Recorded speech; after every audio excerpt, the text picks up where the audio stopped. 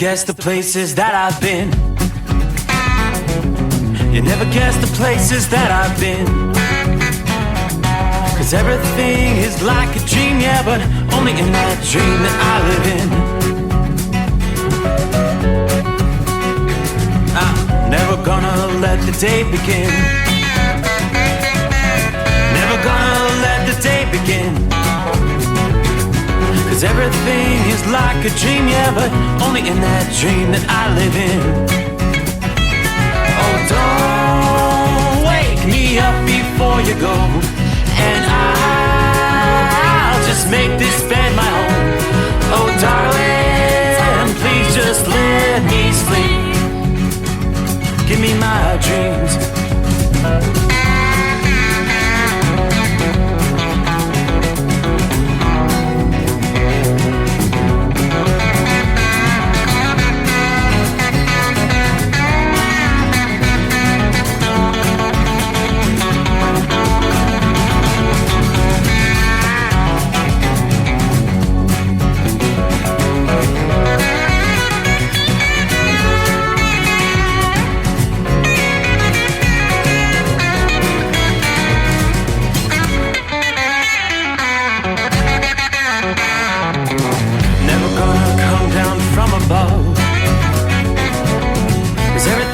Better from above. Nothing's ever as it seems, yeah, except in that world that I dream of. Never gonna lose the ones I love. Never gonna lose the ones I love. 'Cause everything is like a dream, yeah, but only in that world that I dream of. Oh, don't wake me up before you go, 'cause I can't face this day alone. Oh, darling, please just let me sleep. Give me my dreams. Give me my dreams. Give me my dreams.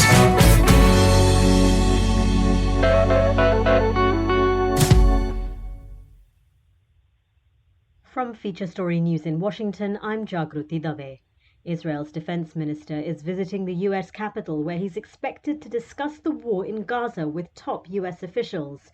Yoav Gallant's trip comes at a time of growing tensions between the US and Israel, as well as fears of the Gaza conflict widening. In a statement, Yoav Gallant said he planned to meet his US counterpart and the US Secretary of State. He also said Israel is, quote, prepared for any action that may be required in Gaza, Lebanon, and in more areas.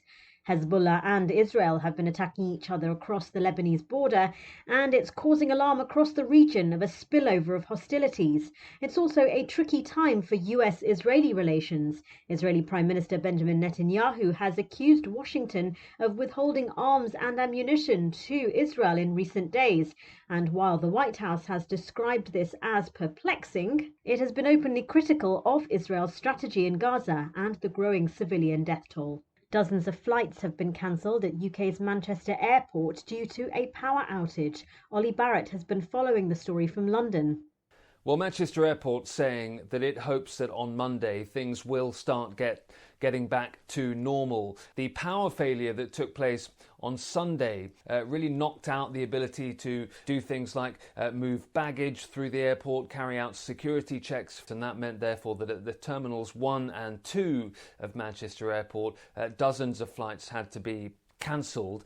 Thousands of passengers have been affected by all of this. Right at the start of the British summer holiday season, the boss of Manchester Airport has given a personal apology, has acknowledged the disruption that this has caused for many thousands of people. And it's been a year since the attempted rebellion against Moscow's military leaders by Yevgeny Prigozhin, the man who set up the mercenary Wagner Group. Dasha Chernyshova looks at the impact this moment had on the Russian government and its army. Prigozhin's demand was to oust the defense ministry's leaders, whom he had criticized for months for their decision-making and ammunition paucity. President Vladimir Putin went on TV and called the rebellion a betrayal and treason. Prigozhin's march lasted several hours and was abruptly stopped after the president of Belarus, Alexander Lukashenko, brokered an amnesty deal for the rebellious mercenary chief. Yet 2 months later, on the 23rd of August, a business jet carrying Yevgeny Prigozhin and his top associates crashed between Moscow and St. Petersburg, killing all 10 people on board. The Kremlin denied involvement, and Prigozhin was later buried in his hometown of St. Petersburg in a private ceremony. A year after the mutiny, Russia has made changes Prigozhin was calling for. Authorities have increased military ammunition output manifold, and several high-ranking military officials are now on trial. From bureaus worldwide, this is FSN. With FSN Spotlight, I'm Simon Marks. Today, the upcoming treason trial in Russia of Wall Street Journal reporter Evan Gershkovich. It is due to begin on Wednesday in the city of Yekaterinburg, where the journalist was arrested nearly 15 months ago. Miriam Elder is with America's Council on Foreign Relations. The state is accusing Evan of espionage, a charge that he, the Wall Street Journal, and the U.S. government vehemently deny. And most cases involving national security are held in secret, so no journalists will be allowed in the courtroom. And the State Department said this week that they'll try to have embassy officials inside, but they're not sure if that'll be allowed. More than 99% of Russian court cases end in conviction. The judge on this trial once told an interviewer that he's only ever acquitted 3 or 4 people in his 20-plus year career. So since for most trials in Russia, you can fairly confidently expect a guilty verdict, a lot of attention is put on sentencing. Evan faces up to 20 years in prison. There is counterintuitively a window of optimism here, though. In those cases where Russia engages in prisoner swaps or releases people early, it tends to do so after a verdict has been handed down. So that Evan's case is moving ahead could give some hope that some sort of a swap might be possible. Since his arrest, Evan Gershkovich has been held in Lefortovo prison, a Tsarist-era jail in Moscow, known for its Spartan conditions and the isolation in which inmates are held. With FSN Spotlight, I'm Simon Marks. The main headlines again. Israel's defense minister is visiting the US capital, where he's expected to discuss the war in Gaza with top US officials. Dozens of flights have been cancelled at UK's Manchester airport due to a power outage, and it's been a year since the attempted rebellion against Moscow's military leaders by Yevgeny Prigozhin, the man who set up the mercenary Wagner Group. And that is the latest from Feature Story News. I'm Jagruti Dave in Washington. At Hot Shot Secret, we share the science behind common diesel problems and their solutions. For example, diesel particulate filter regeneration. The DPF catches particulates left over from combustion. The DPF regeneration cycle cleans the filter with temperatures exceeding 1,000 degrees Fahrenheit. A computer sensor triggers the DPF regen, which is often accompanied by a loss of power and fuel economy. The frequency of DPF regens are in correlation to the cleanliness of the fuel burn. Under heavy operation with the dirty burn, DPF regens can occur multiple times per day. Hot Shot Secret Diesel Extreme Fuel Additive promotes a more complete combustion, creating fewer emissions and therefore fewer DPF regens. Vehicles using Diesel Extreme experience 83% less DPF regens. Hot Shot Secret Diesel Extreme is available nationwide at truck stops, fine farm and auto stores, and online at hotshotsecret.com. Hot Shot Secret, powered by science.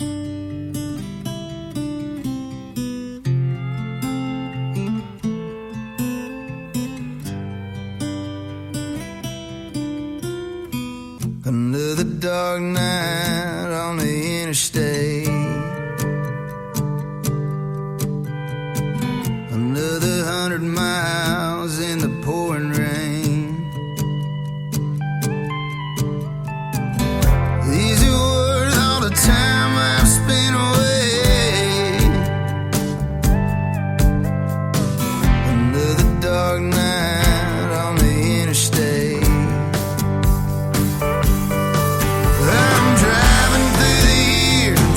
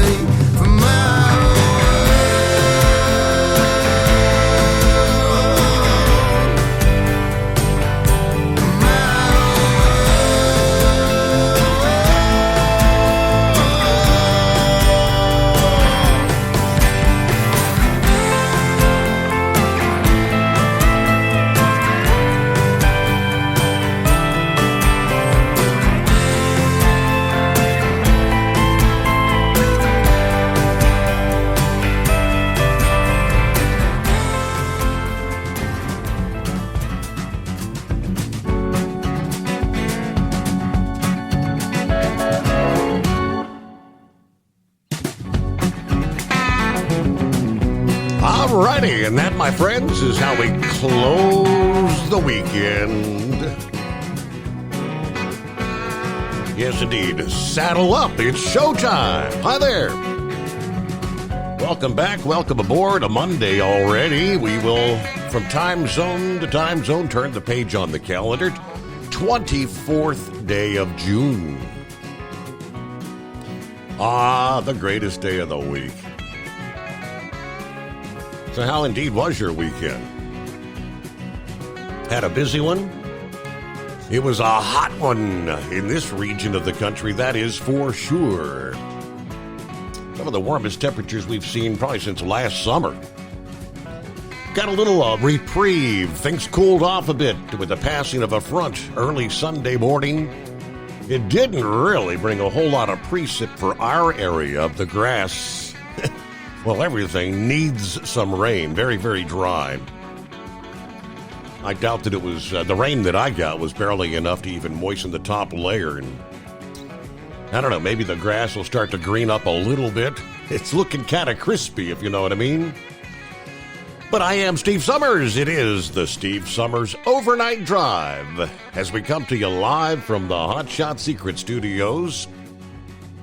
With clear skies, 73 degrees. Just past the midnight hour in the Eastern time zone. So we start things off with a look at our travelers' weather. There's not much going on out there as far as precipitation is concerned. Yeah, that's a good thing. We did see a few showers pushing through the I-95 corridor through the Sunday evening hours. Yeah, maybe a little bit of that cooler air comes your way. But as the case was about a week ago, we did a flip-flop last week. We went from a heat wave on the West Coast to a heat wave on the East Coast with much cooler temperatures out west and even higher elevation snow, as you recall. We're going to kind of reverse course once again as the heat in the east and the cool conditions out west trade places once again before the end of the month here. AccuWeather said there will be additional opportunities for some stronger storms to erupt from the upper Midwest into the Northeast during that transition. But hot conditions combined with high humidity could help lead to thunderstorm formation, and that's typical during the summertime. Your summertime pop-up thunderstorms, especially where there's terrain or subtle differences high up in the atmosphere that can result in rising air. Yeah, that scenario has led to daily bouts of drenching showers and in some instances damaging thunderstorms across the north central states, the Great Lakes, and Ohio Valley since early last week. So much rain has fallen in that zone from southwestern Minnesota to northeastern Nebraska, including northwestern Iowa and southeastern South Dakota, that multiple rivers are on the rampage right now. Several major rivers in the region, including the Big Sioux and the South Fork of Des Moines rivers, will be major to record flood stage during the first few days of the new week here. Parts of that region have received a month's worth of rain in just 2 or 3 days' time, and double the historical average for the month of June. Sioux Falls, South Dakota, 6.33 inches of rain in 72 hours from Thursday to Saturday into the weekend. That puts June of this year the city's second wettest month on record. Yeah, fronts slicing into the heat and humidity oftentimes give thunderstorms that extra boost of wind energy, increasing the likelihood of downed trees, power outages. AccuWeather experts say at least 2 fronts will cross the Midwest and the Northeast into the middle of this week, and that sets the stage for more widespread, potentially severe thunderstorm risks. The storms could also pack a punch from Maine to Kentucky. Yeah, that was with the push of cooler air this past morning. As I said, it was early in the morning, so we had not had any daytime heating yet. When that front pushed through our area, I think there were some stronger storms through parts of the east during the afternoon hours this past day. Lightning struck a tree at a home along a golf course in Cromwell, Connecticut, Saturday afternoon. That strike sent several people to the hospital. We'll see an area of high pressure following that front and a brief but welcome break from the high humidity levels across the Great Lakes. That's one thing I can definitely notice as I step out here on a Sunday night into a Monday morning. The humidity has dropped dramatically versus what we saw Saturday. Now, severe weather dangers will be marching southeastward here during the first half of this week as the northeast corner of the nation catches a break from all the heat and humidity and the stormy weather. The next front will be entering the north central states later on Monday, and that will probably trigger some feisty thunderstorms along Interstates 29, 35, 90, and 94. You could see some storms packing strong winds, destructive hail, and a tornado risk. Slower travel times as those downpours reduce visibility and create that heightened risk of hydroplaning. As that front progresses southeastward, the risk of storms will follow suit. Tuesday, severe weather could occur at least on a localized basis from parts of the Great Lakes to the region to the Central Plains, Chicago, Detroit, some of the heavily populated areas that may be at risk for some of those thunderstorms. By the middle of the week, that threat's going to move into the east and toward more than a dozen states at risk for storms packing hail, damaging winds, and flooding downpours. Now, the risk of severe weather will increase over the Appalachians during the afternoon and evening hours. Some of those stronger storms may survive long enough to approach the I-95 corridor in the northeast later during the nighttime hours.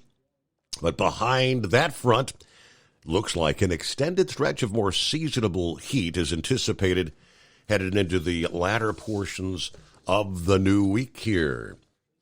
Now, we were talking about flooding rains. Well, in Iowa, as we were kicking off the weekend, can you imagine being awakened by the blaring sirens at 2 o'clock in the morning? And it wasn't a tornado. It was the water levels were rising so rapidly, floodwaters forced people out of their homes. The result of the weeks of rain that was Saturday, another round of extraordinary heat. Sirens at 2 a.m., Rock Valley, Iowa. Small town, about 4,200 people in hundreds of homes told to get out. The Rock River could no longer take any more water. The city lacked running water because wells were usable. The mayor said a state helicopter was on its way to help. They called that off when they finally said boats were able to reach the stranded residents. We've had so much rain. 4 inches last night. That was Friday night into Saturday morning, and that was like in a 90-minute time frame. Governor Kim Reynolds has declared a disaster for Sioux County, which includes Rock Valley. A drone video posted by the local sheriff showing no streets, just roofs and the tops of trees above the water levels. National Weather Service said roughly 15 million people were under heat warnings over the weekend. Another 90 million were under a heat advisory. Millions of residents have had their lives disrupted after days of unusually high temperatures. Temperatures about 100 degrees were forecast for Washington, D.C., Richmond, Virginia, while Philadelphia, Newark, New Jersey, Columbus, Ohio were bracing for the upper 90s. Heat-related hospital visits in the New York area have been 500% higher than an average June day, they tell us, according to the Department of Health there. In southeastern Michigan, DTE Energy said 83 customers still lacked power Saturday morning from some of those storm-related outages. Now, they were up to 75,000 homes and businesses with those storms earlier in the week. Several highways were closed, including a key stretch of Interstate 29 south of Sioux Falls, where there were actually no alternate routes. Sioux Falls, South Dakota's largest city, picked up more than 7 inches of rain in a 3-day span. In Iowa, power was cut off to the wastewater treatment plants in Hawarden and Spencer, which together serve about 14,000 residents there. One resident said he and his girlfriend grabbed clothes, their cats, and some bottled water and left their flooded first-floor apartment for a friend's dry space on the 4th floor of that building. Pretty terrifying. Meanwhile, out west in New Mexico, of course, heavy rain and flash flood warnings prompted officials to order some mandatory evacuations. The National Weather Service announced a flash flood emergency Friday night through early Saturday. That impacted areas including the city of Las Vegas, New Mexico, and communities near Albuquerque, Las Vegas, New Mexico. In a mountain village there in New Mexico, full-time residents, they say, will be allowed to return on Monday, today, after they had been forced out by wildfires, but they're being advised everyday life will not be like normal. According to the mayor there, you're going to need to bring a week's worth of food. You're going to need to bring drinking water with you. That's the Rio Doso, where they had the wildfires last week. So you're going to have to bring your own supplies back in. And in many cases, these folks are going to return and find out, is their home still there, or is there virtually nothing left?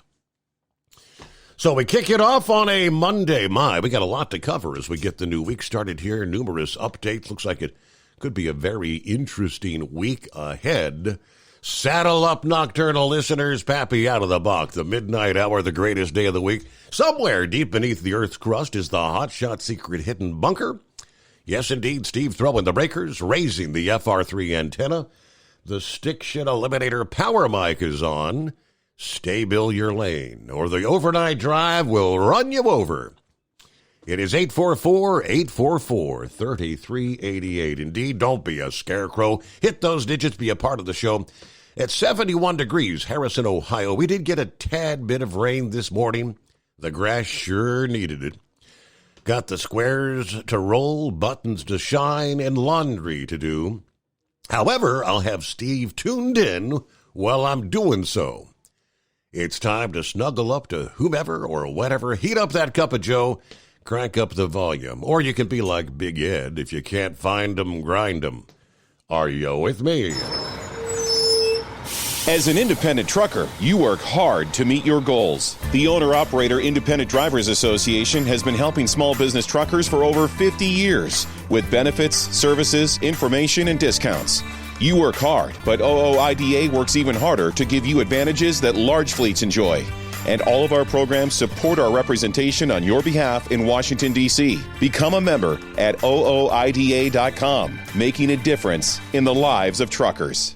Fuel filtration is a big deal. Poorly filtered diesel fuel can damage injection systems, reduce efficiency, and rob horsepower, among other things. By removing the water, air, and debris from fuel, fast fuel systems can triple the life of your injection system while restoring power, optimizing fuel economy, and more.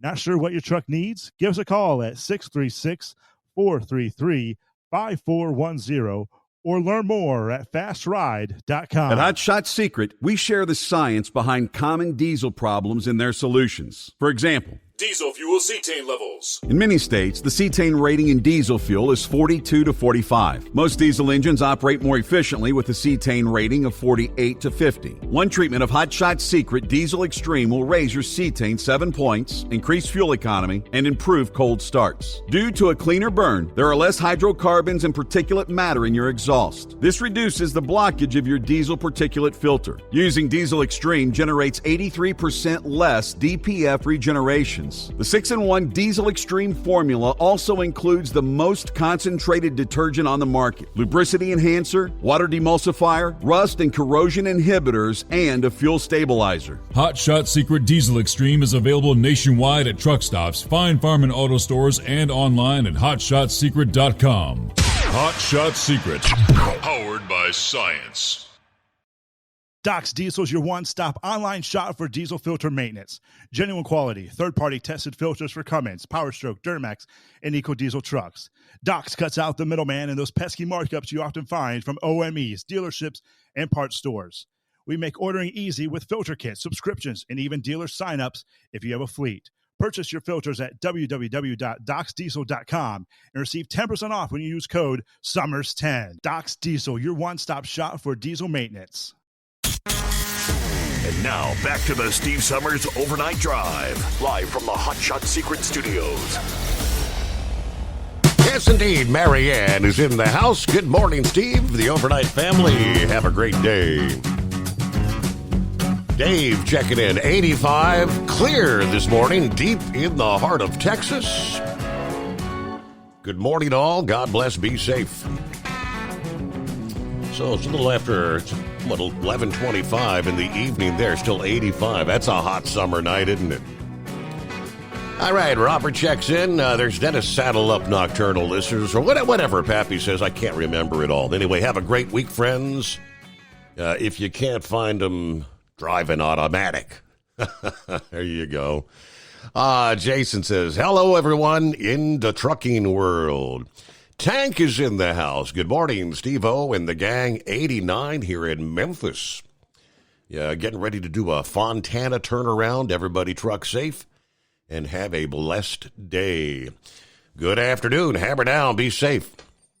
All right, to 82 degrees in White Plains, New York. So you haven't really cooled off just yet, have you? Headed to Hartford, Connecticut tonight. Country Bumpkin checking in from Waterford, Michigan. Good morning to the Overnight Drive family. Michael, Steve, have you listened to the new news service? Yes. It's, I know, I couldn't tell if it was a British accent. I was wondering if it was Australian. It's not necessarily meant for just the British audience. The office that we get it from is actually based out of Washington, D.C. It's supposed to be a global news service, whatever's happening around the world. As they started off, I think, with the Israeli prime minister arriving in the United States. I think he's supposed to address the joint session of Congress later this week. But it is a global news service.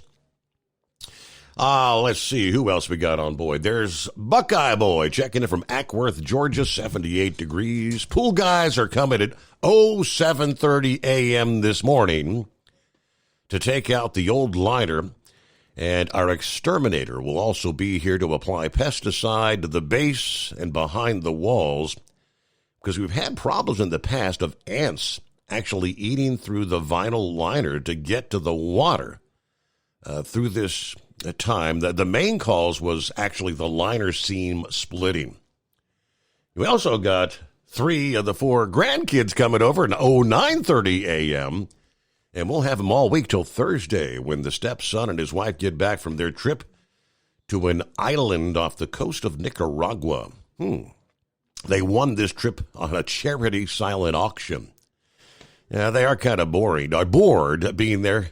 There's only 5 cottages apparently on this island, and it's been hot with no AC. Wow. I got to get some parts for one of the trucks tomorrow and get a birthday card mailed to the mom, whose birthday is on the 26th. She will be 83. I went over to her place, and she got her new roof and gutters fixed Friday, so everything's looking good. I'll be leaving Tuesday for Wisconsin and deliver Thursday. Then Friday we'll head back home. There you go. Busy week ahead. And you got to get up at the crack of dawn, 7:30 a.m. to start the new week. All right, it is the Steve Summers Overnight Drive at 844-844-3388. From Feature Story News in Washington, I'm Jagruti Dave. Israel's defense minister is visiting the U.S. Capitol, where he's expected to discuss the war in Gaza with top U.S. officials. Yoav Gallant's trip comes at a time of growing tensions between the U.S. and Israel, as well as fears of the Gaza conflict widening. In a statement, Yoav Gallant said he planned to meet his U.S. counterpart and the U.S. Secretary of State. He also said Israel is, quote, prepared for any action that may be required in Gaza, Lebanon, and in more areas.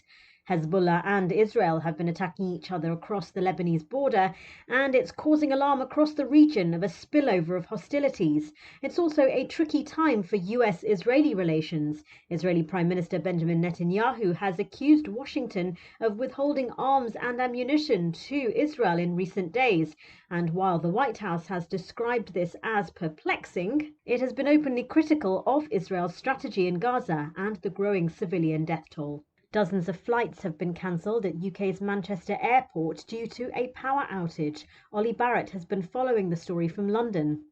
Well, Manchester Airport saying that it hopes that on Monday things will start getting back to normal. The power failure that took place on Sunday really knocked out the ability to do things like move baggage through the airport, carry out security checks, and that meant therefore that at the terminals 1 and 2 of Manchester Airport, dozens of flights had to be cancelled. Thousands of passengers have been affected by all of this. Right at the start of the British summer holiday season, the boss of Manchester Airport has given a personal apology, has acknowledged the disruption that this has caused for many thousands of people. And it's been a year since the attempted rebellion against Moscow's military leaders by Yevgeny Prigozhin, the man who set up the mercenary Wagner Group. Dasha Chernyshova looks at the impact this moment had on the Russian government and its army. Prigozhin's demand was to oust the defense ministry's leaders, whom he had criticized for months for their decision-making and ammunition paucity. President Vladimir Putin went on TV and called the rebellion a betrayal and treason.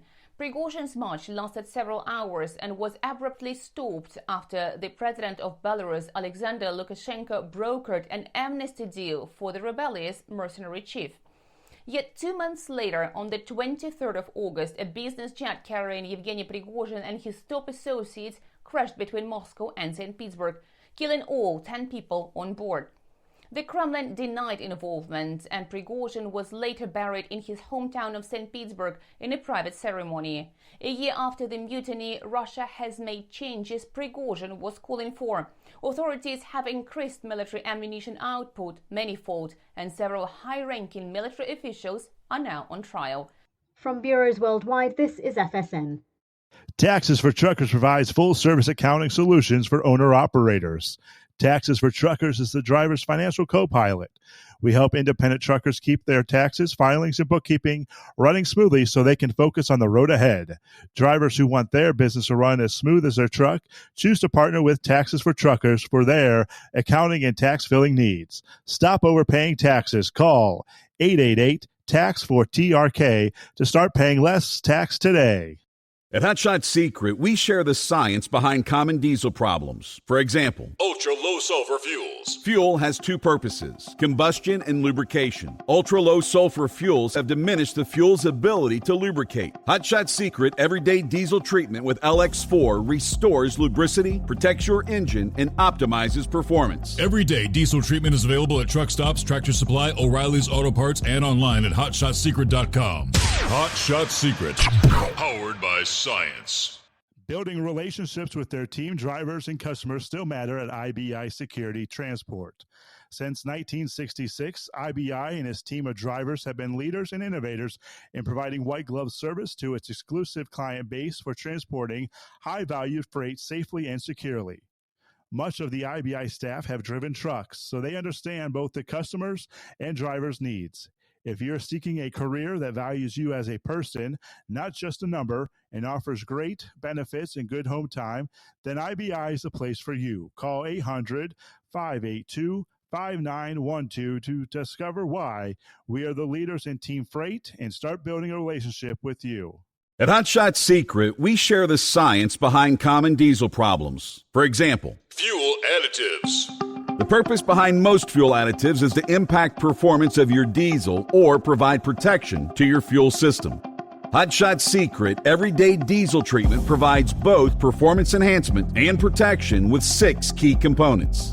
This fully formulated premium fuel treatment includes the performance-enhancing cetane boost, injector cleaner, and LX4 lubrication, as well as protection against water with a demulsifier and rust inhibitor, plus a stabilizer that minimizes fuel filter clogs. Everyday Diesel Treatment delivers a 6-in-1 premium fuel treatment for every fill-up, every time. Everyday Diesel Treatment is available at truck stops, Tractor Supply, O'Reilly's Auto Parts, and online at HotShotSecret.com. Hot Shot Secret, powered by...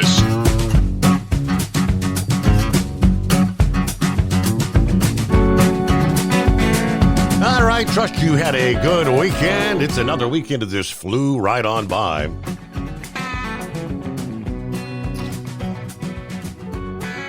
So went over to the son's house there Friday afternoon.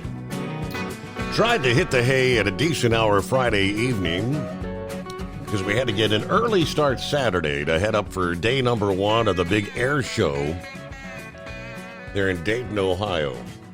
50th anniversary. Yeah, good show, but man, it was hot. Yeah, we knew it was going to be warm. We dressed appropriately, and they traditionally, even we had a chalet. Thank goodness there was a bit of AC where you could try to get out of the heat briefly.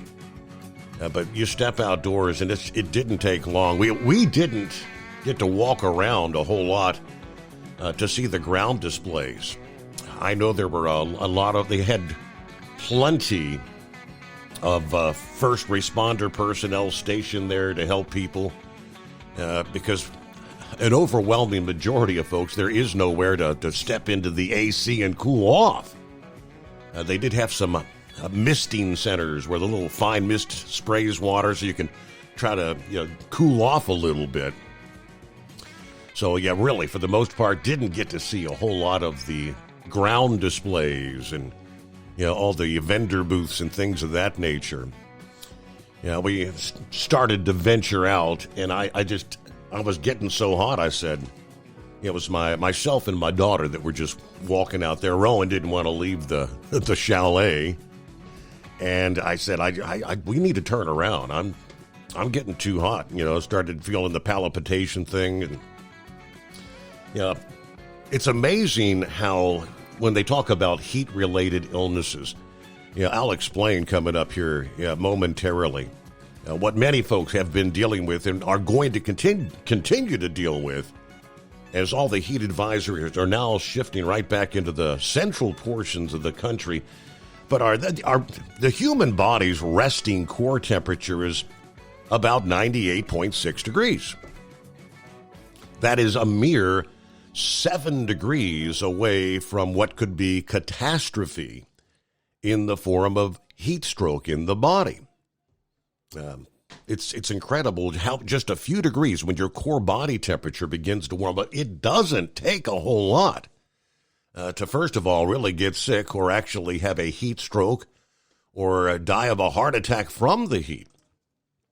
Like I said, I'll explain more here. First of all, though, it is... Happy, greatest day of the week. There he is, right on cue. Hello, Captain Ron. Hello. Every year for that air show that you generally go to it, and I think you say how hot it is every year. Yep. It's got to be a good show. I've never been to one live. I've kind of seen it from the outside, up in Michigan, when they would do theirs at Willow Run Airport, but it's hot when it seems like when they come to town. Yep. But so did you get the swimming pool christened? I haven't really been in to swim, believe it or not. Now, everybody else has been enjoying it. That's par for the course for me.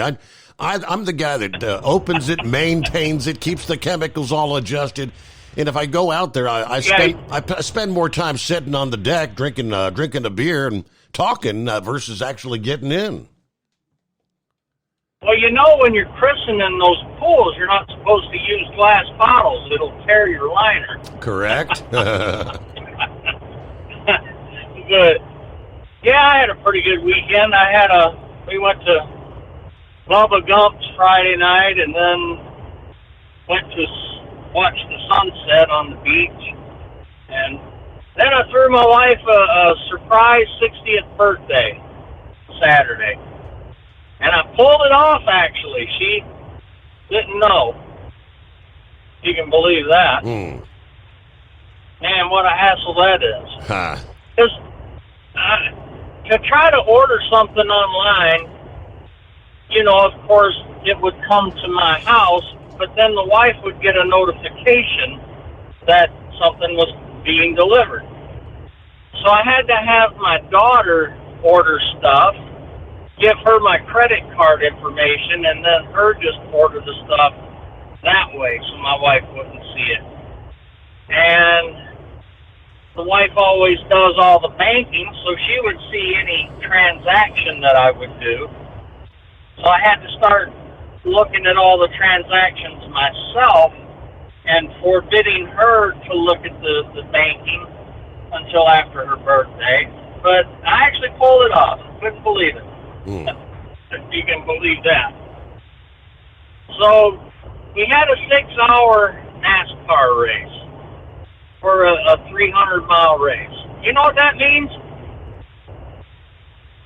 I'm not sure. What's that mean? That means that, because whenever I travel or go somewhere, I usually average about 50 miles an hour. So now I'm at NASCAR speed now, Steve. Okay. Yeah, they ended up using the rain tires. I don't know if you saw it there for the end, I didn't get to see much of it. I was getting ready for work. Scotty Scheffler won his 6th PGA event for the year so far. I think he's number 1, if you're into the golfing much. Yeah. I know Buckeye Book is. But did you see the bad crash that John Force had? Yes, I was about to get to that here momentarily. That was, I mean, when they slow it down in the slow motion, that impact on the driver's side, that was an incredible hit. Yes, it was. I guess he was alert and conscious when they got him out of the car. Amazing. He's 75 years old. Right. And he's as good and better than most of them at his age. I mean, I know I hear little hints every now and then when he's talking about maybe retiring soon, and the last one I heard, it sounds like Austin Prock is going to be his replacement sometime. But that was a scary-looking crash. I didn't see it live. I saw a little video of it, but I thought maybe you'd be expanding. I figured you'd have it. Yeah. A report on it. But, yeah, it was a good weekend, but here we are. You know, we counted down all weekend to the greatest day of the week, and here we are. Once again. It's, once again, and it's a nice 81 degrees. I'm headed north always this time of the night, just out of Gainesville, Florida. So I guess that's about all I got for now. I appreciate you taking my call. I'll be listening on the app. All right, rolling down the interstate at a NASCAR rate of speed. Okay, so they had the rain. All right, I didn't catch the racing action. But quickly, back to and I understand now how it doesn't take much to really start feeling nauseated. Ultimately, I only had one beer during the air shows.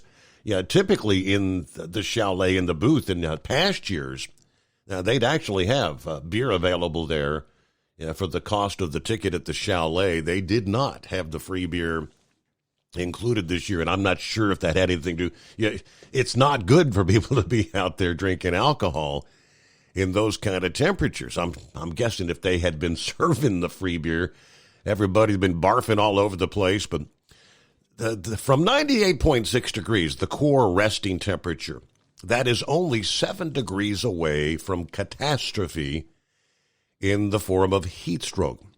According to Dr. Gandhi at the Emergency Medical at Houston Methodist Hospital, During heat waves, anyone who comes in with a fever of 102 or higher and no clear source of infection will be looked at for heat exhaustion or the possibly more severe heat stroke.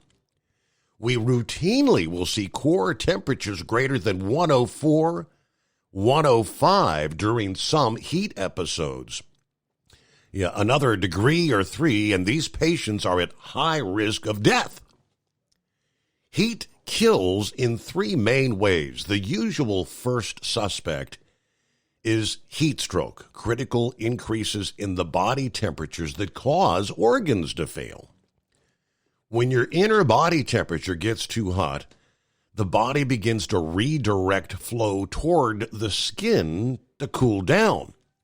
But that diverts the blood and the oxygen away from the stomach, the intestines, and it can allow toxins that are normally confined to the gut area to leak into circulation. Now that sets off a cascade of effects, clotting around the body, and multiple organ failures, and ultimately death. The bigger killer is the strain on the heart, especially for people who have cardiovascular disease, he says. It again starts the blood rushing to the skin to help shed your core heat. That causes blood pressure to drop. The heart responds by trying to pump more blood to keep you from passing out. You're asking the heart to do a lot more work than it usually has to do. Now, for someone with a heart condition, it's like running for a bus with a dodgy hamstring. Something's going to give. The third main way is dangerous dehydration. As people sweat, you lose liquids to the point that can severely stress kidneys. Many people may not even realize this danger, he explains. Dehydration can progress into shock, causing organs to shut down from the lack of blood, oxygen, and nutrients, leading to seizures and possibly death. Dehydration can be very dangerous and even deadly for anyone if it gets bad enough. It is especially dangerous for those with medical conditions and on certain medications. Dehydration reduces blood flow and magnifies cardiac problems. It also affects the brain. It can cause a person to have confusion or trouble thinking. One of the first symptoms you're getting into trouble with the heat is you get confused. Now, that's little help as a symptom because the person suffering from the heat probably doesn't recognize it. But it becomes a bigger problem as we age. One of the classic definitions of heat stroke is a core body temperature of 104 degrees coupled with cognitive dysfunction. Some scientists use a complicated outside temperature measurement called wet bulb globe temperature, which takes into account the humidity, solar radiation, wind. In the past, it was thought that a wet bulb reading of 95 degrees was the point when the body started having trouble. Now, their tests show the wet bulb danger point is actually closer to 87. That's a figure that has started to appear in the Middle East, and that's just for young, healthy people. For older people, the danger point is a wet bulb temperature of 82. Humid heat waves kill a lot more people than dry heat waves. Heat stroke is an emergency. Medical workers try to cool a victim down within 30 minutes. The best way is cold water immersion. Basically, you drop them in a water bucket. Those aren't always around, though, so emergency room pump patients with cool fluids intravenously, spray them with misters, and put ice packs in the armpits and the groin areas, or place them on a chilling mat with cold water running through the inside. Sometimes it doesn't work, though. We call it the silent killer because it's not this kind of visually dramatic event. It's insidious. It's hidden. So that was a much better understanding of, like I said, we were out there in the heat, and I felt a little bit of dizziness for a moment. I'm like, we gotta head back. I had to cool off. So careful in the heat. I didn't realize how little your body temperature has to rise to really make you ill. Be careful out there. And as I mentioned, we're going to be talking. I'm looking at the map as we start the new week. As the week gets underway, the heat is going to begin to intensify once again right through the heart of the central USA. Heated advisories extending from the Gulf Coast, the Florida Panhandle, through southern Louisiana, through northeastern Texas, now pretty much the entirety, most of Mississippi, Arkansas, eastern half of Oklahoma, Kansas, on up into much of the eastern Nebraska, and even eastern and southeastern portions of South Dakota. See the heat advisories as we get the new week started. It's 844-844-3388, the Steve Summers Overnight Drive. Hey, Kenworth owners, is your AC and heating performing poorly with little airflow in the cab? Soaring Eagle HD Truck Parts is here to solve your worries. Offering aftermarket replacement HVAC boxes and stainless steel with high output blowers receiving 50 to 100% better airflow, guaranteed. Not only that, but they also manufacture many other aluminum and stainless steel storage accessories. Check out their website at www.soaringeaglehd.com or call toll-free 1-833-455-2473. Serving you yesterday, today, and for the future. Keep your gas-powered engines running like new? Stable's proprietary formulas are proven by third-party testing to outperform the competition in keeping fuel fresh, preventing corrosion, and cleaning the entire fuel system. With Stable, you can have confidence you are doing the right thing for your engine's long-term health. Just pour into your gas can or fuel tank, then top off with fresh fuel. At every fill-up or when you store, start with Stable. Available where fuel additives are sold. Taxes for Truckers provides full-service accounting solutions for owner-operators. Taxes for Truckers is the driver's financial co-pilot. We help independent truckers keep their taxes, filings, and bookkeeping running smoothly so they can focus on the road ahead.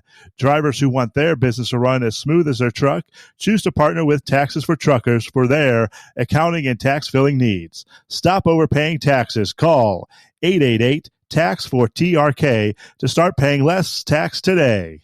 Attention, owner-operators and small fleets. Don't take chances with your future. Trust the trucking experts at 10-4 Truck Insurance for your insurance needs. Enjoy peace of mind knowing your livelihood is in safe hands. Protect your rig and your sanity. Give 10-4 Truck Insurance a call at 866-666-6856 or cruise over to 104ins.com.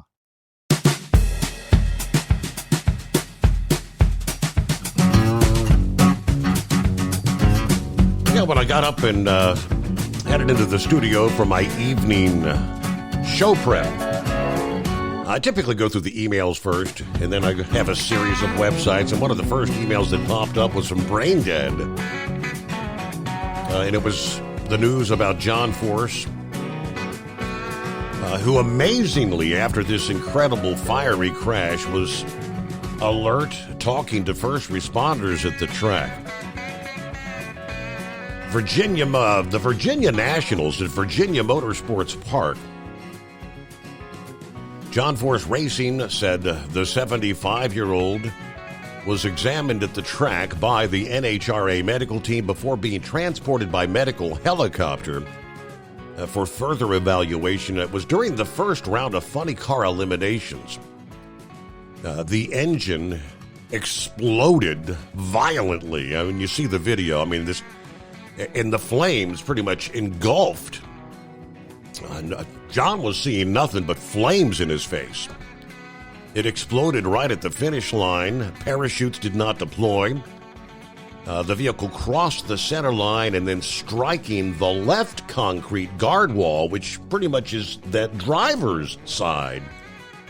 And as I said, when you put this thing into slow motion, I guess technically they're more centered in these cars, right? It's not like they're far in the left. I think they're but obviously the structure of the roll cage and whatnot took a hell of a hit. I don't know what kind of G-force impact that was, but when they put it down into super slow motion, it's just incredible, the force, the impact.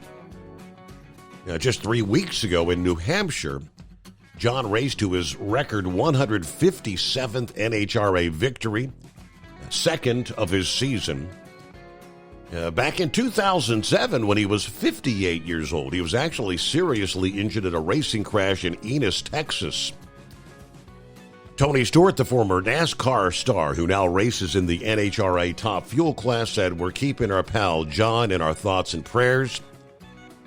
Of course, long after Force's accident, teammate Austin Prock won the funny car division, topping Bob Tosca III in the final round. Prock said the trophy is going straight to the hospital to John Force. Tough to see somebody go through that, especially when it's somebody you really care about. But I know he'll be back. We race car drivers, and we just have to flip a switch, is the way he put it. I know John wanted us to be out here doing rounds, and I'm glad we did our job.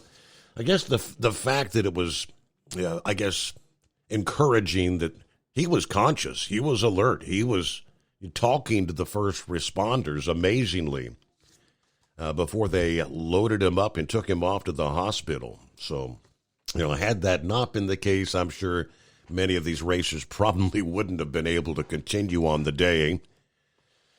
All right, what do we got? Couple minutes before news break, top of the hour. Daryl's going to be checking in here on a Back to Work Monday. We had the wildfires. Yeah, they're in New Mexico last week. Of course, as we mentioned at the onset this morning, those residents that were evacuated are going to be allowed here on Monday to return, and many of them will be returning to no home. They're going to be going back in to see what's left. But authorities have offered a reward for information about those responsible for igniting that pair of New Mexico wildfires that ultimately killed 2 and destroyed hundreds of homes last week. So that pretty much sounds to me like they're suspecting this was an arson event. The FBI Saturday offered up $10,000 for information in connection with the South Fork Fire and the Salt Fire in southern New Mexico. Now, the statement said they are seeking public assistance in identifying the cause of the fires near Ruidoso, New Mexico. Yeah, the notice also pointedly suggested human hands were to blame, saying that this reward was for information leading to arrest and conviction of the person or persons responsible for starting the fires. How horrible is that? We'll give you more on that coming up here. Lots to cover as we'll get to industry headlines as well coming up. And as we get the new week underway at 844-844-3388. Glad to have you with us. The Steve Summers Overnight Drive. From Feature Story News in Washington, I'm Jagruti Dave. Israel's defense minister is visiting the U.S. capital, where he's expected to discuss the war in Gaza with top U.S. officials. Yoav Gallant's trip comes at a time of growing tensions between the U.S. and Israel, as well as fears of the Gaza conflict widening. In a statement, Yoav Gallant said he planned to meet his U.S. counterpart and the U.S. Secretary of State. He also said Israel is, quote, prepared for any action that may be required in Gaza, Lebanon, and in more areas. Hezbollah and Israel have been attacking each other across the Lebanese border, and it's causing alarm across the region of a spillover of hostilities. It's also a tricky time for US-Israeli relations. Israeli Prime Minister Benjamin Netanyahu has accused Washington of withholding arms and ammunition to Israel in recent days. And while the White House has described this as perplexing, it has been openly critical of Israel's strategy in Gaza and the growing civilian death toll. Dozens of flights have been cancelled at UK's Manchester Airport due to a power outage. Ollie Barrett has been following the story from London.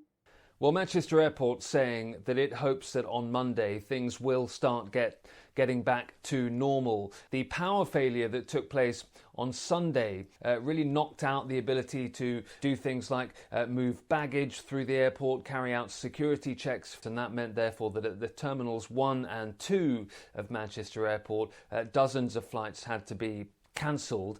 Thousands of passengers have been affected by all of this. Right at the start of the British summer holiday season, the boss of Manchester Airport has given a personal apology, has acknowledged the disruption that this has caused for many thousands of people. And it's been a year since the attempted rebellion against Moscow's military leaders by Yevgeny Prigozhin, the man who set up the mercenary Wagner Group. Dasha Chernyshova looks at the impact this moment had on the Russian government and its army. Prigozhin's demand was to oust the defense ministry's leaders, whom he had criticized for months for their decision-making and ammunition paucity. President Vladimir Putin went on TV and called the rebellion a betrayal and treason. Prigozhin's march lasted several hours and was abruptly stopped after the president of Belarus, Alexander Lukashenko, brokered an amnesty deal for the rebellious mercenary chief.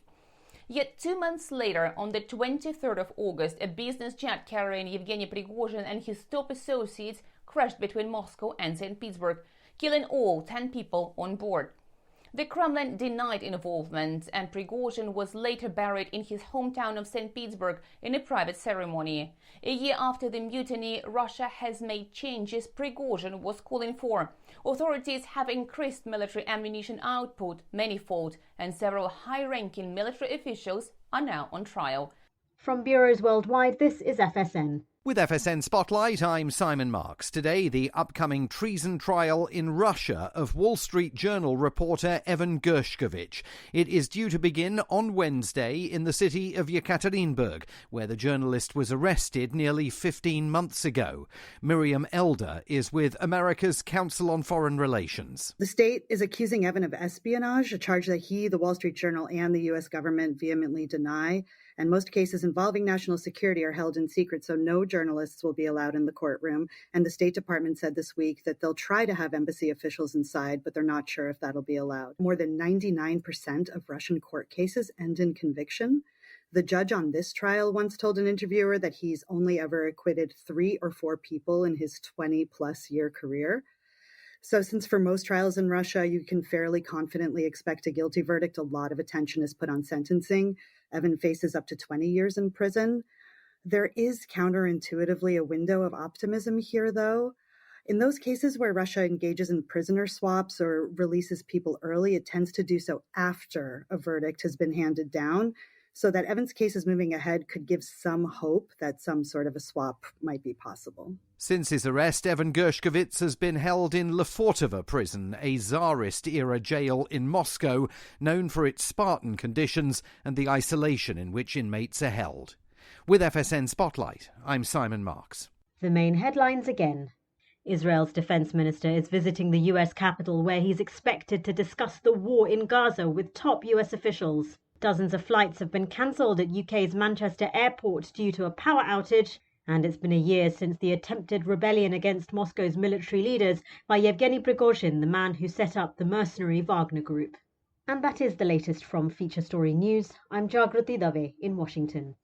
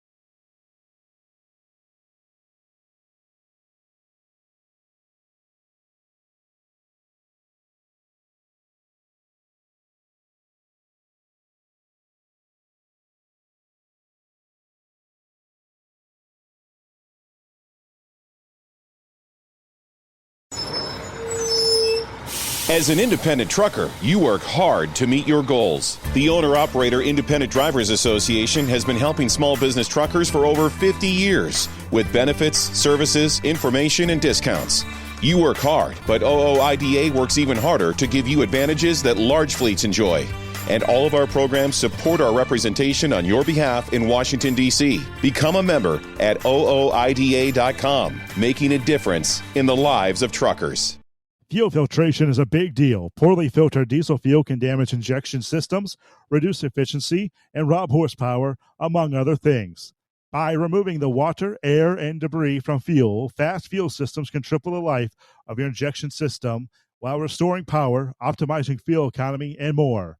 Not sure what your truck needs? Give us a call at 636-433-5410.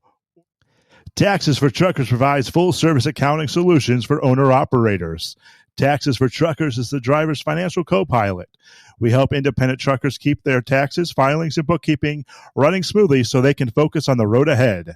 Drivers who want their business to run as smooth as their truck choose to partner with Taxes for Truckers for their accounting and tax filing needs. Stop overpaying taxes. Call 888-TAX-4TRK to start paying less tax today. Attention, owner-operators and small fleet.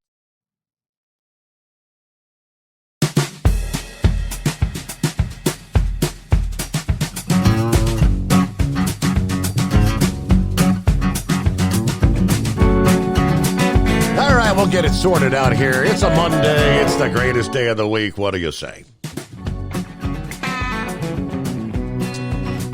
All right, anybody try to buy a car over the weekend? Were you able to? Many retailers were shuttered. It all started last Wednesday. So I got some updates here. Where do we stand at this point in time? We did get the confirmation over the weekend. It was one of those what they call ransomware attacks, wanting millions of dollars to give the files back.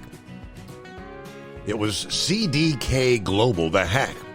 New details emerging over the weekend, according to Bloomberg, indicating the hacking group in Eastern Europe is likely responsible for the cyber incident, they tell us. The group demands tens of millions of dollars in ransom, while the hack has paralyzed thousands of auto dealers all over the country. The latest details, over the weekend, they said CDK was actually planning to make the payment. According to one who asked not to be identified because the information was private, the hacking group behind the attack is believed based in Eastern Europe, they said. In the early days of any ransomware attack, discussions are fluid. The situation could change. Now, Friday, the chief executive officer of the Constellation, a marketing agency with strong ties to the auto industry, told Bloomberg TV that the cyber incident is just mass chaos at this point. Worse than what they dealt with COVID, they said.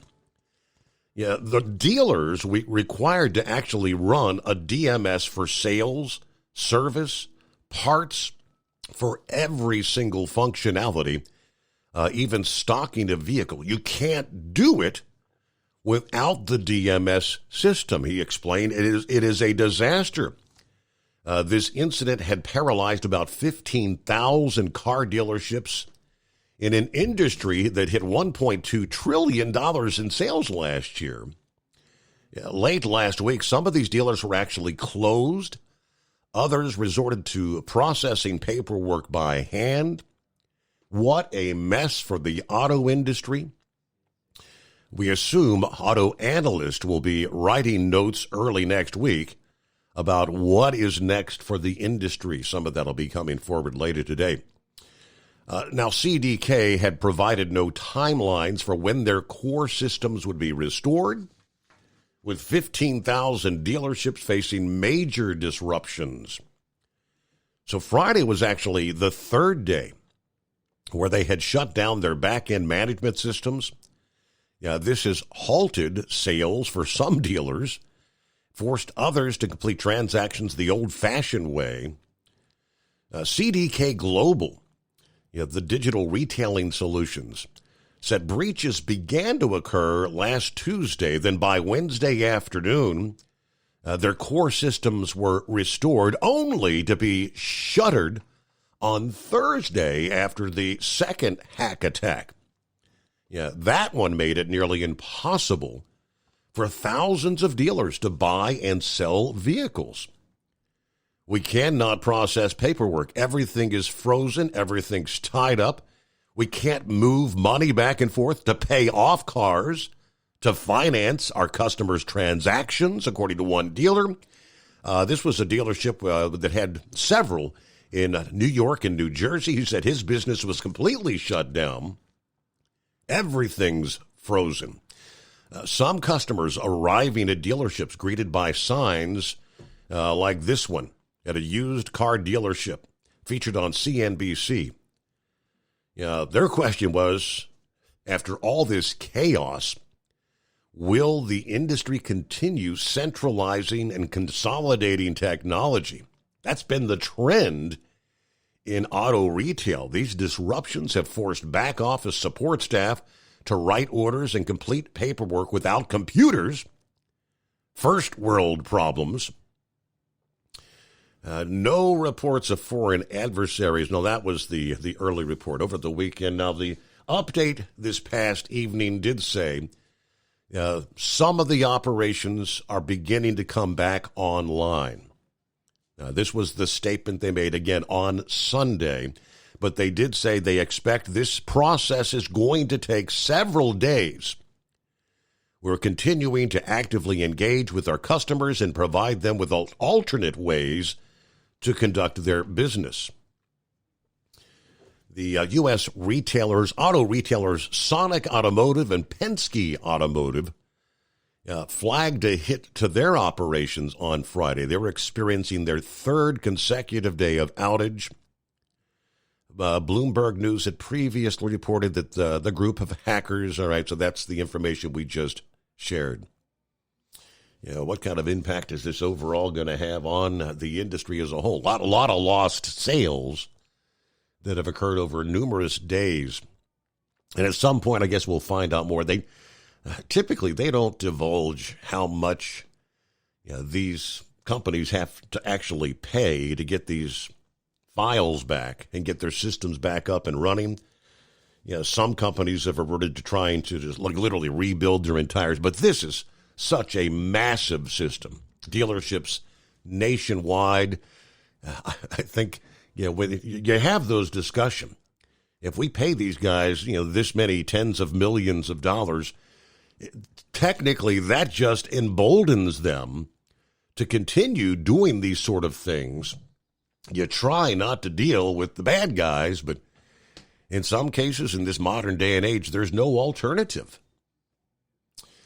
Well, let's see what's going on with Daryl here on a Monday morning. How was your weekend, Daryl? It was great, Steve. It sounded like yours was a little warm. Yeah, it was. But it ultimately was the air show was great. It was really impressive. Well, how is Stryker handling this hot weather? He's been playing in the kiddie pool. Well, how's your son? Is he healing up from his He goes in training? I saw him over the weekend, and his knee was all swollen up, and I guess it's fluid on the knee. He goes in to have an MRI done today, so we'll find out what's torn up later today. My brother was a police officer for 27 years in Greensboro, North Carolina, and I've seen him with broken arms and different results trying to work and help people. Yeah. Back during the riots of the 70s or 80s, they had him pinned under a car for 8 hours. And during the race riot era, and my heart goes out to those guys and all the equipment they have to carry and all the belts and guns they have to carry. Yeah. I don't see how they do it for 8 hours a day, 10 hours a day, and a lot of them work 12-hour shifts. So you enjoyed the air show? I did indeed. I hate that I didn't get to see more of it. As it turned out, that the little bit of rain and things cooled off, I think, for folks that were able to go up for Sunday's show. Probably it was obviously much cooler Sunday afternoon than it was Saturday. I mean, the actual air temperature was at 97. I think our heat index was like at 104 Saturday. It was cooking. Yeah. It's the humidity that kills you, Steve. Yep, it is. Yep. You can stand the heat, but I'm from Arkansas, and we had humidity with the heat. In my lands, it got hot down there in the summertime trying to pick cotton and pour concrete. And you notice that humidity more than anything affects the body. Mm-hmm. I'll let you go. I enjoy your show tremendously, and you keep me informed and on the weather and keep me up to date. Have a great week. Thank you so much for checking in, and good to hear from you as always. Daryl, thank you on a Monday.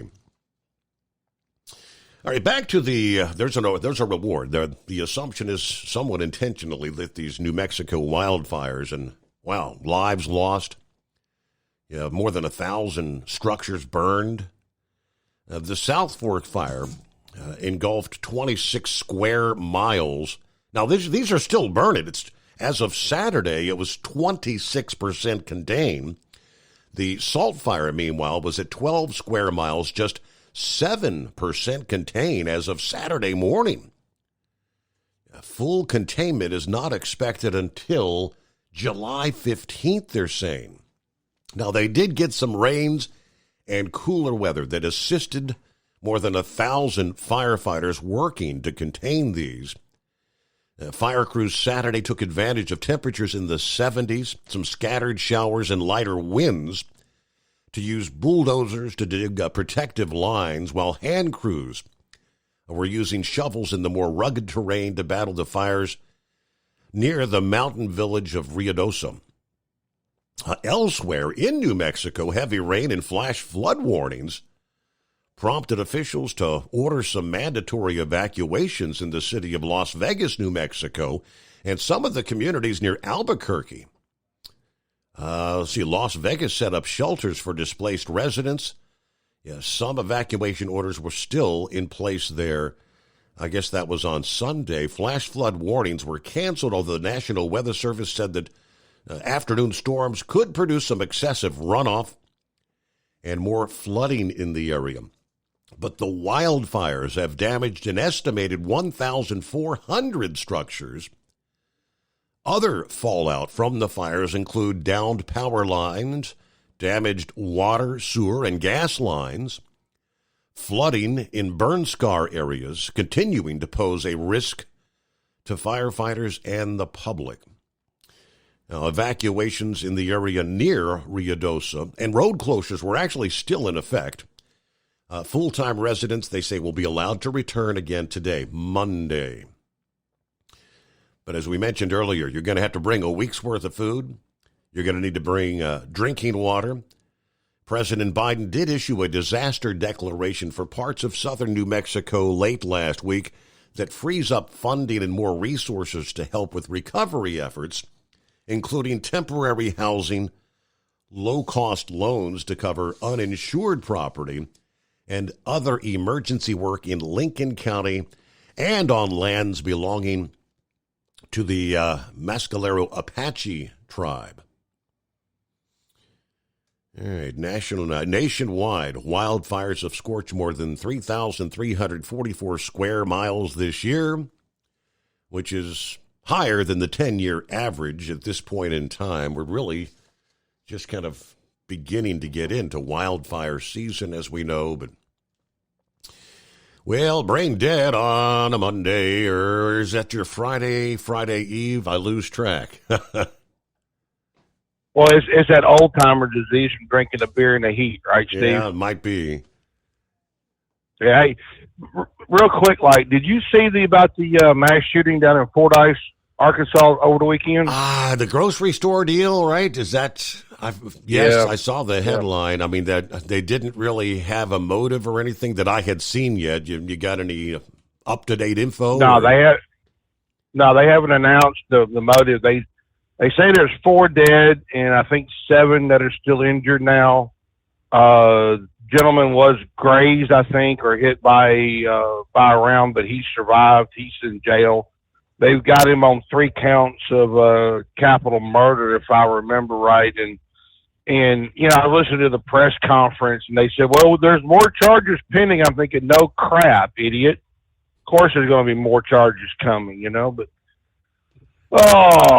yeah, I did that nasty 4-letter work word all weekend too, Steve. So let's get into it. A little NASCAR news, notes, and rumors. So, well, Steve, remember we were talking about the whole charter system? Remember the dilemma, the drama that's going on? Well, let's stir the pot a little bit, shall we? Gene Haas this last week announced that he's going to keep one of the charters. Imagine that, Steve. He's going to keep a charter. Next year, he's going to run 2 Xfinity teams and a Cup team. Where? Out of the same garage as Stewart Haas is right now. Now, here's the kicker, though. He's keeping Ford as a manufacturer, but there's been announcement of drivers and sponsors for this. But the rumor is, and you're going to need a piece of paper and a notepad here in a minute. The rumor is Cole Custer is going to be one of those drivers. Is currently he's being sponsored by Haas Automation. Now, there are a couple other names being floated around, which is Ryan Preece and Josh Berry. Now, are you ready for this little twist, Steve? Lay it on us. All right. Josh Berry is currently, his management company is Kevin Harvick Incorporated. Gee, imagine that, right? Uh-huh. Well, they had discussions this past week with the Wood brothers for 2025. Josh Berry is at Stewart Haas, and Stewart Haas is deciding to close up this year. That was not much of a shock anyway. So they've decided to have a talk with the Wood brothers, and replacing Harrison Burton, who is currently in the car. Now, they have struggled all season. They have really had a really horrible season. Now, if the Wood brothers do happen to get Josh Berry, they get a 2-for-1 deal. Now, you're a old-timer NASCAR fan like I am. Mm-hmm. Does the name Rodney Childers ring a bell? Absolutely, it does, yes. So Rodney Childers is currently the crew chief over for Josh Berry. So what's to say, not just the Wood brothers, but also the Penske affiliate picks up Rodney Childers. Now you've got something to pick somebody's brain for and to actually help your program. So we have that. Now, I tell you, Steve, this is getting sillier by the minute, right? Christopher Bell, did you hear about what he did over the weekend? No, I didn't get any NASCAR news. Well, he let it slip. Now, we all remember Martin Truex Jr. is leaving at the end of the year for retirement. Now, there is floating some names around of who's going to take the seat. Well, Christopher Bell had one of those little media news conference things over the weekend, and he let it slip that Chase Briscoe is going to be joining the team next year. Now, it's not been officially released, but that's the rumor. But also, Front Row Motorsports has 2 seats open next year. Now, Cole Custer has been rumored to take one of those seats, but also Josh Berry and Noah Gragstone. Now, I tell you, Steve, we're going to need more notepad here. 2311 is going to be adding a third car next year. Now, the rumor has been that Riley Herbst's family purchased that charter with an alliance with 2311 to put Riley in the car next season. Now, it's kind of hard to see how this deal is going to work out. Is the family going to buy out 2311, or is 2311 going to buy out the Harpstead family? That's that's one of the rumors. Now, where does Noah Graggson's going? Now, it's been rumored that he's probably going to go to Richard Childress, but they got to buy another charter. So more likely he's going to go to Calic Racing, like he did for a few races a couple years ago. But also, Front Row Motorsports is also seeking him as well. All right, we got that done. Now, you know our good friend Kyle Busch, right? Right. Did you hear his comments in Iowa? Did not. I guess not. No. Well, he said in a news conference that he wants to go anywhere but Richard Childress. He said if Gibbs called him and welcomed him back, he'd go. If Hendrick welcomed him back, he would go. Now, if I'm a betting person, no, he's not going back to either one, because he has already picked up his option for 25, but his contract ends in 26.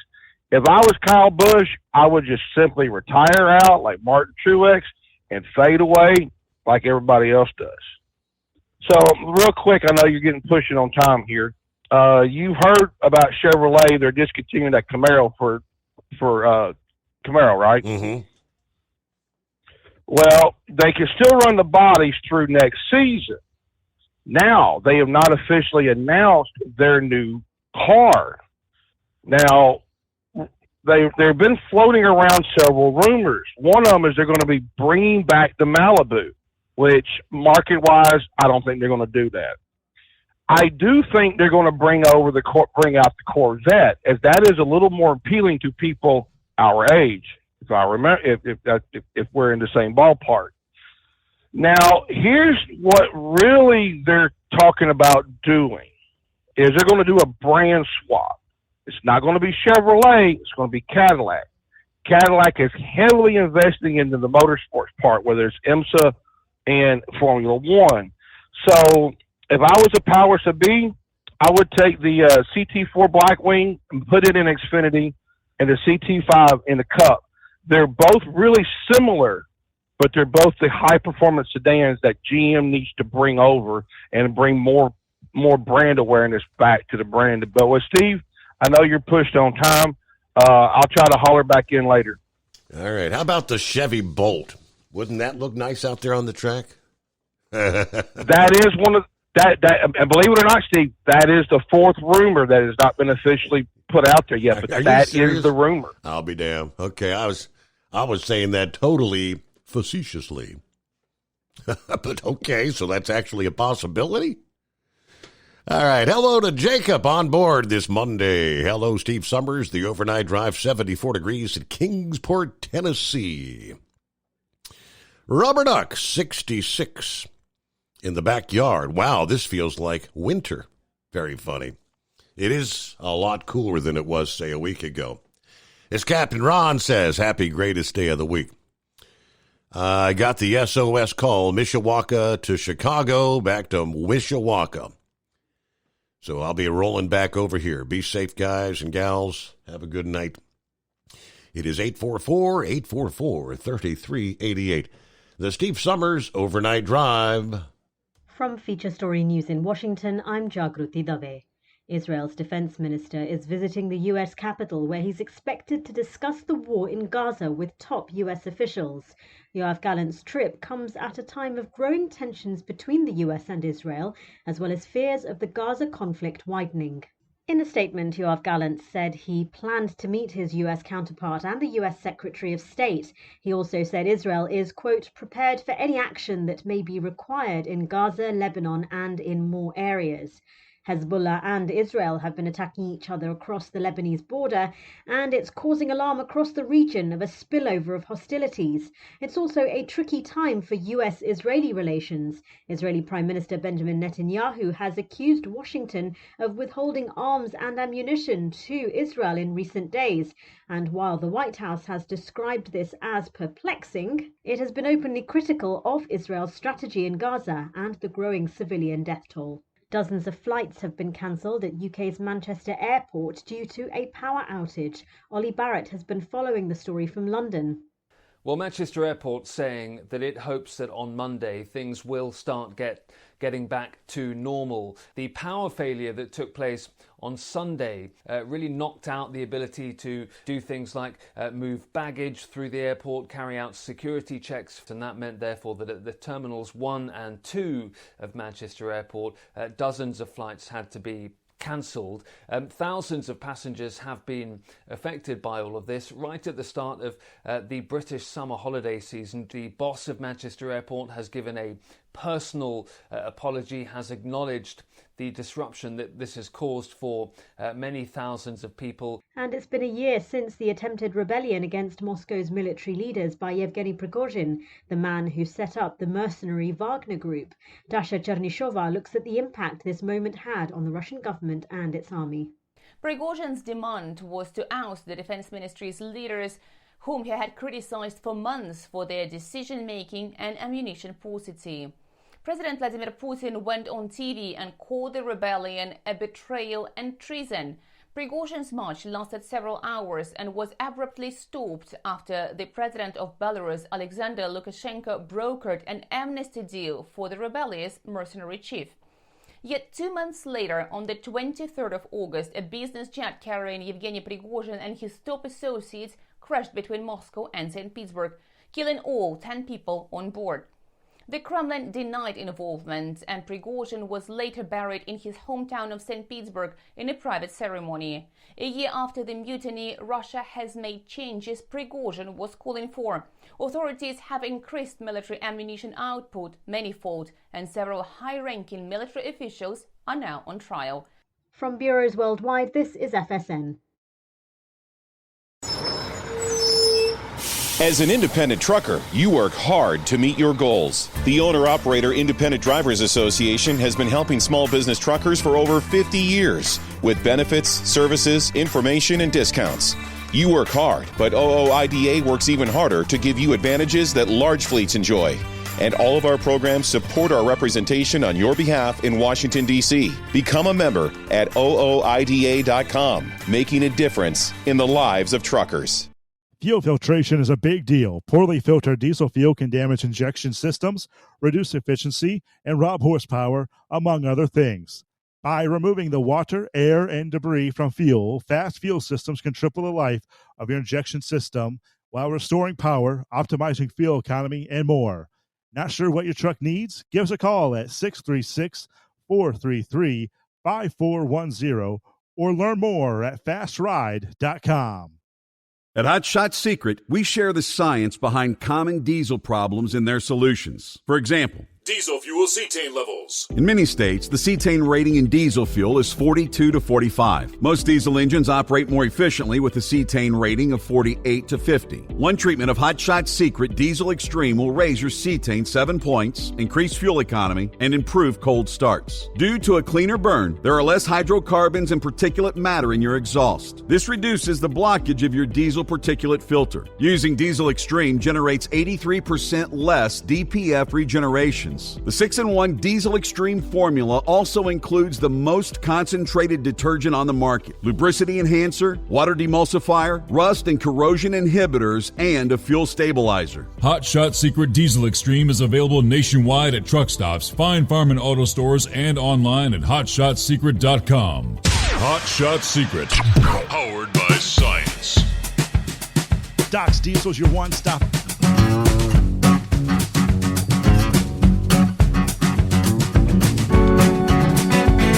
All right, what do you say? Let's move over to some of the industry headlines on a back-to-work Monday.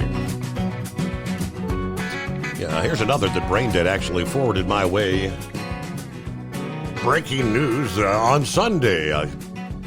United Parcel Service saying Sunday they've agreed to sell their Coyote Logistics division to RXO for just over $1 billion. Now, that's less than they paid for the freight brokerage company in 2015. But they're going to focus more on their core package delivery business. UPS said it expects to close the sale by the year if regulators allow the deal. They did say they will update their financial outlook once the sale is completed. UPS's CEO, Carol Tomey, said the decision to sell Coyote Logistics allows an even greater focus on our core business. Freight brokers serve as the middleman, we know, between shippers and carriers such as UPS. RXO, a freight broker based in Charlotte, North Carolina, said acquiring Coyote will nearly double the company to $7.1 billion in annual revenue and make it the third biggest freight broker in North America. They said Coyote has 15,000 customers, 2,500 employees. Now, UPS paid $1.8 billion to buy Coyote from the private equity firm Warburg Pincus as they were looking to expand in the booming freight brokerage business. Before that, UPS had used Coyote to provide extra truck space for shipments during the peak holiday season. Coyote has a network of more than 35,000 trucking companies. Well, at the time that UPS bought it anyway. UPS said this past day that Chicago-based Coyote now works with 100,000 carriers and manages 10,000 loads per day. So that's a pretty big deal. We had touched on the rescheduling of marijuana. What kind of impact might it have on safety-sensitive jobs? Driving a truck, driving a train. The comment period has been open for several weeks now. I think it actually ends here in about a month, July the 22nd. But some truck drivers are urging the Biden administration to go ahead, proceed, and approve reclassifying marijuana to a Schedule III drug. Now, we've already shared many employers fear safety will decline and put trucking companies at risk, and they are pushing back. Only a fraction, they say, of the more than 20,000 comments that have been filed so far in that rulemaking published in May are actually from truck drivers. But so far, they overwhelmingly and anonymously apparently favor reclassification. One commenter says, as a truck driver in the United States, I would like to be able to use marijuana on my time off, just the same as any driver can come home and drink alcohol on their time off. Another says, I believe it's unfair that I can lose my job and my license if I have used marijuana, and a month later I can still lose my job if I come out dirty in a random drug test. The statistics are there and proven that alcohol is the leading cause of death in car accidents, compared to nearly 0% with marijuana. I don't know about those numbers. I would have to do some research on that. But another driver commented, we can go have drinks after we get home from a long day. Partaking in something that is known to cause death and serious injuries when incoherent. But we can't smoke something that has medical benefits. Something that will help truckers sleep better at night, deal with pain from being behind the wheel, and from basic physical activity from the job, and deal with stress, anxiety on the job, being away from home. Now, a CDL holder who claimed to also be a driver trainer said safety concerns raised by the American Trucking Association, including the risk that impaired truck drivers operating undetected on the nation's roadways would increase, are valid. However, descheduling would not be equal to it being okay for drivers to use cannabis while actively working. I would expect my drivers do not drink alcohol at work or take NyQuil before a shift or a prescription that would interfere with driving, or get behind the wheel with lack of sleep. And the same would apply to those who take cannabis. So the background, as we know, the Department of Health and Human Services recommended reclassifying marijuana, which is currently Schedule 1, along with the likes of LSD and heroin, to a Schedule 3. ATA pointed out that current DOT drug and alcohol testing requirements are limited in their testing authority by HHS, which allows regulated employers to test only for those drugs listed as a Schedule 1 or Schedule 2 drug. Therefore, without providing an exception for truck driver testing, rescheduling the drug could lead to more highway deaths, particularly given that close to 60% of all positive employer drug tests were pegged to marijuana, based on recent federal data. The owner of Core Management Services, LLC, a drug and alcohol screening consultancy, agrees with the ATA that there should be some sort of a safety carve-out to allow HHS to continue to test for marijuana for those working in certain industries, such as trucking. I mean, these safety-sensitive employees have been subject to testing for marijuana and other drugs since shortly after catastrophic accidents caused by marijuana occurred in the mid to late 1980s. That was filed in their comments.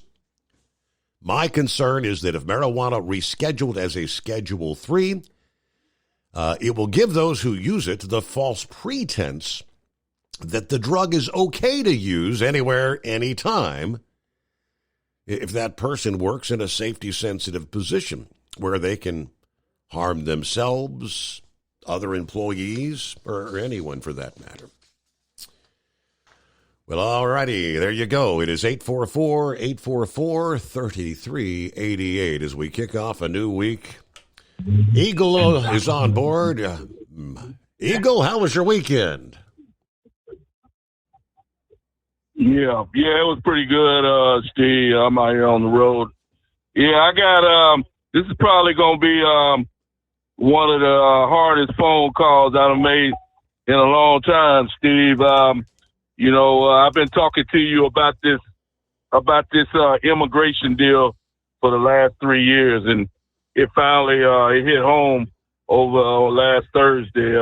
But before I get to that story, the incident that took place in Houston with this young girl, I want to talk about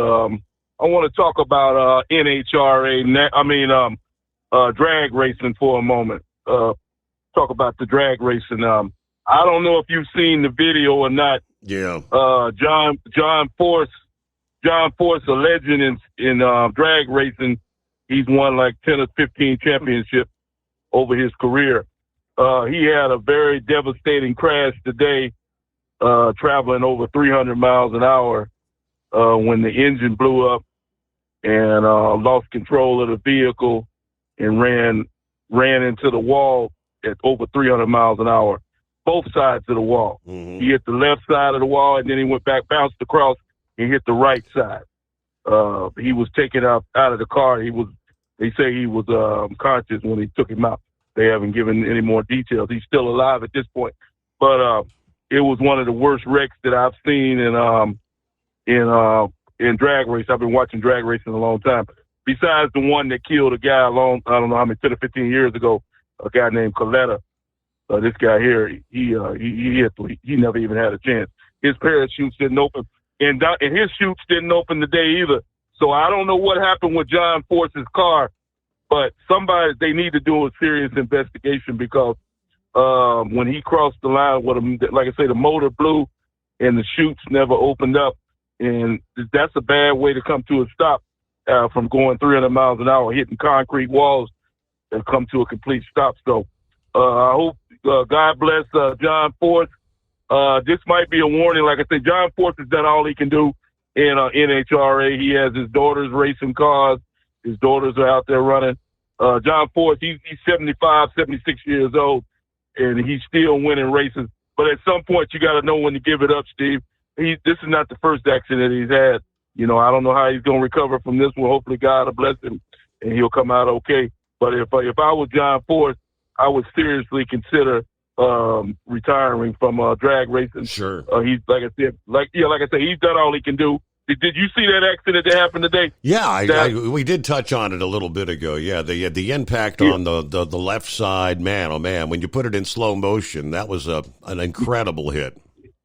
Yeah, he was traveling over 300 miles an hour. Like I say, I don't see how he wasn't unconscious when they took him out of the car. He was conscious when they put him on the stretcher. That should have knocked him out right there. But I guess that just goes to tell you the safety of these cars because to be hit a wall going that fast is ridiculous. So, like I said, God bless John Force. You know, he's a racing legend. He's been doing this for a long time. And 75 years old, and he's still out there racing over 300 miles an hour. That says a lot about that man right there. So I hope he don't go out like Dale Earnhardt. You know, Dale Earnhardt, he had won championships, and Dale Earnhardt kept on racing. He probably should have got out of the deal before it happened to him. So hopefully John Force to get out of racing before he loses his life. You know, he's done, like I say, he's done everything you can do in drag racing. There's nothing else left for him to accomplish. So he needs to go ahead and move on and let the young guys take over the sport. Now, let's talk about this situation here, Steve. This is one of the saddest situations. I've talked to my friends and family that live in Houston. This hit me hard right here, Steve. This hit me real hard because guess what? This young girl that got killed on Thursday by 2 illegal immigrants from Venezuela, she was killed in the same community that I grew up in, the same street that I used to live on when I was a kid back in the 80s and 90s in Houston. This young girl was found under a bridge after these two individuals raped and molested, choked her to death, and threw her under a bridge like a sack of trash. This is bad, Steve. And here's what makes the story even worse. Here's what makes it even worse, Steve. These two individuals have been kicked out of the country 2 times before. And this is the 3rd time in the U.S. of A. They shouldn't have been in the country to begin with. Like, how many young girls are going to get killed in America, Steve, by these immigrants, by Joe Biden not closing this damn border? This girl was only 12 years old. Like I said, when I grew up in Houston, Steve, that was the last thing on my mind, worrying about somebody abducting me or my sister and finding us up under a bridge. Like I said before, I grew up in this exact neighborhood where this girl was found on Thursday of last week. This is ridiculous, Steve. We've talked about the girl in Georgia.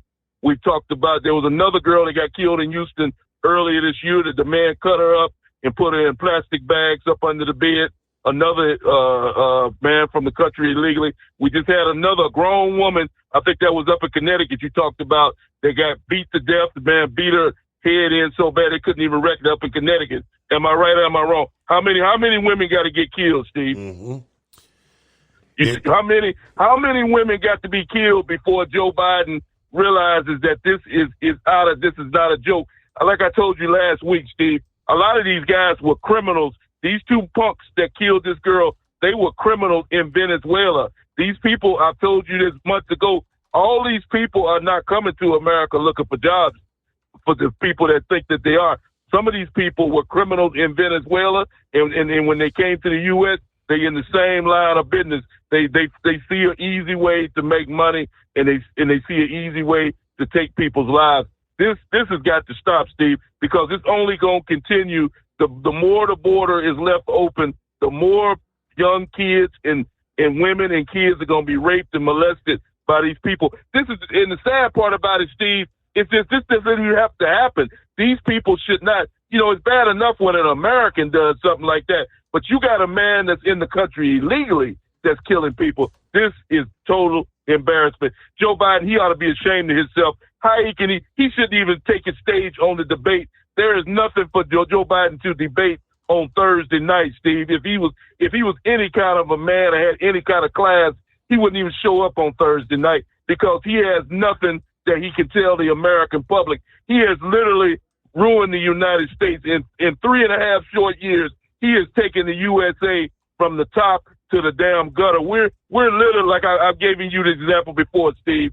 The United States is in the toilet bowl right now. We are just floating around in the toilet bowl. All on the next step, the only other step is for Joe Biden to be reelected in 24, and then that'll be the final deal, and then the USA will be officially flushed down the toilet in the damn drain with the rest of the third world countries. That's exactly where we at right now, Steve. And it just pisses me off because this happened right in my hometown of Houston, Texas. A young girl was abducted and treated like a piece of garbage, and it wasn't bothering nobody, minding her own business, going to the store and abducted by these two punks. This has got to stop. Now you got a mother on television crying. She's devastated, only child she had, and now her daughter will never grow to have kids or family or nothing. And all because of two individuals that were in the country illegally. And that's a damn shame. And I'm going to repeat myself one more time, Steve. Joe Biden, there shouldn't even be a debate on Thursday night. Joe Biden should resign from the debate in disgrace for what he has done to America over the last 3 years. And I thank you for taking my call tonight. And it's becoming an all too common trend where we can come in night after night, sharing the latest story from around the country. What heinous crime has now been committed by someone illegally in the country? And he's 100% correct. I mean, how many people have to die? And I'll tell you this, a whole lot more. Many people are going to die at the hands of these criminals. Emptying the prisons in Venezuela to let them ship them our way. And yes, is it Joe? No, it's the administration. It's the leadership. It's whoever's actually running the show up there. And we've all had our fair share of guesses. But this is all by design. As Pappy has said so many times before, it's by design. There is a longer-term goal associated with this open border. But we'll return after this. The Steve Summers Overnight Drive. At Hotshot Secret, we share the science behind common diesel problems. For example, turbocharger spool time. Turbochargers are designed to increase the efficiency and power of the diesel engine by forcing compressed air into the combustion chamber. Temperatures inside the turbo can reach upwards of 400 degrees.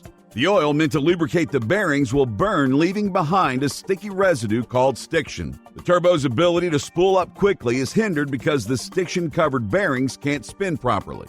Hotshot Secret Stiction Eliminator cleans the stiction from turbo bearings, reducing spool time, and builds maximum boost sooner in the RPM range. Stiction Eliminator is a synthetic cleaner plus nano-lubricant that contains no harmful solvents and is formulated to be left in the engine to safely dissolve stiction for thousands of miles. It works as you drive. Hotshot Secret Stiction Eliminator, available at truck stops, Tractor Supply, O'Reilly's Auto Parts, and online at HotShotSecret.com. Hotshot Secret, powered by science.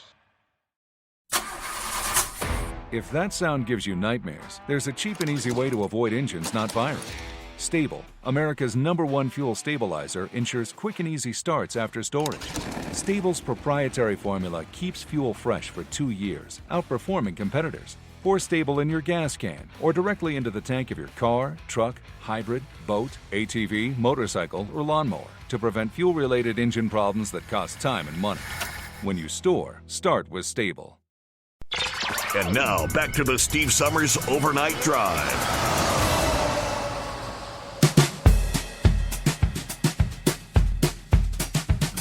All right, since Eagle brought it up, I think it was Fox News.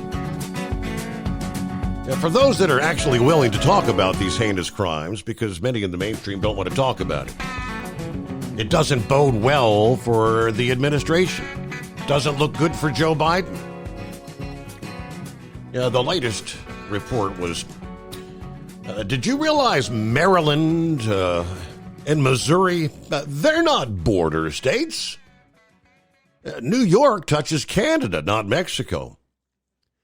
Yeah, but all three of those states appearing in shocking headlines over the past week in connection with alleged kidnappings, murders, or rapes blamed on illegals attacking girls and women. In Texas, as Eagles was just talking about, 2 more illegals accused of strangling a 12-year-old girl for motives that remain unknown. Yeah, all this as the Biden administration continues to struggle to deal with the illegal crossings at the U.S.-Mexico border.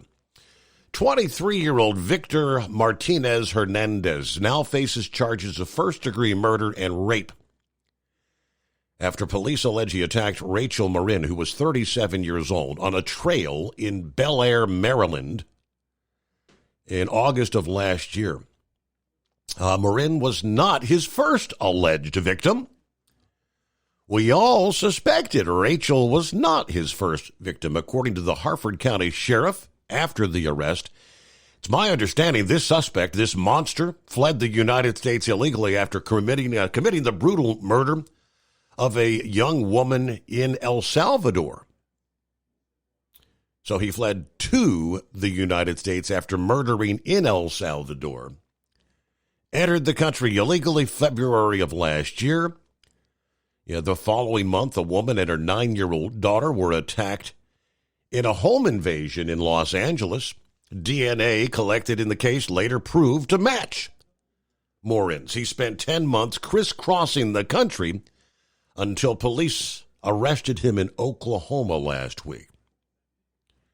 In New York City, NYPD responded to a 1 a.m. 911 call last week after a group of Good Samaritans encountered a wanted rape suspect accused of tying 2 13-year-olds together in a park, gagging them and raping one before stealing their cell phones.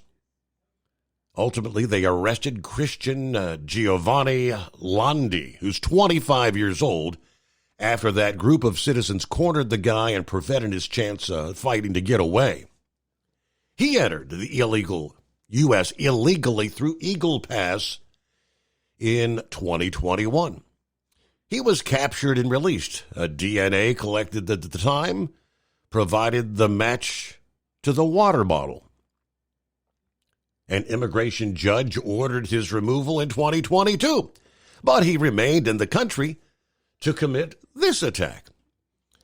Of course, Houston police arresting 2 illegals from Venezuela, strangling a 12-year-old local girl, dumping her body in a creek.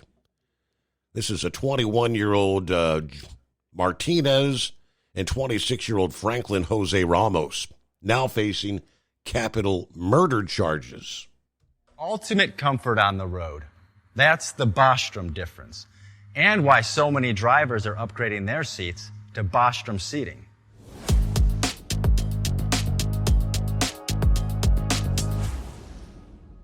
With roots dating back to 1935, we know seating. We've developed a full line of high-quality products with the right seat for your application, all made right here in the USA. From our top-of-the-line Wide Ride Plus Certa for the long-haul driver to our entry-level Baja series for the vocational driver, we provide you with the comfort you deserve at the price point you're looking for. We know you're busy. You don't have time to search every distributor and dealership for the right seat, only to find the one you want won't fit in your truck. That's why we created BostromSeating.com. It's a complete seating solution. You can build the perfect seat with the features and options you desire, and we'll help you be certain it'll fit in your cab. Once you've built the perfect seat and have the part number in hand, you can shop pricing and availability. Our Where to Buy feature allows you to pick up a seat right where you are or anywhere along the road you'll be traveling. When you install a Bostrom seat, you become part of the Bostrom family. A family that includes other drivers who recognize this is more than work. It's a ride, one that requires the next level comfort and support only Bostrom can provide. Go to BostromSeating.com to design your ride with ultimate comfort for the open road. Hands on the wheel, hands off invoicing. At Transcap, we're built for high speed and service, just like you. Our fast freight factoring helps you make more money, not chase it down, because we handle all the invoicing BS and back office work. Apply for fast funding at transcap.com/getcash. It takes just 60 seconds. Or call 888-250-TCAP. That's 888-250-TCAP. And mention Steve Summers Overnight Drive. From Feature Story News in Washington, I'm Jagruti Dave. Israel's defense minister is visiting the U.S. Capitol, where he's expected to discuss the war in Gaza with top U.S. officials. Yoav Gallant's trip comes at a time of growing tensions between the U.S. and Israel, as well as fears of the Gaza conflict widening. In a statement, Yoav Gallant said he planned to meet his U.S. counterpart and the U.S. Secretary of State. He also said Israel is, quote, prepared for any action that may be required in Gaza, Lebanon, and in more areas. Hezbollah and Israel have been attacking each other across the Lebanese border, and it's causing alarm across the region of a spillover of hostilities. It's also a tricky time for US-Israeli relations. Israeli Prime Minister Benjamin Netanyahu has accused Washington of withholding arms and ammunition to Israel in recent days. And while the White House has described this as perplexing, it has been openly critical of Israel's strategy in Gaza and the growing civilian death toll. Dozens of flights have been cancelled at UK's Manchester Airport due to a power outage. Ollie Barrett has been following the story from London. Well, Manchester Airport saying that it hopes that on Monday things will start getting back to normal. The power failure that took place on Sunday really knocked out the ability to do things like move baggage through the airport, carry out security checks, and that meant therefore that at the terminals 1 and 2 of Manchester Airport, dozens of flights had to be cancelled. Thousands of passengers have been affected by all of this. Right at the start of the British summer holiday season, the boss of Manchester Airport has given a personal apology, has acknowledged the disruption that this has caused for many thousands of people. And it's been a year since the attempted rebellion against Moscow's military leaders by Yevgeny Prigozhin, the man who set up the mercenary Wagner Group. Dasha Chernyshova looks at the impact this moment had on the Russian government and its army. Prigozhin's demand was to oust the defense ministry's leaders, whom he had criticized for months for their decision-making and ammunition paucity. President Vladimir Putin went on TV and called the rebellion a betrayal and treason. Prigozhin's march lasted several hours and was abruptly stopped after the president of Belarus, Alexander Lukashenko, brokered an amnesty deal for the rebellious mercenary chief. Yet 2 months later, on the 23rd of August, a business jet carrying Yevgeny Prigozhin and his top associates crashed between Moscow and St. Petersburg, killing all 10 people on board. The Kremlin denied involvement, and Prigozhin was later buried in his hometown of St. Petersburg in a private ceremony. A year after the mutiny, Russia has made changes Prigozhin was calling for. Authorities have increased military ammunition output manifold, and several high-ranking military officials are now on trial. From bureaus worldwide, this is FSN. With FSN Spotlight, I'm Simon Marks. Today, the upcoming treason trial in Russia of Wall Street Journal reporter Evan Gershkovich. It is due to begin on Wednesday in the city of Yekaterinburg, where the journalist was arrested nearly 15 months ago. Miriam Elder is with America's Council on Foreign Relations. The state is accusing Evan of espionage, a charge that he, the Wall Street Journal, and the U.S. government vehemently deny. And most cases involving national security are held in secret, so no journalists will be allowed in the courtroom. And the State Department said this week that they'll try to have embassy officials inside, but they're not sure if that'll be allowed. More than 99% of Russian court cases end in conviction. The judge on this trial once told an interviewer that he's only ever acquitted 3 or 4 people in his 20-plus year career. So since for most trials in Russia, you can fairly confidently expect a guilty verdict, a lot of attention is put on sentencing. Evan faces up to 20 years in prison. There is counterintuitively a window of optimism here, though. In those cases where Russia engages in prisoner swaps or releases people early, it tends to do so after a verdict has been handed down. So that Evans' case is moving ahead could give some hope that some sort of a swap might be possible. Since his arrest, Evan Gershkovich has been held in Lefortovo prison, a Tsarist-era jail in Moscow, known for its Spartan conditions and the isolation in which inmates are held. With FSN Spotlight, I'm Simon Marks. The main headlines again. Israel's defense minister is visiting the US capital where he's expected to discuss the war in Gaza with top US officials. Dozens of flights have been cancelled at UK's Manchester airport due to a power outage, and it's been a year since the attempted rebellion against Moscow's military leaders by Yevgeny Prigozhin, the man who set up the mercenary Wagner Group. And that is the latest from Feature Story News. I'm Jagruti Dave in Washington. As an independent trucker, you work hard to meet your goals. The Owner-Operator Independent Drivers Association has been helping small business truckers for over 50 years with benefits, services, information, and discounts. You work hard, but OOIDA works even harder to give you advantages that large fleets enjoy. And all of our programs support our representation on your behalf in Washington, D.C. Become a member at OOIDA.com, making a difference in the lives of truckers. Fuel filtration is a big deal. Poorly filtered diesel fuel can damage injection systems, reduce efficiency, and rob horsepower, among other things. By removing the water, air, and debris from fuel, fast fuel systems can triple the life of your injection system while restoring power, optimizing fuel economy, and more. Not sure what your truck needs? Give us a call at 636-433-5410 or learn more at fastride.com.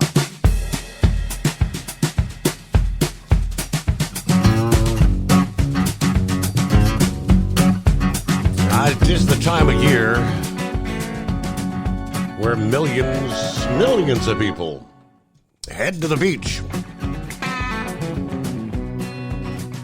Sometimes it's just to escape the heat. Sometimes it's for the family vacation. It's also the time when deadly rip currents oftentimes abruptly end what was supposed to be a fun family vacation. And numerous of such cases, deadly rip currents off of Panama City, Florida, killed 4 within 48 hours.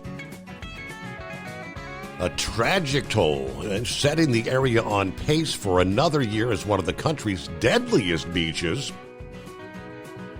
The bodies of 3 young men were found one by one Friday evening, according to authorities. They had traveled to Panama City from Alabama just a few hours earlier.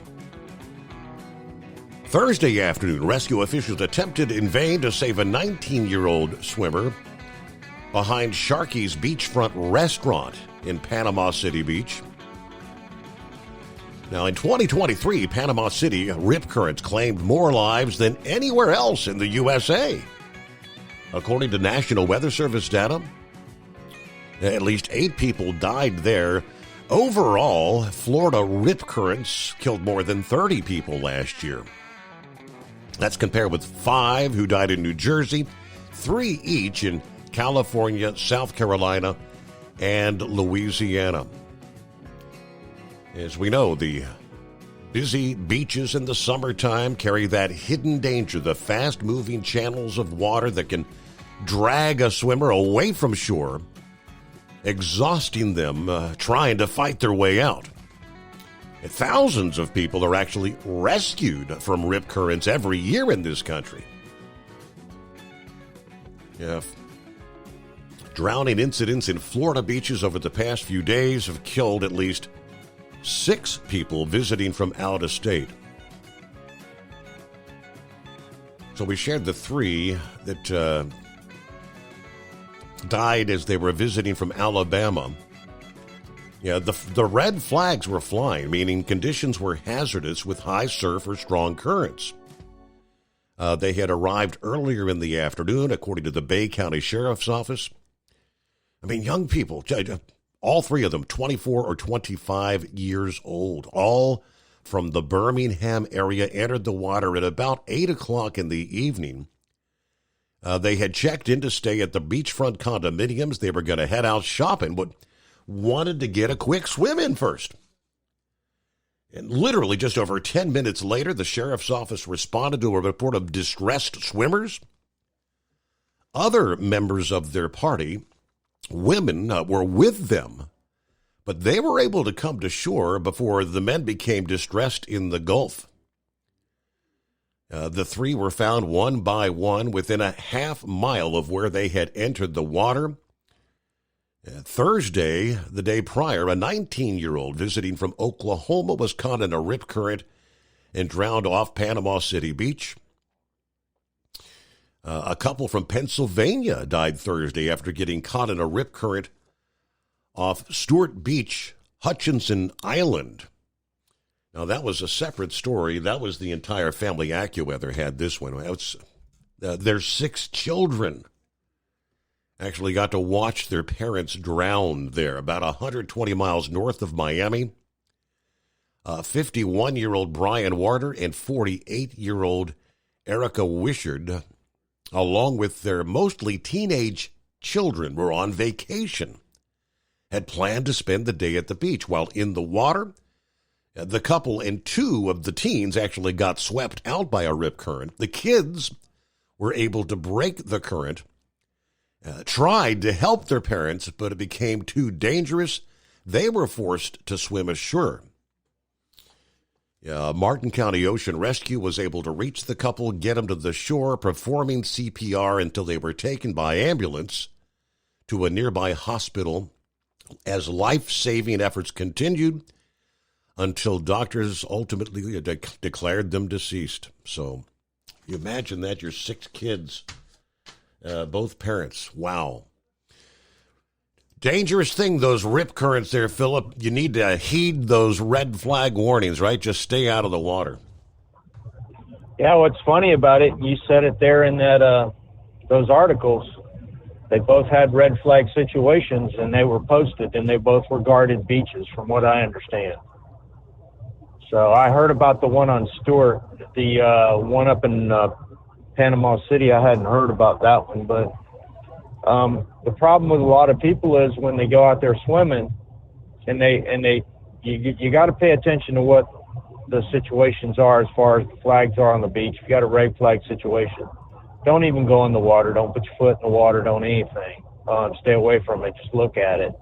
But a lot of people get out there and they get distressed and they can't figure out what they're doing. They get disorientated, and that's what kills them. You have to be calm, let the water take you out, then you have to swim parallel to the beach until the rip disappears, and then you swim in. That's what they always say down here all the time. They say it on the news. Every time I hear one of these, they always have it. You let it take you out, be calm, swim parallel to the beach, and then go. Then you'll find out when you get out of the rip, you'll get down and go to the beach. That's the only way to do it. It's been proven. So it's a sad situation, Steve, when you hear families dying like that. Yeah. It's a tough situation. But I mean, I will tell you what, I've heard sometimes these rips, though, they can I mean, pretty quickly drag you out like a quarter of a mile from the beach, and I don't know if I'd be able to, even if I were able to get out of the rip, I don't know if I could make it back a quarter of a mile to get to the beach. Well, I look at it this way, Steve. I'm not a very good swimmer. So guess what? I don't go swimming at the beach. Okay. Yeah. All right. And now that's just common sense, right? You know, if you're not good at something, do you really want to go and put yourself in that situation? No. I'll go swimming in a pool all day long. I'll be on the shallower end. I'm not going to be on the deep end. But a lot of people don't understand that when they go out in the water there. Mm-hmm. Them waves will take you off your feet and put you in a situation where you have to swim. And then if you got caught in a rip on top of that and you get disorientated, that's when people drown. They get disorientated. They don't know what they're doing. They don't know how to swim. You get somebody out there who don't know how to swim like me. Well, I know how to swim, but I'm just not a very good swimmer. Right. But it's one of them deals. It's like, you know, you put yourself in an environment you don't need to be in, you know. I'll tell you what, man, it was a real crazy weekend with news. I'm hearing about earthquakes down in Venezuela. I'm hearing about floods in Iowa and all this heat. And then I'm hearing about these astronauts that might be stuck at the ISS for a little bit because of a problem. And then yesterday I'm watching my golf, and somebody decides they want to protest on the golf course. Did you see that, Steve? I think it was the climate activist, right? No, it was actually part of this deal with this Palestine protest thing. They got out there with smoke bombs. The guys were getting ready to shoot the last hole at the PGA event, the Travelers event, and they were getting ready to shoot the last hole that determined who won the game, okay? And these guys got out there with these smoke bombs. There was 6 of them, and they hit it from different angles, and they had these smoke bombs that put off this colored smoke, and it got onto the turf around the hole. Well, they stopped the game to clean it up a little bit. They got them contained, and then they played the final hole, and it turned into a tiebreaker. Well, now that we've got all this stuff around where the hole was, they had to relocate the hole because it's a playoff. I mean, it was just like one thing after another. Wow. And, I mean, they were running across you know how they have the sand bunkers around the hole? Mm-hmm. They were running across the sand bunkers throwing smoke bombs.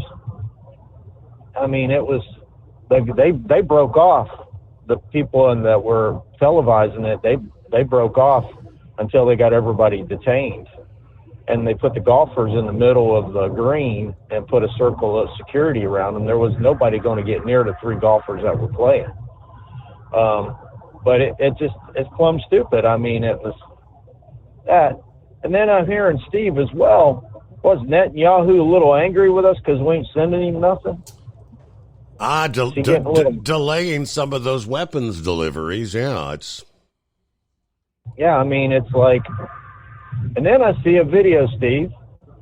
I seen this video and it kind of made me think, what? There's a video with some Israeli guards or whatever their military force is called that have got a guy on the front of their truck, tied up on the front of their truck, driving around. Have you seen that? I have not seen that one, no. Yeah, it's like 2 Humvee type trucks, and there's a person strapped onto the hood of the vehicle, right up at the front of the vehicle, right where the grill is, riding. And I don't know how. I was like, what the heck was that? Because Israel's not supposed to be that way, man. I didn't think they were, that way. But there's a video going around like showing this. It was evidently a military video. And I was like, what the heck? So, I mean, there's a lot of people losing confidence with Israel because of that kind of stuff. I mean, then Netanyahu making his decisions about, us with our not sending weapons, I mean, it is what it is. I mean, you got to fight your own fights, man. We can't get into everything. And same way with Ukraine. I mean, you see Ukraine and Russia over there bombing. I mean, there was people at the beach in Russia just went to the beach and they got bombarded. I mean, it's a crazy world we're living in right now. And but getting to the Starliner, they're going to supposedly push them back to July. Really? Yeah, supposedly July. They were supposed to come back the 26th, but evidently Boeing and NASA don't have the confidence in releasing the ship out yet. But I had heard, and I know these are all accusations, that SpaceX is lining up with them to do an emergency run if they have to do an emergency run to get them back down here. I'll be darned. I mean, the last I saw was, like you said, that was the 26th. Now, you explained the whole what the helium is for, and after you explained that, I think it was the next day they did the thruster test, and I think at least one of the thrusters was definitely not working. Several of them had issues. But you think that was helium related? It might be. But the day after I talked to you, They had there's 8 thrusters on that capsule. They had one they didn't have any confidence in, so they weren't going to test it because they knew it had problems. They weren't going to mess with it. They tested the other 7, and the other 7 tested out right, and they were fine. They were questionable about the amount of helium that they had to get back, which they said they had enough in the service module of it to get it back. So we'll just see how it plays out. But I had been seeing over the internet, and I don't know if this is just accusations or not, that they're working with SpaceX to possibly get them back down if they have to. Wow. And if they do that, I'm wondering if they're going to do like the Soviets did. The Soviets, SpaceX helped them out. They brought one of their guys back on a SpaceX run, and they let their Soyuz go, and it landed safely. They had a Soyuz that had a problem. Now I'm wondering if Boeing gets their folks out of there on SpaceX, if they're going to release that Starliner and remotely bring it back autonomously to see if it makes it back. Mm-hmm. I'm wondering if they're going to do that. Now they might. It's hard telling. But if they can't fire those thrusters off because they can't pressurize them, they don't have no helium to pressurize them with, then they got a problem, because you have to have that thing in the right attitude to land it. You can't just hit the atmosphere flat. You've got to hit it at an angle, and it's got to be hit at a specific angle for the aircraft in the way it's designed. If you don't hit it right, it's going to burn up. I mean, all these SpaceX launches that you're seeing where the actual first stage comes back, you know how they do the entry burn, they call it, Steve? Mm-hmm. They're surrounding that first stage with fire to keep the fire from re-entry burning it up. And that's pretty much a common way of explaining it. They're trying to keep that unit from burning up, and that's the problem you have with that. That's what happened with the Starship. The plasma got around that, not this last one. Well, this one it did too, but the last one before that, it burned it up in 2. The one that they just launched, it went around the fins, but they had put some stuff around the fins that made it better, but it burned it up still. But they're working on it. I mean, it's testing, I mean, you don't want to kill 2 astronauts. Right. And that's what they're trying for. So, but that's all I pretty got much today. And I tell you what, I don't know about that deal with Eagle, talking earlier about that, the stuff down in Houston. But I'm going to tell you what, they need to get a hold of old Grady Judd and go down to Texas, man, because I tell you what, man, that's getting crazy down there. That's getting real crazy down there. And before I go, I want to say, Daryl, you are right. Humidity does tear you up. Radiation and humidity don't mix, and that's what happens with the sun and what's going on with humidity and all the heat we got. We actually had a concert down here a couple of weeks ago in Ocala. We had a lot of people get sick, and because they didn't drink enough water, they were drinking a lot of alcohol, and had a lot of people getting sick, and the radiation overwhelmed them as well. So that's all I got today, buddy. You have a good one. Thanks for having me. All right, Philip. Very good. Thank you very much. Hope you had a good weekend and all. I know he gets the short weekend. 2-time world champion bull hauler Lauren Weiss rung us up Friday morning, and he had just come across, I guess, like the breaking news. I had not yet seen the story. He did share it to the Steve Summers Overnight Drive page. But it's going back to the what was the longtime missing truck driver, David Schultz. They released, I guess, sometime late Thursday, the cause of death, more than a half year after he disappeared. This is going back to late November of last year, and we had talked about it at length, abandoning his truck loaded with hogs on the side of the road on his regular route. Finally found on April the 24th of this year, just off the road in some corn, literally a quarter mile from where his vehicle was parked that day or night. The Sac County attorney, Ben Smith, said, I think it was close enough to the road that searchers thought, well, now we don't need to look here because we could definitely see him. Yeah, either way, initial autopsies led officials to say there were no signs of foul play. They said his death was not a homicide, but his family, his friends, were not comfortable with that ruling. They were planning to get a second opinion, a second autopsy, sparking controversy and theories about his death. As of the evening of June 20th, Schultz's death certificate was released, stating his cause of death as hypothermia in the setting of acute methamphetamine intoxication. The document goes on to state ingested drug and exposed to environmental cold, listing the death as an accident. Temperatures the day he went missing, November the 20th, the night, dropped to 30 degrees. Then it was just 35 degrees the next day, then as low as 11 degrees for the next week. Now, they say this case is officially considered closed. All right, so we'll get back to the calls coming up here. Now, I think I did mention a bit earlier. We've had all these heat warnings as of late. More than 100 million people were under heat warnings on Sunday as the East Coast was seeing some of the record-breaking temperatures.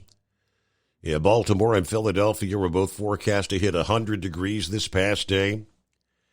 Temperatures returning into the 90s in places like Idaho, Montana, and Wyoming. Keep in mind, just last week we were talking higher elevation snow in parts of Idaho and Montana. The switch is on once again. Now, as we start the new week, the extreme heat is going to shift to Nebraska and Kansas later today, according to the National Weather Service. It means we'll be seeing periodic periods of excessive heat across a decent part of the country right on into July with this particular setup. The overall pattern will continue to favor above normal temperatures. Temperatures did indeed cool across the Ohio Valley, Great Lakes, and New England, but the excessive heat in the 90s continues to stretch from Virginia to New York. In New Mexico, officials responding to multiple weather events, including a dust storm, and they had some flooding, and of course the two wildfires, which, if you weren't with us earlier, the FBI has offered a $10,000 reward for information leading to the arrest of anyone responsible for those fires there, which continue to burn. Iowa's governor on Saturday issuing a disaster proclamation covering 21 counties in that state due to flooding from heavy rains in the northwest part of that state. Rock Valley officials on Saturday ordered residents to evacuate with the help of the National Guard there. We also had flood advisories in place for southern Minnesota and southeastern South Dakota. All right, we'll get back to the calls coming up here. Who we got? I think Rubber Duck's going to check in. Colton is on board. Looks like Pappy is online as we get the new week started, and on we roll into a Monday. First, let me give you a quick reminder. For over 60 years, Sta-Bil has been the go-to additive when storing lawn equipment, collector cars, boats, or generators, anything that may be sitting around with gas in it for an extended period of time. Sta-Bil storage, as we call it, keeps that gas fresh for up to 2 years and combats corrosion issues in your fuel system at the very same time. Oh, by the way, as a listener to this program, if you'd like to order online, you can find Sta-Bil at goldeagle.com. Use the coupon code Overnight Drive at checkout. You'll save 15% off your entire order. From Feature Story News in Washington, I'm Jagruti Dave. Israel's defense minister is visiting the U.S. capital where he's expected to discuss the war in Gaza with top U.S. officials. Yoav Gallant's trip comes at a time of growing tensions between the U.S. and Israel, as well as fears of the Gaza conflict widening. In a statement, Yoav Gallant said he planned to meet his U.S. counterpart and the U.S. Secretary of State. He also said Israel is, quote, prepared for any action that may be required in Gaza, Lebanon, and in more areas. Hezbollah and Israel have been attacking each other across the Lebanese border, and it's causing alarm across the region of a spillover of hostilities. It's also a tricky time for US-Israeli relations. Israeli Prime Minister Benjamin Netanyahu has accused Washington of withholding arms and ammunition to Israel in recent days. And while the White House has described this as perplexing, it has been openly critical of Israel's strategy in Gaza and the growing civilian death toll. Dozens of flights have been cancelled at UK's Manchester Airport due to a power outage. Ollie Barrett has been following the story from London. Well, Manchester Airport saying that it hopes that on Monday things will start getting back to normal. The power failure that took place on Sunday really knocked out the ability to do things like move baggage through the airport, carry out security checks, and that meant therefore that at the terminals 1 and 2 of Manchester Airport, dozens of flights had to be cancelled. Thousands of passengers have been affected by all of this. Right at the start of the British summer holiday season, the boss of Manchester Airport has given a personal apology, has acknowledged the disruption that this has caused for many thousands of people. And it's been a year since the attempted rebellion against Moscow's military leaders by Yevgeny Prigozhin, the man who set up the mercenary Wagner Group. Dasha Chernyshova looks at the impact this moment had on the Russian government and its army. Prigozhin's demand was to oust the defense ministry's leaders, whom he had criticized for months for their decision-making and ammunition paucity. President Vladimir Putin went on TV and called the rebellion a betrayal and treason. Prigozhin's march lasted several hours and was abruptly stopped after the president of Belarus, Alexander Lukashenko, brokered an amnesty deal for the rebellious mercenary chief. Yet 2 months later, on the 23rd of August, a business jet carrying Yevgeny Prigozhin and his top associates crashed between Moscow and St. Petersburg, killing all 10 people on board. The Kremlin denied involvement, and Prigozhin was later buried in his hometown of St. Petersburg in a private ceremony. A year after the mutiny, Russia has made changes Prigozhin was calling for. Authorities have increased military ammunition output manifold, and several high-ranking military officials are now on trial. From bureaus worldwide, this is FSN. Ultimate comfort on the road. That's the Bostrom difference. And why so many drivers are upgrading their seats to Bostrom seating.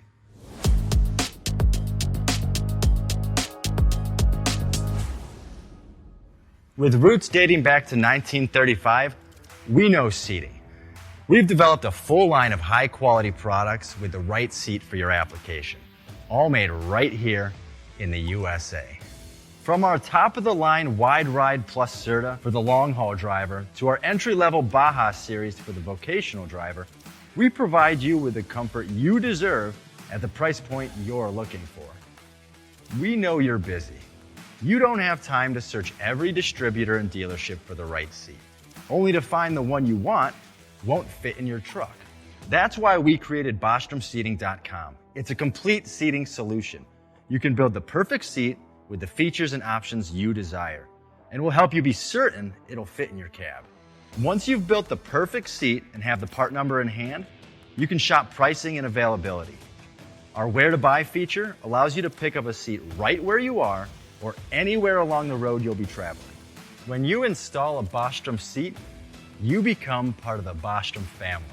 A family that includes other drivers who recognize this is more than work. It's a ride. One that requires the next level comfort and support only Bostrom can provide.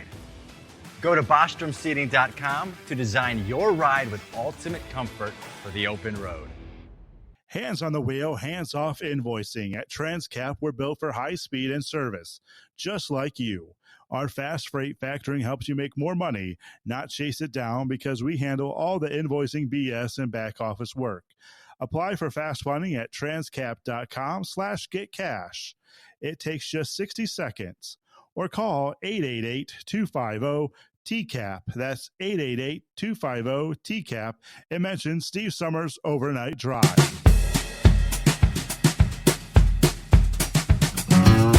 All right, latest update I can find in regards to John Force. They're not really saying much. They haven't at this point. A statement from John Force Racing said John was injured in the crash. It didn't specify the injuries. Of course, as we knew, the video showed he was conscious and communicating with NHRA safety teams after the crash. Now, the expression on his face, obviously, he was kind of traumatized. He looked like he was in some sort of pain. But that's about all we know. He was extricated from the car after the violent engine explosion caused his funny car to make multiple impacts to the outside retaining wall. They did say he was hospitalized for further evaluation in an intensive care unit, which I'm assuming that's just to be able to monitor everything that's going on. Obviously, they're doing CAT scans, MRIs, all that kind of stuff. So at some point later in the day, we'll probably get some official word from John Force Racing about his condition. All right. So again, that was the latest I could find via Yahoo News on that front. Meanwhile, young Colton up late on a Sunday night, Monday morning. How was your weekend, Colton? It was good. Was it hot enough for you? Oh, yeah, it was. It was hot. I can really tell it was hot when I was chugging down water. Uh-huh. So what'd you do over the weekend? Anything special? Basically just got to hang out with family. Do you have a swimming pool at your place? Somewhere you can cool off when it's hot like that? Sadly, no. No. No, we usually go to like the nearest hotel and we spend like $10 to use their pool. Yeah, I know what that's all about. Well, they had the swimming pool there at the Executive Hotel there in Louisville that we stayed at many times over the years. And on Friday night, all these people would come pouring into the hotel just to use the swimming pool. Makes sense, yeah, because usually these hotels try to keep their pool real clean for the people, so... So what else going on, Colton? Do you have access to email? Do you do the email? Oh, yeah. Yeah, I do the email and all that stuff. Well, I had mentioned if you could maybe send me an email and send me your address so I can try to get you something together to send your way. Okay. I don't want you to post it. I don't want you to post it like on the Facebook thing there where you chat with everybody. You don't want to tell everybody your address and all that stuff, but yeah, my email is. I fully understand. My email is steve@hotshotsecret.com. Alrighty. So after I get off the phone with you, I will send you an email. That will work. Okay, we'll try to get something together for you, something special. All right. All right, anything else? Any big plans for the week ahead? Just enjoying your summertime, vacation time? I was mostly enjoying my summertime and hopefully get to call in at least a few more times until school year starts back up. Yep, that's the way it goes. All right, well, I'll look. Yep. I'll look for that email, Colton. Tell everybody we said hello. Alrighty. All right. And we'll chat again. Enjoy summertime. Did I say hello to Rick in Columbus on yes, it's a nice, comfortable night, isn't it? I stepped out the bunker and you can tell the humidity level was dropped dramatically. A little breeze out there. Well, he's got 71 in Columbus. We've got 72 outside the secret bunker here in Southwest Ohio. Feels downright delightful here this Monday morning. Pappy on board. What's happening, Pappy? What's going on, Steve? Man, yeah, I didn't hear about the little thing at the golf course. Steve, that's just, listen, it's not too easy to get tickets to a PGA Tour event. Oh, yeah? You know, I mean, it just shows the coordination, that, it's not like going down and buying a Reds ticket. It's just not, I mean, you gotta, I don't know, same people that's financing Antifa are probably the same people. Okay, hold on. I was trying to pull up the story here, but they got audio. Let me cut that off. All right. The story I'm looking at says they believe it was. Phillips said he thought it was Palestinian protesters. They're saying that based on one of the T-shirts that one of the protesters had on, I think it read, "No golf on a dead planet." Sounds like they were climate protesters. Who knows, Steve? It's one or the other, probably, right? Yeah. I don't know if you mentioned it. I just thought of this while I was on hold, but it was about a week ago. The whole 911 system in the state of Massachusetts went out. How does that happen? I mean, there's been several places, several states as of late, cities, I mean, where it's gone down in a particular city. But how does a statewide system go down? Yeah, I don't know, Steve. I can't see that it's one system for the whole state.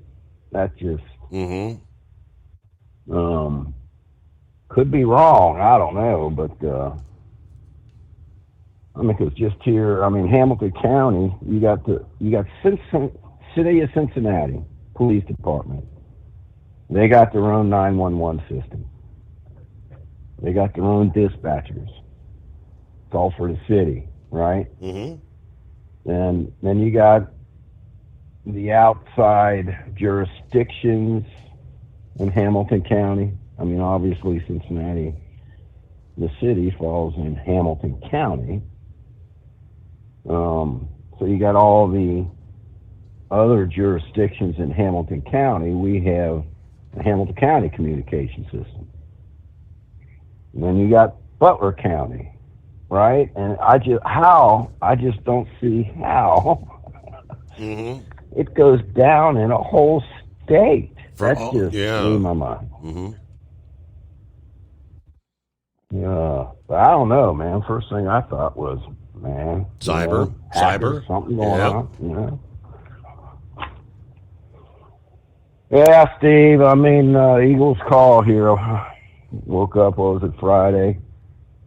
Walk over, turn the damn TV on. And Fox comes on. A lot of times when I go to work, I'll leave the TV on. Just so the dog has something to listen to.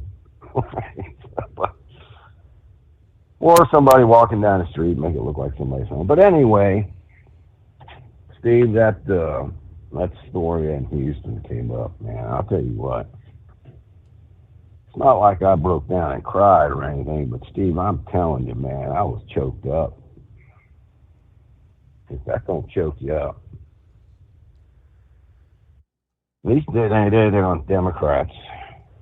Steve, they got blood on their hands. I'm sorry, man. All these rhinos, Republicans too, that are looking the other way and allowing this to happen, they got blood on their hands too, Steve. Sorry. Take Biden, Mayorkas, Homeland Secretary. Steve, they got more blood on their hands. They are swimming in blood, man. They are up to their forehead in it. Because they are financing, facilitating this. I just don't know what to say about it, Steve. And, it needs to be shut down. I've been saying it forever. I think the Republicans, every member of the House, every member should get up on the steps of the Capitol and hold a press conference about this.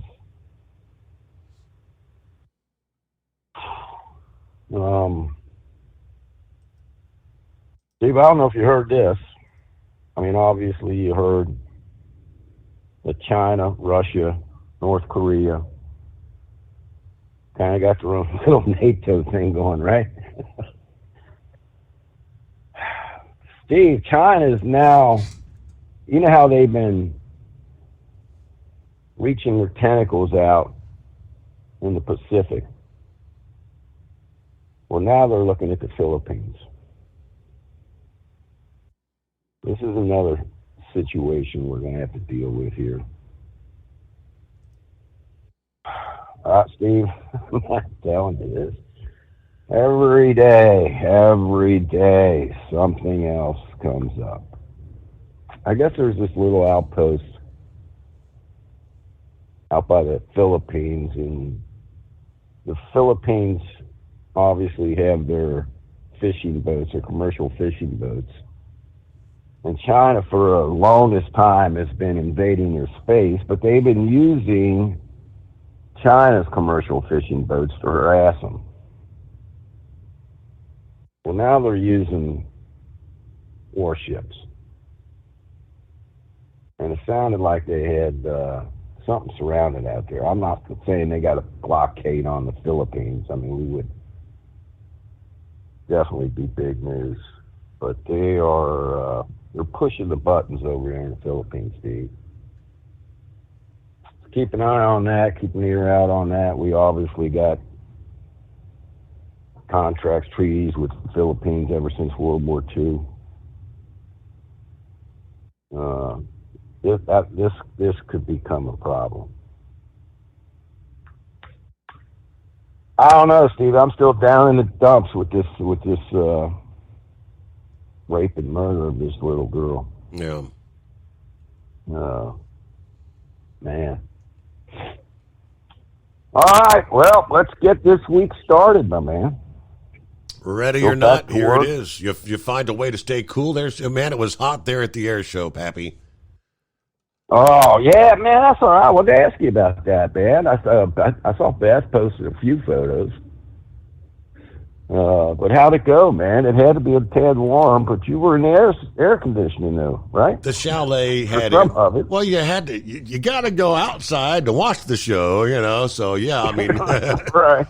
So yeah, we were able to go in and cool off a little bit. There were so many people there. You know, you had a front door and a back door, and the door is almost constantly open. So there wasn't a whole lot of AC able to do its thing in there. All right. But well, I'm glad you had a good time, man. Blue Angels, I'm sure they were up flying around, right?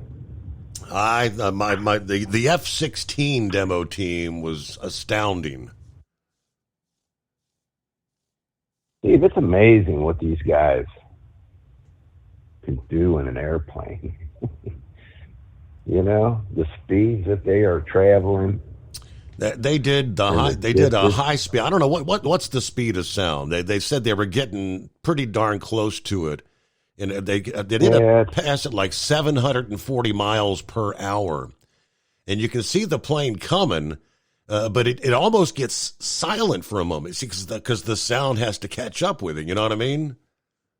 Right. And then it blows by, and it's like, oh my gosh. Yeah, I want to say the speed of sound. You could Google it. Probably like 690 something miles per hour. I think it's just under 1,000 feet per second. I mean, think of that. You travel on 1,000 feet per second, and that's slow, Steve. All right. Speed of sound, 761. Because they can't break the speed of sound because it would shatter the windows and everything. So 761. They came by at 740 was their high speed pass. I think he said they were covering 3 football fields a second or something. Well, that's about almost 1,000 feet, right?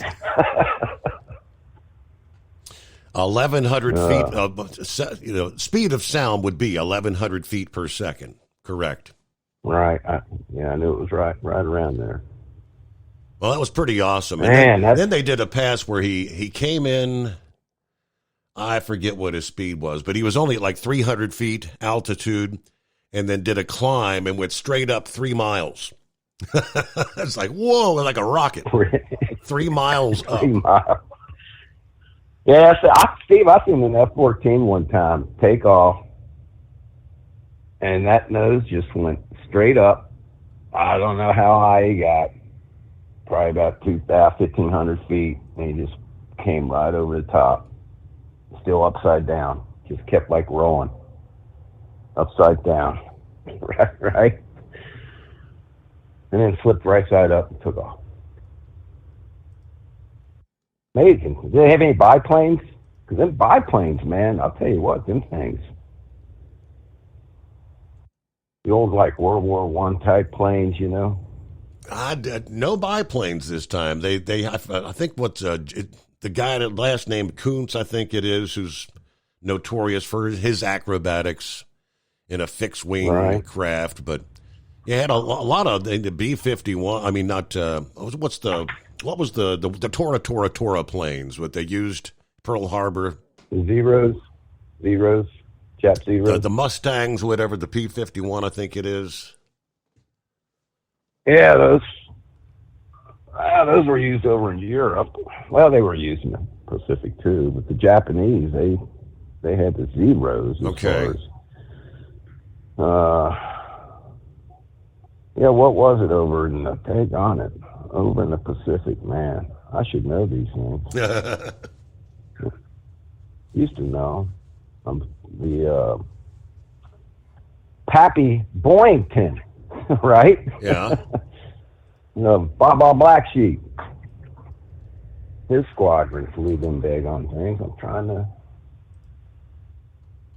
towards the end of the war, they came out with that new engine that could just out-climb and maybe not so much outmaneuver the Zero, but they were faster, more powerful, and they could outmaneuver them that way.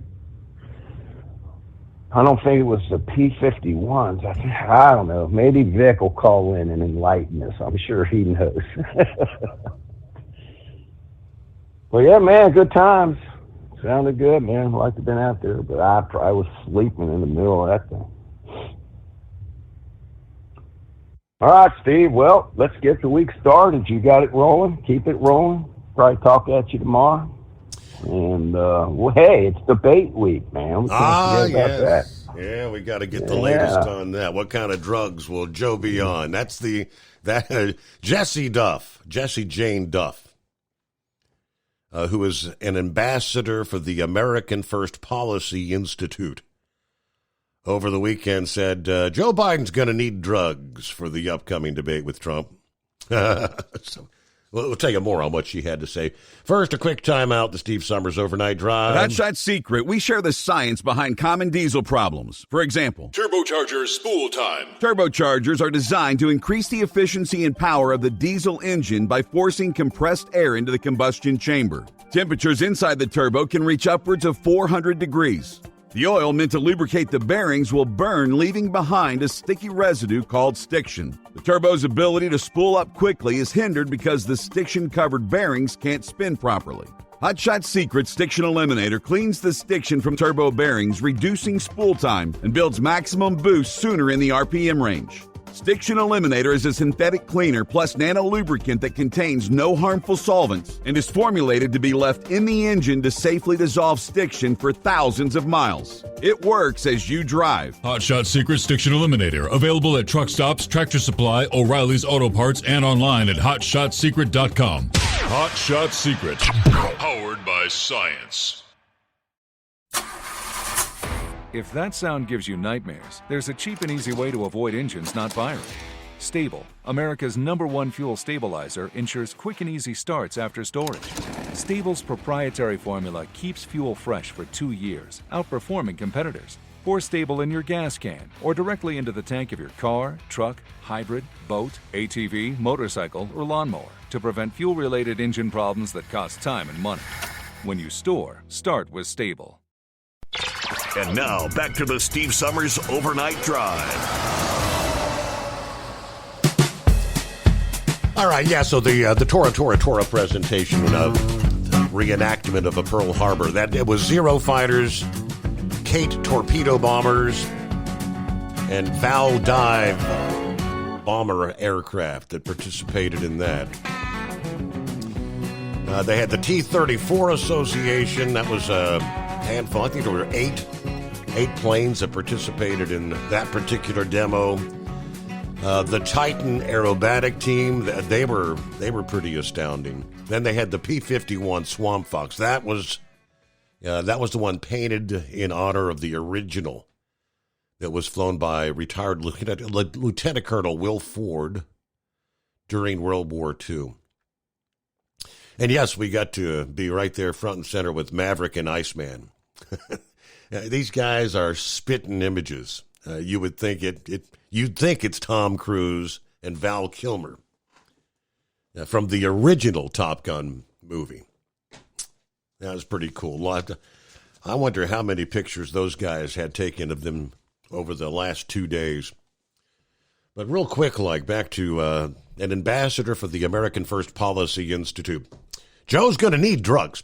She says, quote, well, there's a miracle and drugs every single day.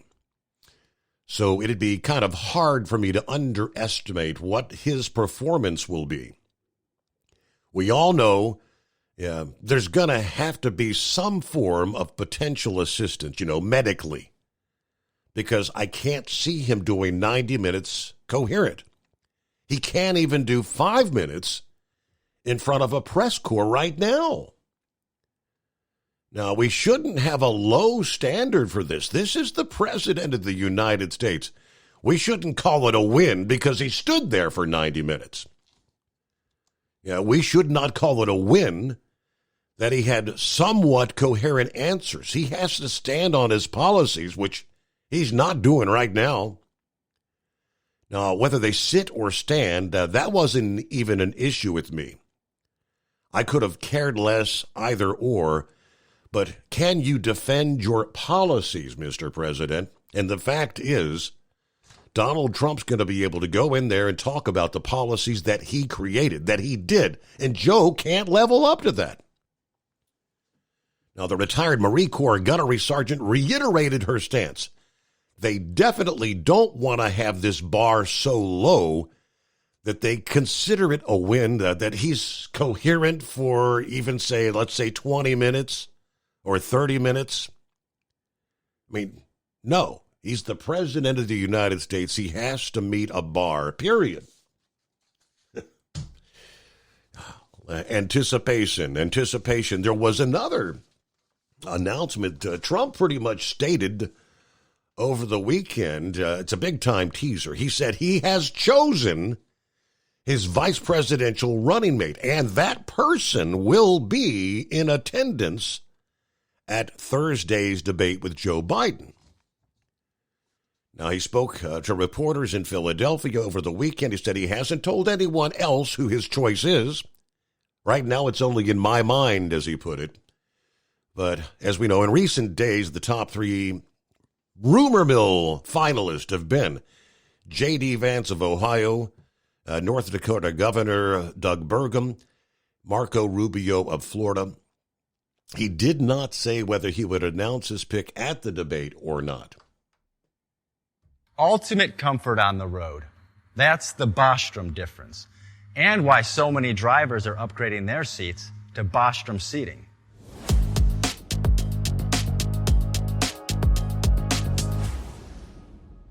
With roots dating back to 1935, we know seating. We've developed a full line of high-quality products with the right seat for your application, all made right here in the USA. From our top-of-the-line Wide Ride Plus Certa for the long-haul driver to our entry-level Baja series for the vocational driver, we provide you with the comfort you deserve at the price point you're looking for. We know you're busy. You don't have time to search every distributor and dealership for the right seat, only to find the one you want won't fit in your truck. That's why we created BostromSeating.com. It's a complete seating solution. You can build the perfect seat with the features and options you desire, and we'll help you be certain it'll fit in your cab. Once you've built the perfect seat and have the part number in hand, you can shop pricing and availability. Our Where to Buy feature allows you to pick up a seat right where you are or anywhere along the road you'll be traveling. When you install a Bostrom seat, you become part of the Bostrom family. A family that includes other drivers who recognize this is more than work. It's a ride, one that requires the next level comfort and support only Bostrom can provide. Go to BostromSeating.com to design your ride with ultimate comfort for the open road. Hands on the wheel, hands off invoicing. At Transcap, we're built for high speed and service, just like you. Our fast freight factoring helps you make more money, not chase it down, because we handle all the invoicing BS and back office work. Apply for fast funding at transcap.com/getcash. It takes just 60 seconds. Or call 888-250-TCAP. That's 888-250-TCAP. And mention Steve Summers Overnight Drive. From Feature Story News in Washington, I'm Jagruti Dave. Israel's defense minister is visiting the U.S. Capitol, where he's expected to discuss the war in Gaza with top U.S. officials. Yoav Gallant's trip comes at a time of growing tensions between the U.S. and Israel, as well as fears of the Gaza conflict widening. In a statement, Yoav Gallant said he planned to meet his U.S. counterpart and the U.S. Secretary of State. He also said Israel is, quote, prepared for any action that may be required in Gaza, Lebanon, and in more areas. Hezbollah and Israel have been attacking each other across the Lebanese border, and it's causing alarm across the region of a spillover of hostilities. It's also a tricky time for US-Israeli relations. Israeli Prime Minister Benjamin Netanyahu has accused Washington of withholding arms and ammunition to Israel in recent days. And while the White House has described this as perplexing, it has been openly critical of Israel's strategy in Gaza and the growing civilian death toll. Dozens of flights have been cancelled at UK's Manchester Airport due to a power outage. Ollie Barrett has been following the story from London. Well, Manchester Airport saying that it hopes that on Monday things will start getting back to normal. The power failure that took place on Sunday really knocked out the ability to do things like move baggage through the airport, carry out security checks, and that meant therefore that at the terminals 1 and 2 of Manchester Airport, dozens of flights had to be cancelled. Thousands of passengers have been affected by all of this. Right at the start of the British summer holiday season, the boss of Manchester Airport has given a personal apology, has acknowledged the disruption that this has caused for many thousands of people. And it's been a year since the attempted rebellion against Moscow's military leaders by Yevgeny Prigozhin, the man who set up the mercenary Wagner Group. Dasha Chernyshova looks at the impact this moment had on the Russian government and its army. Prigozhin's demand was to oust the defense ministry's leaders, whom he had criticized for months for their decision-making and ammunition paucity. President Vladimir Putin went on TV and called the rebellion a betrayal and treason.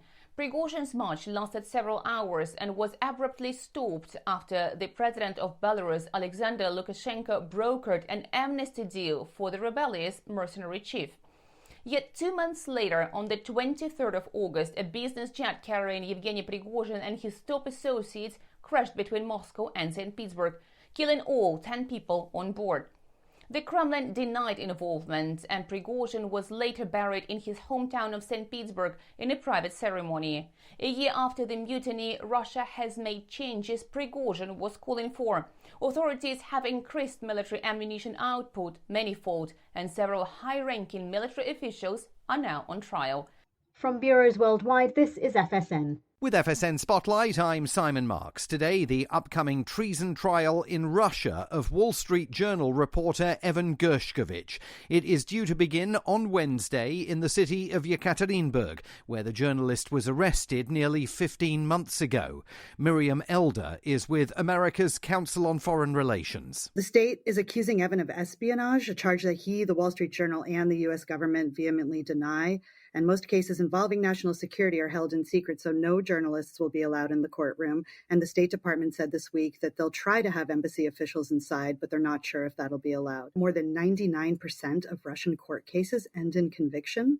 The judge on this trial once told an interviewer that he's only ever acquitted 3 or 4 people in his 20-plus year career. So since for most trials in Russia, you can fairly confidently expect a guilty verdict, a lot of attention is put on sentencing. Evan faces up to 20 years in prison. There is counterintuitively a window of optimism here, though. In those cases where Russia engages in prisoner swaps or releases people early, it tends to do so after a verdict has been handed down. So that Evan's case is moving ahead could give some hope that some sort of a swap might be possible. Since his arrest, Evan Gershkovich has been held in Lefortovo prison, a Tsarist-era jail in Moscow, known for its Spartan conditions and the isolation in which inmates are held. With FSN Spotlight, I'm Simon Marks. The main headlines again. Israel's defense minister is visiting the US capital, where he's expected to discuss the war in Gaza with top US officials. Dozens of flights have been cancelled at UK's Manchester airport due to a power outage, and it's been a year since the attempted rebellion against Moscow's military leaders by Yevgeny Prigozhin, the man who set up the mercenary Wagner Group. And that is the latest from Feature Story News. I'm Jagruti Dave in Washington. At Hot Shot Secret, we share the science behind common diesel problems and their solutions. For example, diesel particulate filter regeneration. The DPF catches particulates left over from combustion. The DPF regeneration cycle cleans the filter with temperatures exceeding 1,000 degrees Fahrenheit. A computer sensor triggers the DPF regen, which is often accompanied by a loss of power and fuel economy. The frequency of DPF regens are in correlation to the cleanliness of the fuel burn. Under heavy operation with the dirty burn, DPF regens can occur multiple times per day. Hot Shot Secret Diesel Extreme Fuel Additive promotes a more complete combustion, creating fewer emissions and therefore fewer DPF regens. Vehicles using Diesel Extreme experience 83% less DPF regens. Hot Shot Secret Diesel Extreme is available nationwide at truck stops, Fine Farm and auto stores, and online at hotshotsecret.com. Hot Shot Secret, powered by science.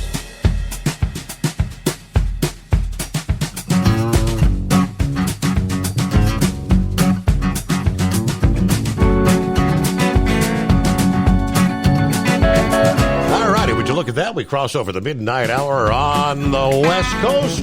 It's a Monday. Welcome to the greatest day of the week.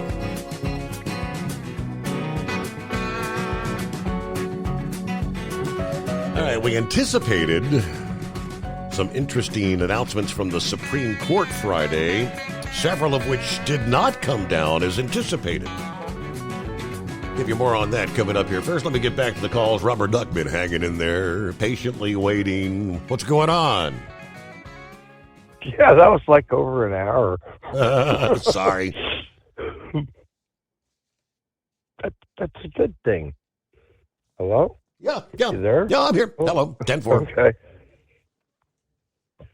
So, my first job as a rollback driver 39 years ago, I went to John Force Racing and picked up a funny car body and took it to a painter, a paint shop.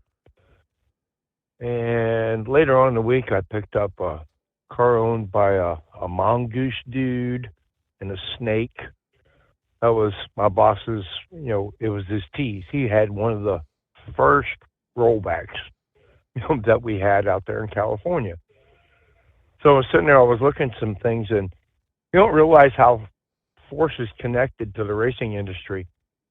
His son-in-law is Bobby Rahal's grandson, Graham.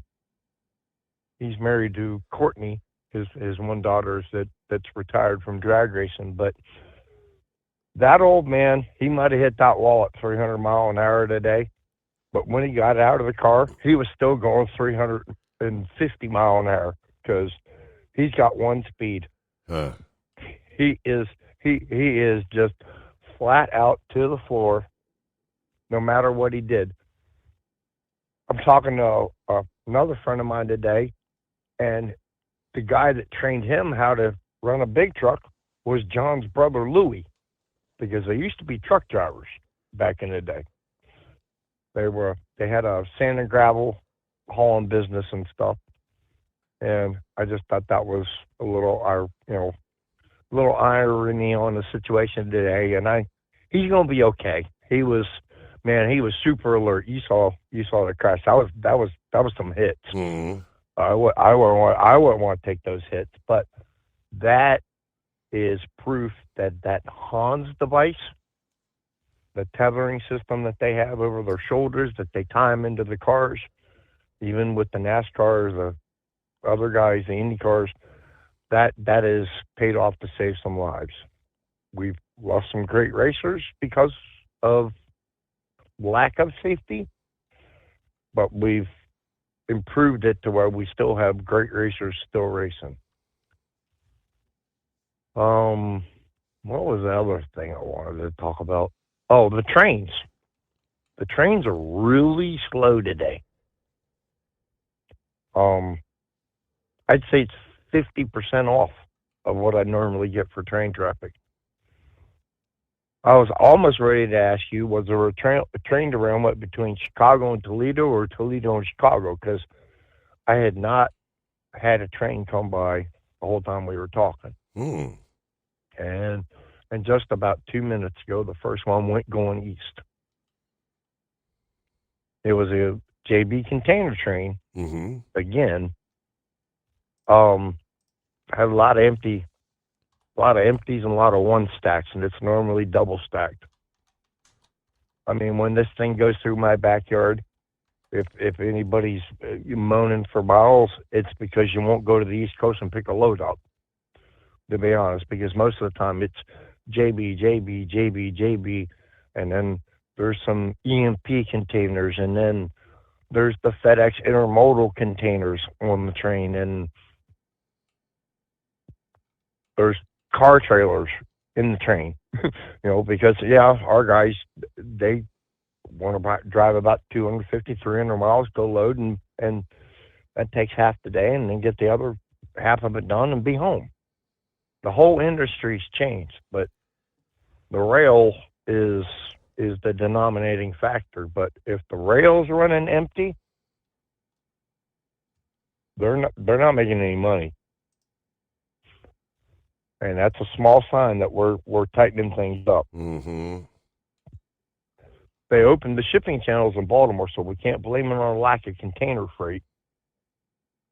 And that ship is sailing out today to go to Norfolk. Oh, really? I don't. The Dolly. Yeah, I don't know if you saw that. The Dolly. They have let 8 crew members go home off the ship to their country, and the rest of the crew members are going to be taken off the ship, but they're going to be kept in Baltimore for interviews. And then there's going to be another crew put on the ship today. Well, it was supposed to be midnight, according to Channel 2 in Baltimore and Channel 13, and it was going to sail out to go to Norfolk. Which I assume that's the Norfolk Naval Shipyard. Baltimore used to have a shipyard, but they turned that into a carport. That was the one that was south of the bridge. It's ironic that BMW and Mercedes were not disrupted during this. I do my Toyota dealer, I'm scared. I don't think he has an inventory. He got a delivery of a whole bunch of white Corollas and little white Tacoma pickup trucks. But nothing is on his lot like you or I would want to go buy. Mm. They're owned by a large conglomerate group now. This was something else that the news. The CDK software for the dealerships was hijacked on Wednesday, shutting car dealerships all over and the country. auto auctions down. And it was held for ransomware. It was another hacker. And it shut our car. And they're still having issues. They did say yesterday that some of it is coming back online, but they said it's going to take several days to get everything back up and running. Over the weekend, they said they were going to actually pay the ransom. That was the report. Because they're having to go back to the old school way of writing paper checks and filling out sales contracts right. with paper. And actually having to write down the truth. So that was interesting. That was a huge. I mean, it crushed these dealers. Sonic doesn't own 10 dealers; they own like 1,000. Sonic is the Smith family that owned the Charlotte Motor Speedway. That's them. So there's a lot of. They have a lot of marquee names on their dealerships, aka Jeff Gordon Chevrolet. He's not a Hendrick dealer. That's kind of funny, but they bought him out. Then you had Hendrick Automotive. I mean, they got shut down. These guys, they couldn't buy cars Wednesday, Thursday, or Friday. They couldn't wire money into the dealers. I actually got I missed one on Saturday. When I was in Kalamazoo loading up, I had one more car. I'm like, yeah, but they bought this one too. She said, well, there's no release for it. Nothing's been printed up. And luckily my customer, he's a great guy, Hugh. I love him. He responded to a text message and then called me on the phone. He says, well, I know I bought it. I know I wired them the money, I'm not going to say how much, to them for that car, along with the other 5 that you're getting that you can get. He says, that one's not showing up as sold. But my bank account's hat showing that I paid for it, and we had to leave it. So we hope that that gets worked out, but. That's a $25,000-$30,000 sale on that one unit. It goes to the auction people because he paid for the car, which in turn pays for the other people that were consigning the car. But if it's not able to be done, where'd the money go? Like he's saying, I know I bought it, but they're saying I didn't buy it. And because the system was hacked. It's proof that, to be honest, the best way to do business was pencil and paper. To have 15,000 dealerships around the country, all but shut down, unable to do transactions, all tied into one central, I guess, computer platform. It goes to show, we are at great risk by digitizing everything, being everything's on the internet. It's crazy that nobody realizes how much money was lost. Oh, right. Sales tax revenue, wages for the salesmen. I mean, those guys couldn't sell cars for 3 freaking days, is what they were basically telling me. And they, hopefully tomorrow they can, or this morning. What is it? Almost 4 a.m. The Strawberry Moon, Friday morning. It was the one time in my life I never got a picture of it, but coming out of Detroit, that was the biggest, hugest, most beautiful thing that I saw in my life. And they said it only happens every 18 years. Huh. So the one we saw Friday, going into Friday morning, that thing was huge. But man, it kicked up some fog because of all the temperature and us melting in our socks when we walked outside for the last week. I got down in Napoleon, Ohio, and it was so foggy. I just decided I was just gonna go take a nap like a bull hauler did, and I had enough time to get the rest of the run done and get home. I got home Saturday morning, but it was foggy, and I'd rather drive. I don't know about the rest of the guys, in a blizzard than driving fog. I get more tired trying to find stuff in the fog, because at least in the snow they turn the lights on. But that's about all I got. We had one train go by while we were talking. That's it. It's nice and quiet out here. They don't blow the horns no more. That's the one thing my mayor did, other than want to do a bypass on 35 up here, which he can't afford and he doesn't need. 35's not that busy up here. It's the same 35 that runs down through Ohio and all the way to West Virginia. It's not that busy up here. And I sent them pictures from all those other towns. I was like, you don't want to bypass it. Look what happened to the town. They died. And we just keep fighting that fight. So I'm just going to be Mr. Anti-Bypass. And anybody that wants to go to Ohio from Illinois, please come down US 35. Please come down with your straight pipes, because whoever that was that just came off the bridge with those 10-inch pipes about 45 minutes ago, man, that sounded good. That's how our truck's supposed to sound. All right. Oh, hey, hold on. Yeah. The other thing, your dad turned us on to a great young man that used to work on the Ohio toll road at the service plaza out there, Brady's Leap. And his name's Christopher. He was a special needs kid. He's got to be in his 40s by now. I ran into him on a post on an enclosed car hauler site, and he's still around, and you can tell that he's the way he types that it is him. It's not an AI bot. He's truckers t-shirts, which I probably think should be like XX hats, but he was the guy that always asked you for pictures of your truck when he was helping you clean your windows. And this goes back, 96, 97, 98, when I used to run that route hard.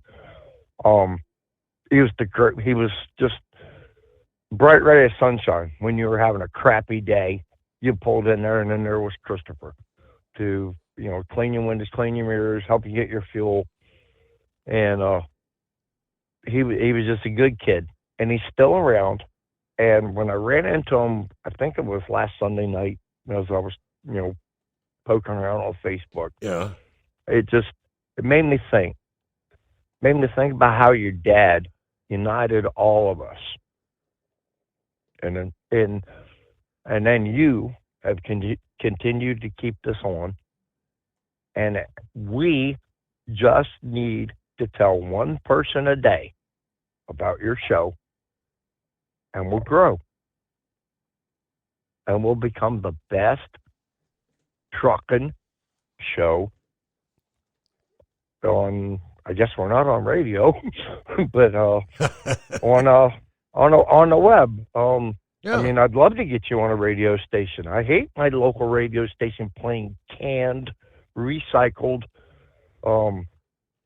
It's a country DJ called Rowdy. They got rid of the midday people. They can his show, and then at midnight, there's nobody at my local radio station. I could go down there right now and park my car in the front of the place, through the building, and it might be about 5 o'clock before somebody shows up, because nobody pays attention. The signal could go off the air. Nobody pays attention. But you get up every night, stay up all night with us, and keep us awake, even us that should be sleeping. And we thank you for that. We thank you for that, brother. You got it. And everybody be safe. God bless. And this debate is going to be great. We need to come up with a drinking word. What is going to be our go-to grab a skullbuster during the debate? How about Oh, fuck no. I'm sorry. You would be totally screwed if that would be the word, right? I mean, Joe Biden, 10 million times. I'm not going to work till like next Thursday after this debate. I think if that's the word. We might be hospitalized with alcohol intoxication, right? Thank you, Rubber Duck. That's funny. Jocelyn, got your email from Virginia. Several have been kind of questioned. This does not apply to the affiliates. We do have some affiliates out there, at least at the moment. But for the news breaks, USA Radio News, the last download we received from them was on the 18th of June. Yeah, I ran that for two or three consecutive nights, tried to figure out Josh. Josh with Hotshot Secret had reached out because he handles the technical stuff. We never got a response from him. I don't know if they've gone belly up. I do know that there had been litigation lawsuits between the former owner and what is the current owner of USA Radio News. Again, so we had to look for alternatives. And what we've got right now, it's not per se a British news outlet. It is a global nation, worldwide. So you're getting news, things that are happening in Russia, things that are happening here, things that are happening anywhere.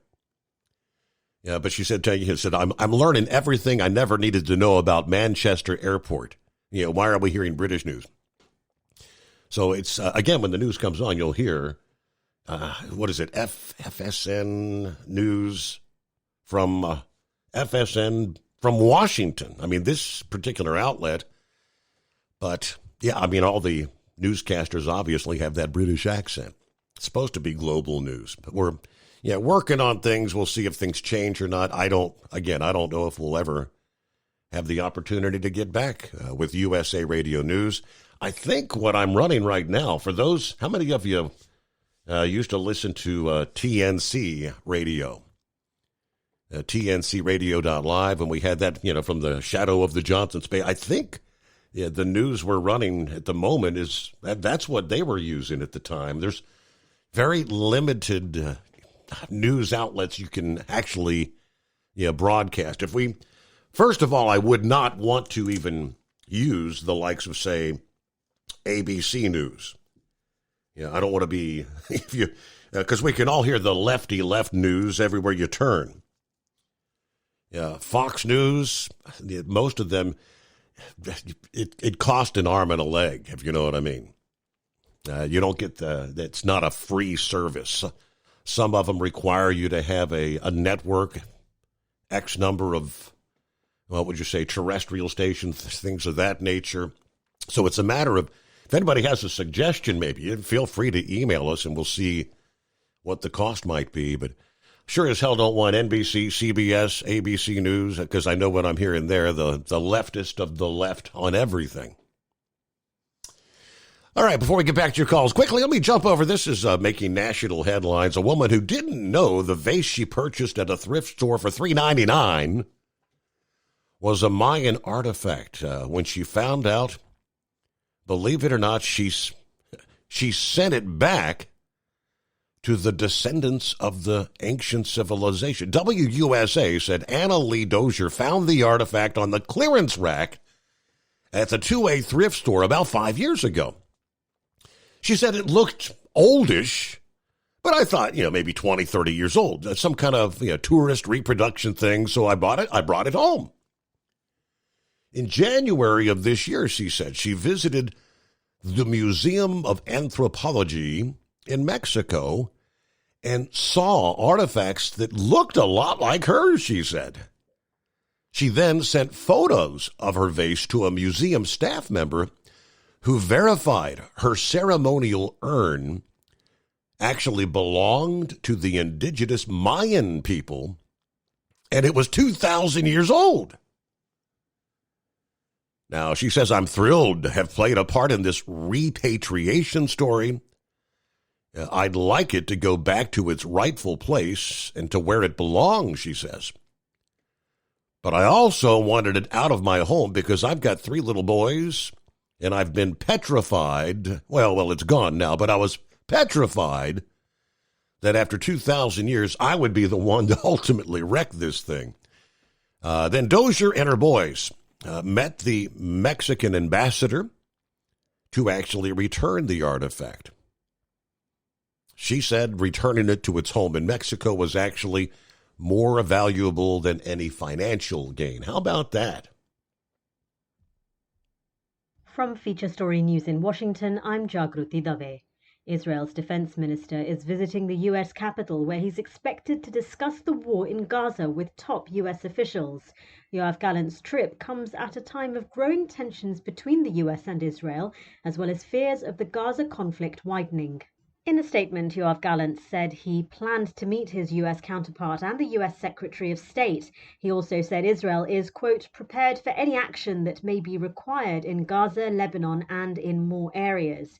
Hezbollah and Israel have been attacking each other across the Lebanese border, and it's causing alarm across the region of a spillover of hostilities. It's also a tricky time for US-Israeli relations. Israeli Prime Minister Benjamin Netanyahu has accused Washington of withholding arms and ammunition to Israel in recent days. And while the White House has described this as perplexing, it has been openly critical of Israel's strategy in Gaza and the growing civilian death toll. Dozens of flights have been cancelled at UK's Manchester Airport due to a power outage. Ollie Barrett has been following the story from London. Well, Manchester Airport saying that it hopes that on Monday things will start getting back to normal. The power failure that took place on Sunday really knocked out the ability to do things like move baggage through the airport, carry out security checks, and that meant therefore that at the terminals 1 and 2 of Manchester Airport, dozens of flights had to be cancelled. Thousands of passengers have been affected by all of this. Right at the start of the British summer holiday season, the boss of Manchester Airport has given a personal apology, has acknowledged the disruption that this has caused for many thousands of people. And it's been a year since the attempted rebellion against Moscow's military leaders by Yevgeny Prigozhin, the man who set up the mercenary Wagner Group. Dasha Chernyshova looks at the impact this moment had on the Russian government and its army.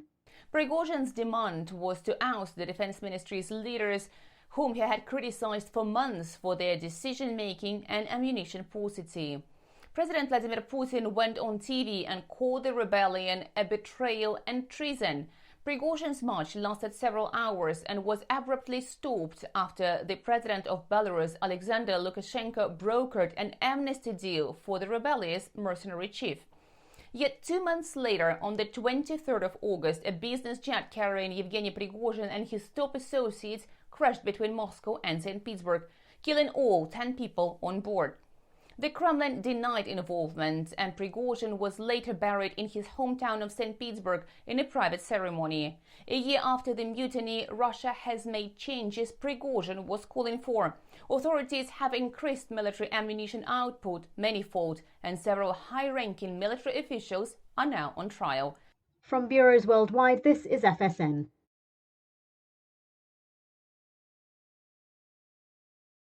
Ultimate comfort on the road. That's the Bostrom difference, and why so many drivers are upgrading their seats to Bostrom seating.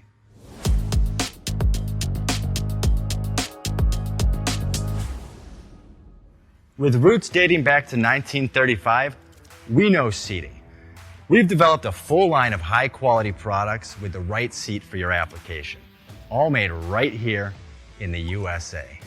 From our top-of-the-line Wide Ride Plus Certa for the long-haul driver to our entry-level Baja series for the vocational driver, we provide you with the comfort you deserve at the price point you're looking for. We know you're busy. You don't have time to search every distributor and dealership for the right seat, only to find the one you want won't fit in your truck. That's why we created BostromSeating.com. It's a complete seating solution. You can build the perfect seat with the features and options you desire, and we'll help you be certain it'll fit in your cab. Once you've built the perfect seat and have the part number in hand, you can shop pricing and availability. Our Where to Buy feature allows you to pick up a seat right where you are or anywhere along the road you'll be traveling.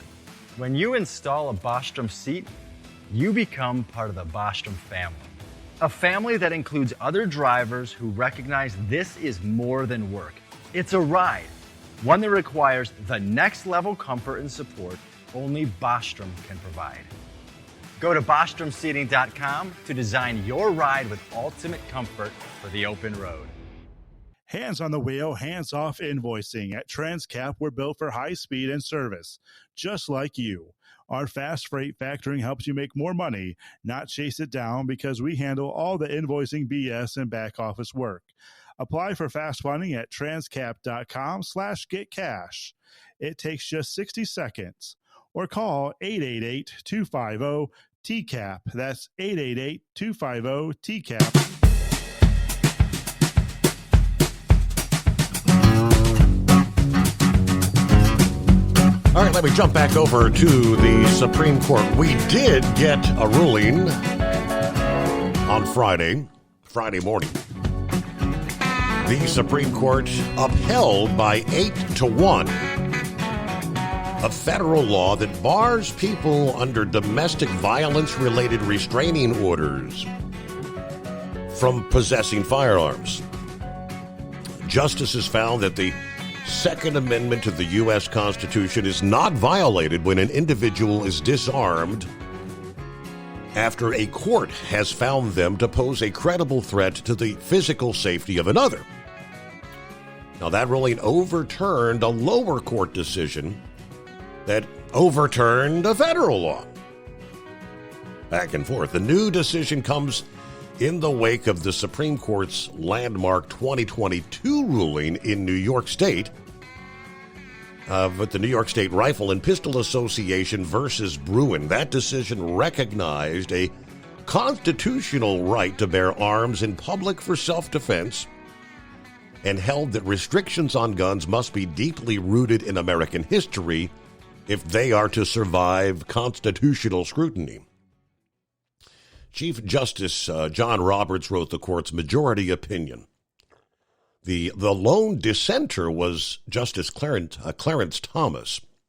But this was the case of the United States versus Rahimi concerning a February of 2023 ruling by the U.S. Court of Appeals for the Fifth Circuit that struck down 922G8 of Title 18 of the U.S. Code, a 1994 law that prohibits a person who's subject to a domestic restraining order from having a gun.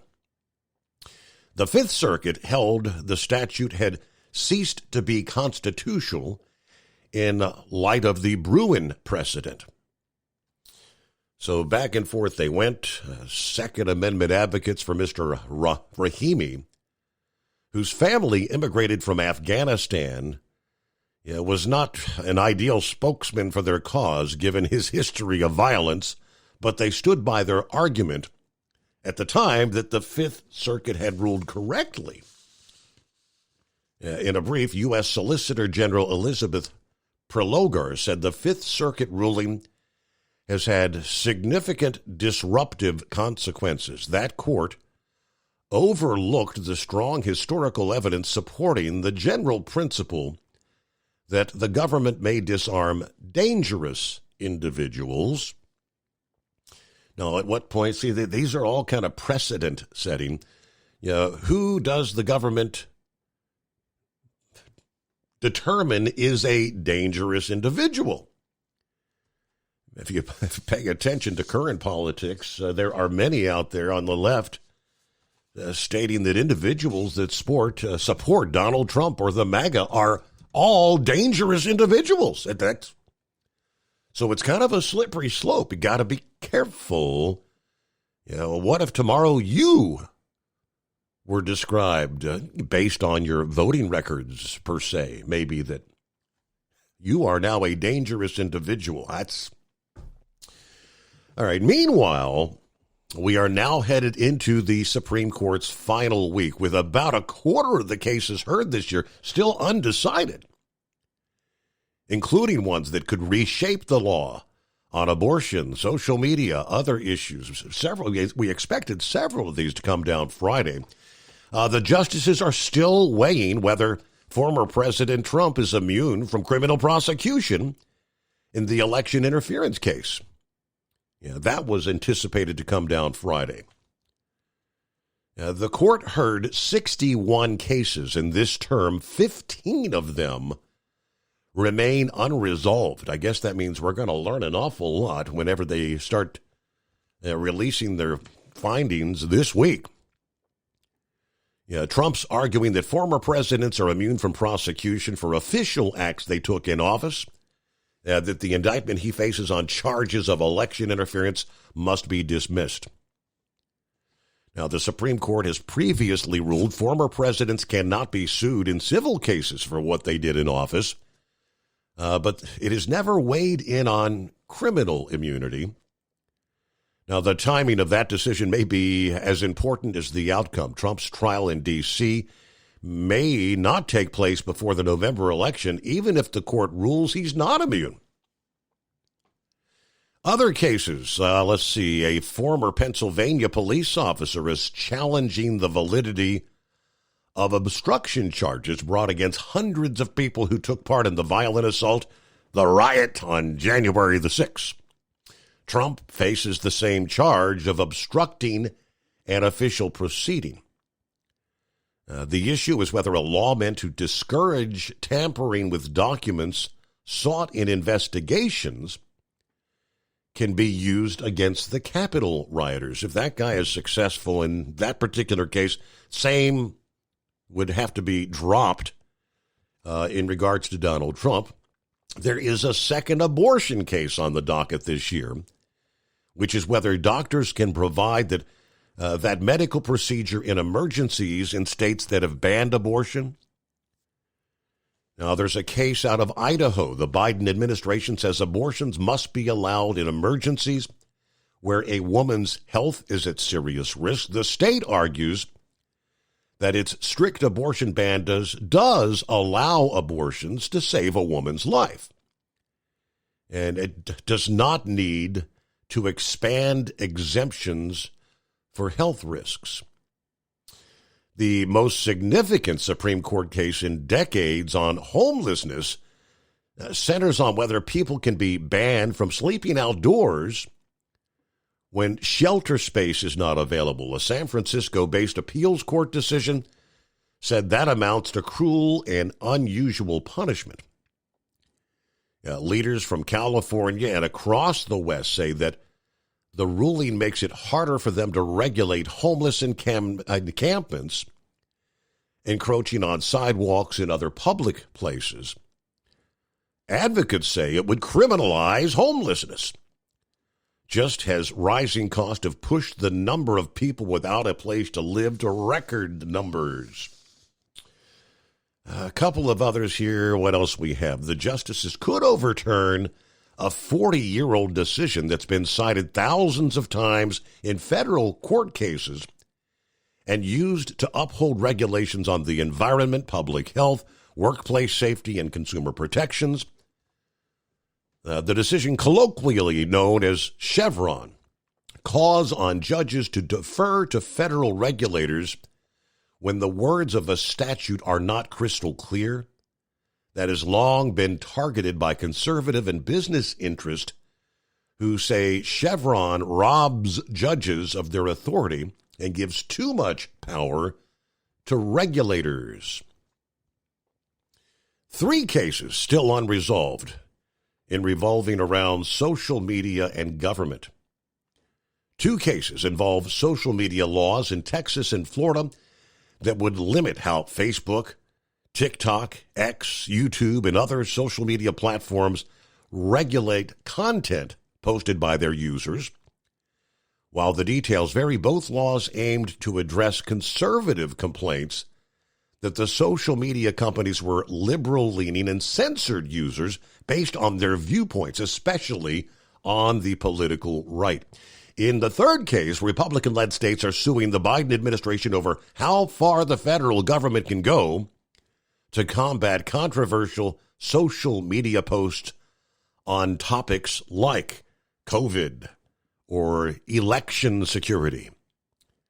A federal appeals court sided with the states in finding that administration officials unconstitutionally coerced these platforms to limit conservative points of view. There's a couple of others in the mix. Like I said, a total of 15. I guess it's going to be one after another this week. I don't know if do decisions come down daily or just on certain days of the week? I'm not really certain about that, but hey, we'll find out. Hey, Mike, what's going on? Morning, Your Honor. Trust you had a good weekend. Sounds like you had a good time out there at the air show. Hot. Yeah, buddy, it's been that way all over, I think. So, did have some rain showers there on the north side of the Macy-Dixie line, some decent rain showers up there yesterday. You know how you get this, and then you get the unsettled atmosphere, and you get the afternoon storms. But they got some decent rain up there for, whatever amount of time it did rain, and there were a few spotty showers south of Mason-Dixon, but not a whole lot compared to what they had the north side there up in Pennsylvania. So, didn't hear anything about any instant flooding or anything of that nature. Actually, things have been so dry here, I think, for the last 3, 4, 5 weeks. How long has it been since it's rained, Your Honor? That guy that was building the boat there last year, I think he's trying to sell air conditioners this year. He's run aground. Yeah. So anyways, there, the hay farmers aren't so happy, but they're doing pretty well getting their wheat in right now. They're out processing, getting all the wheat picked up, and hopefully get all that picked up. But the hay farmers there, they got their good first cutting in, and was kind of looking like, it was going to be an early year getting the first cutting in back in May down here, and they were really looking forward to maybe 4 cuttings of hay. But with the way it's going, the second cutting hasn't even really started growing a whole lot yet. So we're gonna have to see. They're hoping for 3 yet, but they might only get 2 cuttings of hay. So that'll really hurt the hay industry in our area anyway. So I don't know where prices will go, and a lot of our hay gets shipped down to Florida because they don't grow hay in Florida. Don't grow the grass to make hay. Anyways, I don't know. Where can we go with all this? So what else? I don't know. I had a couple things there. I can't remember now. That's pretty bad, Your Honor. Didn't get to talk to you here.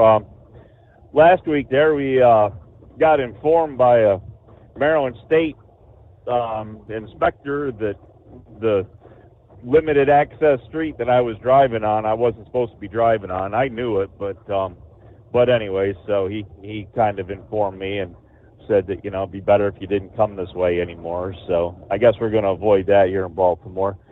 You're just talking about the homeless people. I just came through downtown. There's probably at least 2 or 3 dozen people out there wandering in the streets here at 10 minutes to 4 in the morning, quarter to 4 in the morning. And some of them are pulling suitcases around, Your Honor. I guess they'd be considered homeless, wouldn't they, if they're pulling a suitcase behind them? I don't know, probably. But yeah, it's still a fact of where to go. I know you guys were talking about with Colton, they're going into the pool. They extended the cooling center hours here up to like 7 or 8 p.m. in the city. So hopefully people are able to access that if they need to, if they're out there on the streets. But it's been pretty tough. I've about had enough of this. Somebody I guess was saying quit your bitching and showed a picture of snow on the highway there up to about the road signs, overhead road signs, and it's like, well, I could go for some of that right now. But anyway, so I think I don't know. Did you have some input? You thought you might have an answer to Rubber Duck's question about the trains? There you go. That was something. So with all this extended amount of time we've had the hot weather, rail has to be really careful this time of year with it being hot, and also in the middle of winter there when it's been extended periods of cold, because the rails actually expand and contract with temperature. Mm-hmm. So they gotta be real careful the amount of weight that they run on the rails. They actually leave joints in them because these rails, the sections of rails are really long. I don't know exactly, every area uses different lengths, but they can be half mile, 3/4 mile long sections of rail before they're jointed together. And they have to leave room for expansion and contraction for when they get hot and cold. So, but they do also limit the amount of weight that can be on them, and distance between trains. They limit that, and so they might, some of the difference in train traffic he's experiencing now might partially be because of that. Okay. But if you've ever seen pictures or look up pictures of rails that sometimes they'll look like spaghetti. Buckled. They'll be they'll pushing buckle. back and forth, buckling, and then you'll end up with a derailment, and then we end up with an East Palestine incident, and we don't need any more of that, right? Who was the guy that you said? We had someone, I can't remember if he emailed or he may have called in. I think he called in a few times. He worked the rails, and that was his job. He was out there inspecting hundreds of miles of railroad tracks every day or every night. Yep.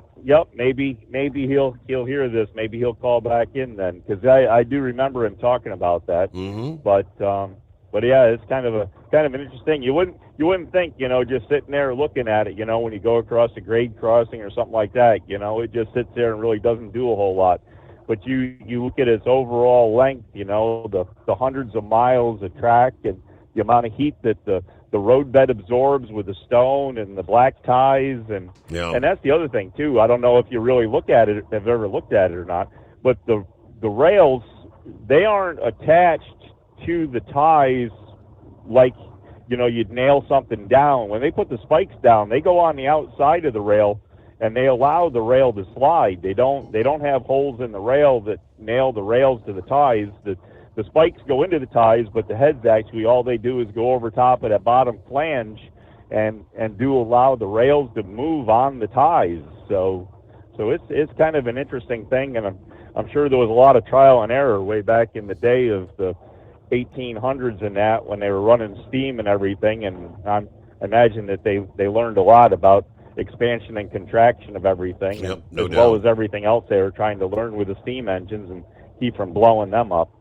But and then not getting caught by the train robbers there, having to deal with the Jesse Jameses and that. But I don't know, where did that go? I had to write it down. Anyways, I hope the few terrestrial stations you had didn't just go away with that conversation. But anyways, I don't know. We'll see what we got going here. Hopefully things come back around for the USA News. I think you're correct though on the news. Tom Kelly with now TNC. I believe it is the same one that they used to play there. So, because I used to listen when we were having some app issues, I used to switch over to theirs and listen to them on theirs. And of course, at daytime we used to listen to them quite a bit too. So, anyways, I don't know. Other than that, not a whole lot going on. Kind of looking forward to maybe the heat wave coming to an end here pretty quick, and things kind of going back a little bit more normal. Got a bunch of parades this weekend to do. Getting ready for the 4th of July week coming up. Kind of messed up having 4th of July on Thursday, Your Honor. People can't decide whether they want their parades the weekend before, the weekend after, the day of. Yeah. We got them scattered all over the place. But this upcoming week, up here in the York, PA area, the Budweiser Clydesdales East Coast Hitch is going to be right there in the York area all week long. So if anybody's interested in the York area, wants to see the Budweiser Clydesdales, they're going to be out and about in a whole bunch of places. Maybe I'll see if I can that overnight drive page there I usually post to, or maybe I can even get it to your page. But I got a picture that lists the schedule of dates and times, and they're going to have places with the hitch, and they're going to also have places that it's just going to be a meet and greet with one horse. So they'll be out and about all week, though, as I say, in the York area all the way up through next weekend. So we'll see if I can get that posted up there somewhere, and everybody can get out and see them if they'd like to. So But other than that, and we'll have to keep you informed at the end of the week about the parades, and then we'll let you go with that and see what other things you can get into. It's time for you to do your due diligence, Your Honor. All righty. Well, thank you, Horse Feathers. Thanks for checking in on a Monday. I believe it was Friday morning. I had shared the story, which could have been a much worse outcome. The woman that was in her Tesla vehicle that was supposedly fully charged, she gets in and suddenly it's dead. Recall that story? Now, I think she was still in her garage at the time. Ultimately, after calling a friend who came over to her house and could not open the door from the outside, and she's on the inside, and she ultimately, she had her cell phone, and she was able to call Tesla, like customer support, and they had to explain to her that there was kind of a hidden latch inside the vehicle where she could unlock and open the door. She ultimately did, and I think I said at the time, now, had she been out in the middle of a heat wave in the blazing sun and stuck in that vehicle, it would not have taken long at all. She wouldn't have had time. She would have never lived long enough to call a friend to come over and try to let her out. She would have had to call, probably 911. The authorities, I guess, firefighters probably would have had to bust a window out. It's a similar scenario. When the battery on a Tesla dies, the interior can be little more than a giant oven for someone trapped inside. This is the case, separately from the one I shared late last week, of an Arizona woman. Renee Sanchez recently learned how quickly owning an electric vehicle can turn into a horrifying experience on a scorching Arizona day, as the Scottsdale woman planned to take her 20-month-old granddaughter into her car seat for a trip to the Phoenix Zoo. I closed the door, went around the car, get in the front seat, and my car was dead. I couldn't get in. My phone key wouldn't open it. My card key wouldn't open it. The Tesla did the unthinkable to both the mother and the daughter. It locked the little girl inside with no way to release her. Now, in that scenario, here we are in the blazing Arizona sun. She called 911. Firefighters responded, and when they got here, the first thing they said, it's a Tesla. We can't get in these cars. And I said, I don't care if you have to cut the car in half, get my daughter out. Now, firefighters took an axe to the window, taping it first to minimize flying glass. As this process played out, the toddler began to panic. Mom said she was okay for the first few minutes, but as soon as the firemen came and all the commotion started, the windows getting broken into, she started crying. She was obviously very scared. Eventually, the girl was pulled free. After I knew she was safe, then the anger set in.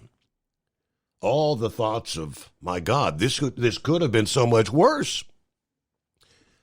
Although Tesla is supposed to give owners a warning when the battery is ready to die, Sanchez says the Tesla service department backed her up that she did not receive one.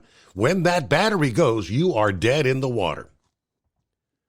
She said, I'm now reconsidering my faith in Tesla. I give Tesla props. When it works, it's great.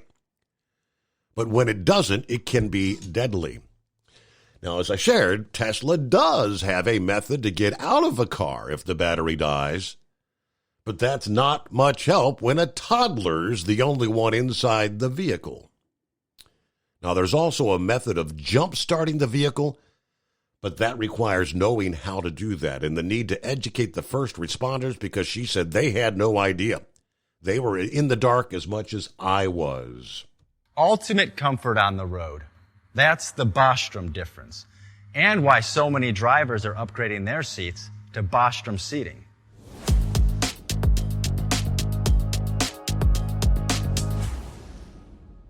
With roots dating back to 1935, we know seating. We've developed a full line of high-quality products with the right seat for your application, all made right here in the USA. From our top-of-the-line Wide Ride Plus Certa for the long-haul driver to our entry-level Baja series for the vocational driver, we provide you with the comfort you deserve at the price point you're looking for. We know you're busy. You don't have time to search every distributor and dealership for the right seat, only to find the one you want won't fit in your truck. That's why we created BostromSeating.com. It's a complete seating solution. You can build the perfect seat with the features and options you desire, and we'll help you be certain it'll fit in your cab. Once you've built the perfect seat and have the part number in hand, you can shop pricing and availability. Our Where to Buy feature allows you to pick up a seat right where you are or anywhere along the road you'll be traveling. When you install a Bostrom seat, you become part of the Bostrom family. A family that includes other drivers who recognize this is more than work. It's a ride, one that requires the next level comfort and support only Bostrom can provide. Go to BostromSeating.com to design your ride with ultimate comfort for the open road. Hands on the wheel, hands off invoicing. At Transcap, we're built for high speed and service, just like you. Our fast freight factoring helps you make more money, not chase it down, because we handle all the invoicing BS and back office work. Apply for fast funding at transcap.com/getcash. It takes just 60 seconds. Or call 888-250-TCAP. That's 888-250-TCAP. And mention Steve Summers Overnight Drive. From Feature Story News in Washington, I'm Jagruti Dave. Israel's defense minister is visiting the U.S. Capitol, where he's expected to discuss the war in Gaza with top U.S. officials.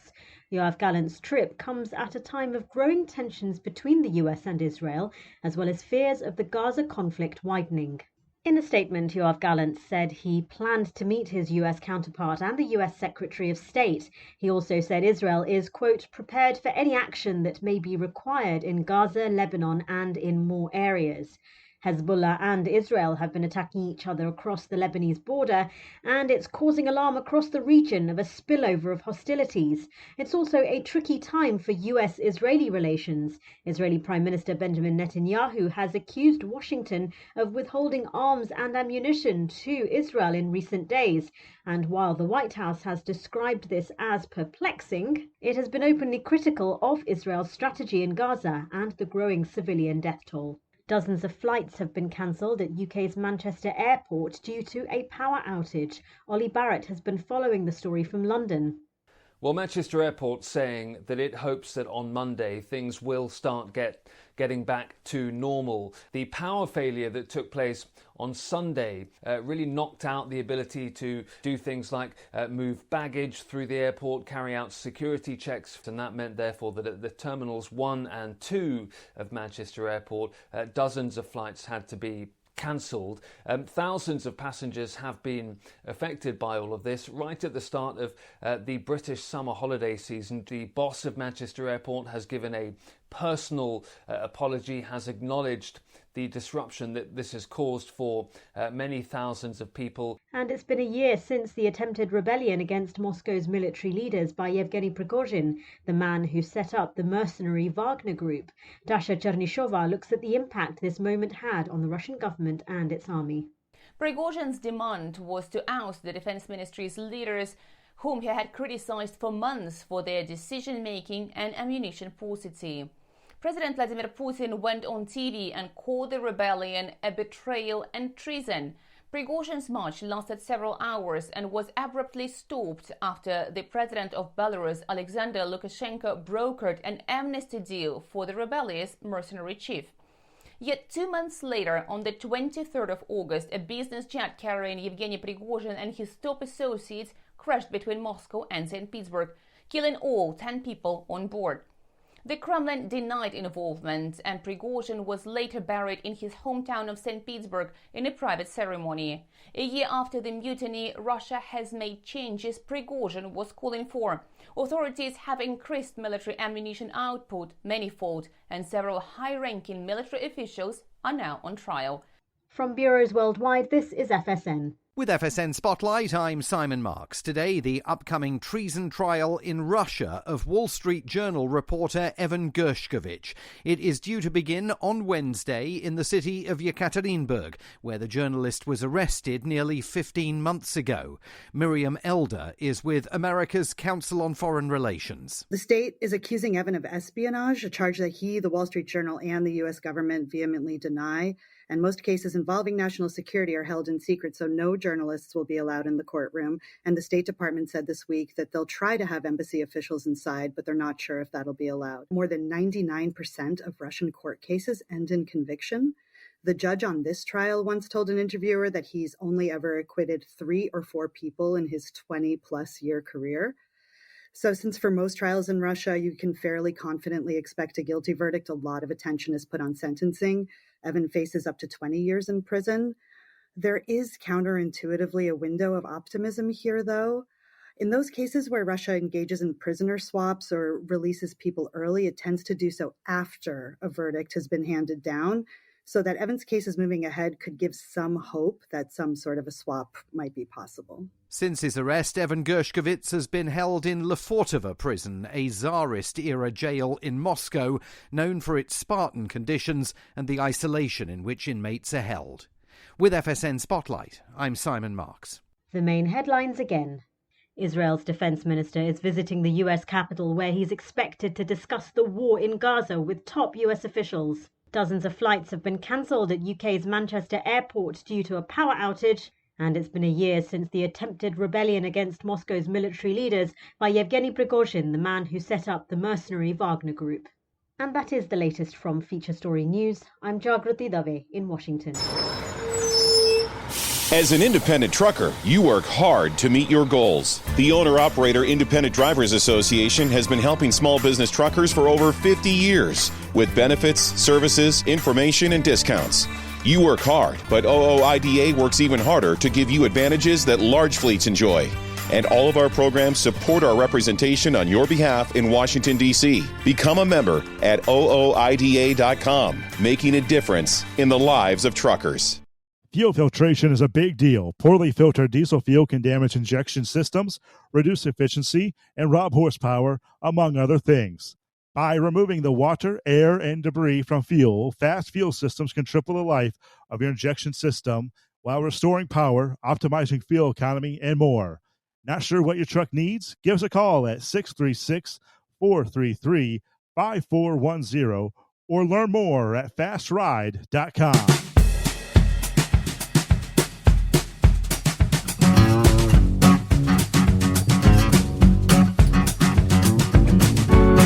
What do you say? Let's get that final hour underway. On a Monday, 24th day of June. Trust you had a good weekend. Yes, we settled in. It's back to the old grind. I mentioned the Supreme Court ruling last hour, the 8-1 on the guns, domestic violence, and Pappy said that was the Brady bill that allowed convicted domestic violence or under a protection order to be prohibited to possess a firearm. So sounds like the courts overturned that at some point. Now, I'm just thinking, hey there, Steve, you don't lose any other constitutional rights if you're a convicted felon. Do you lose your right to free speech? Your Fourth and Sixth Amendment rights? Search and seizures? Okay, very interesting. Like I said, so the government makes the determination who is a dangerous individual, right? Hello to Steve in Columbus. On board for the new week. Good morning, Steve. All the listeners, the weekend went by way too fast, as usual. We did carry out our plans of a do-nothing weekend, though. Stayed at the house just about the whole time. It was kind of a nice change from the normally busy weekend. Here we go. Got everything ready to go. Headed to town, see what the day brings us. Hopefully, maybe a bag of cash falls out of a dumpster. Yeah, wouldn't that be? We could only wish, right? Everybody enjoy the day.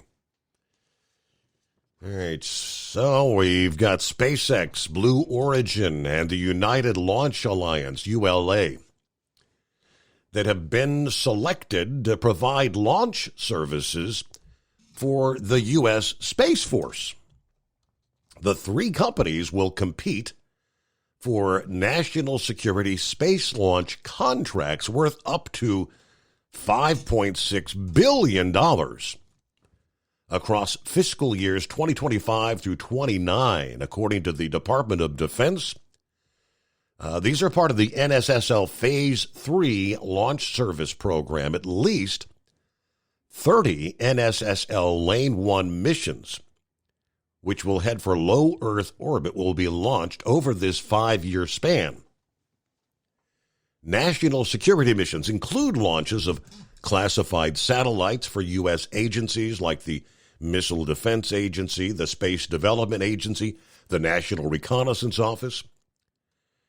Contracts for NSSL Launch Phase 3 Lane 2 missions will be awarded at a later time. These missions will use heavy lift rockets to target more challenging orbits. Notably, the newly announced selection marks the first time that Jeff Bezos' Blue Origin has been picked for national security launch contracts. The company has long targeted attaining these contracts, but was not successful with an NSSL Phase 2 bid, despite an appeal.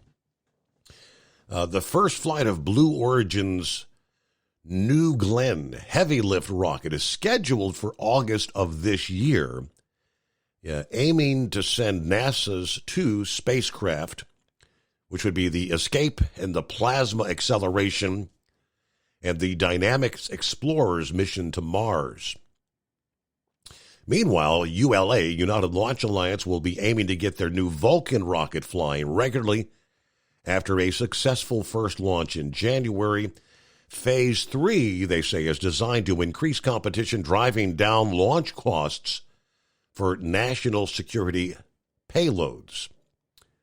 The contract notice stated that 7 offers were received for the competitive acquisition, the next opportunity for launch companies to secure national security launches will come in financial year 2025. So I guess Blue Origin's happy about being part of the mix now, along with SpaceX and the United Launch Alliance.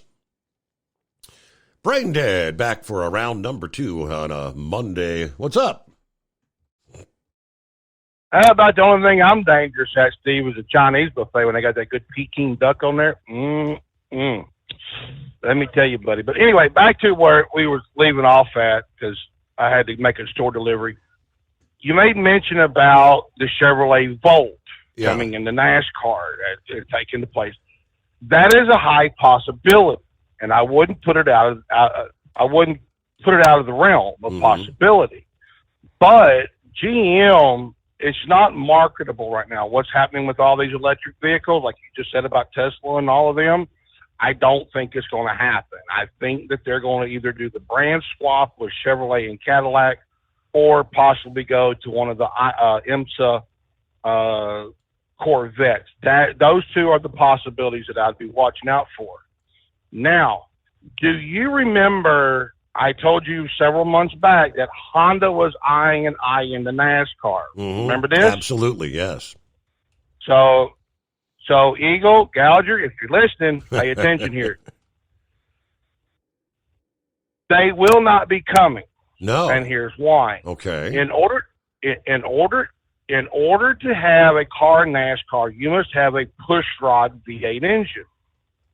Now, you also must have a production car. When you look at it, you've got the Camry, you got the Mustang.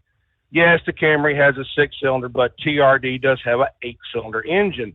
That's how they're able to kind of skirt around that whole little bit of effect.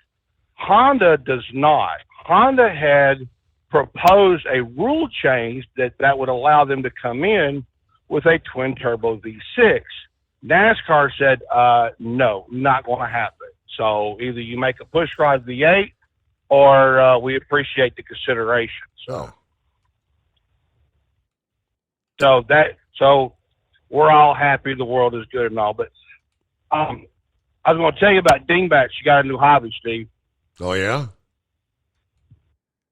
We there's no hope for this child. I don't know where she came up with this. I imagine I got two people in mind where she got this idea from. What she's doing, Steve, is she's going to our local Kroger and our local Walmart. She's finding all those Teslas and Priuses. Yeah. She's putting a bumper sticker on the back. She's putting a bumper sticker on the back window that says "I love fossil fuels," and watch them come out to their car and see their heads explode. Bite me. There you go. There's Brain at 13 past the hour. All right, lines available at 844-844-3388. Yeah, might as well touch on, I had a couple of space-related items. I just shared the launch contracts being divvied out. I've been seeing a lot of these social media posts. They keep talking about, and you're seeing it in the news and whatnot, about this going to be visible to the naked eye, this once-in-a-lifetime event that's going to happen very soon. It's not often that there are celestial events that are visible on Earth with the naked eye. However, such a cosmic, once-in-a-lifetime event will happen again very soon, despite taking place some 3,000 light years from the Earth. Now, I'm thinking, anything we're seeing, the speed of light is as fast as it goes, right? It's the speed of, if it's 3,000 light years away, to see it here, it's light that had to occur 3,000 years ago. Yeah, the otherwise Blaze Star, or TCRB, the T Coronae Borealis, a binary system situated in the northern crown some 3,000 light years from Earth. It is a red giant and a white dwarf, a dead star about the size of planet Earth. The first recorded sighting of the TCRB nova was in 2017. They explain through relentless gravitational pull, the white dwarf strips hydrogen from the ancient red giant, which causes a buildup of pressure and heat. Once there's a critical level of pressure on the white dwarf, it triggers a massive thermonuclear explosion.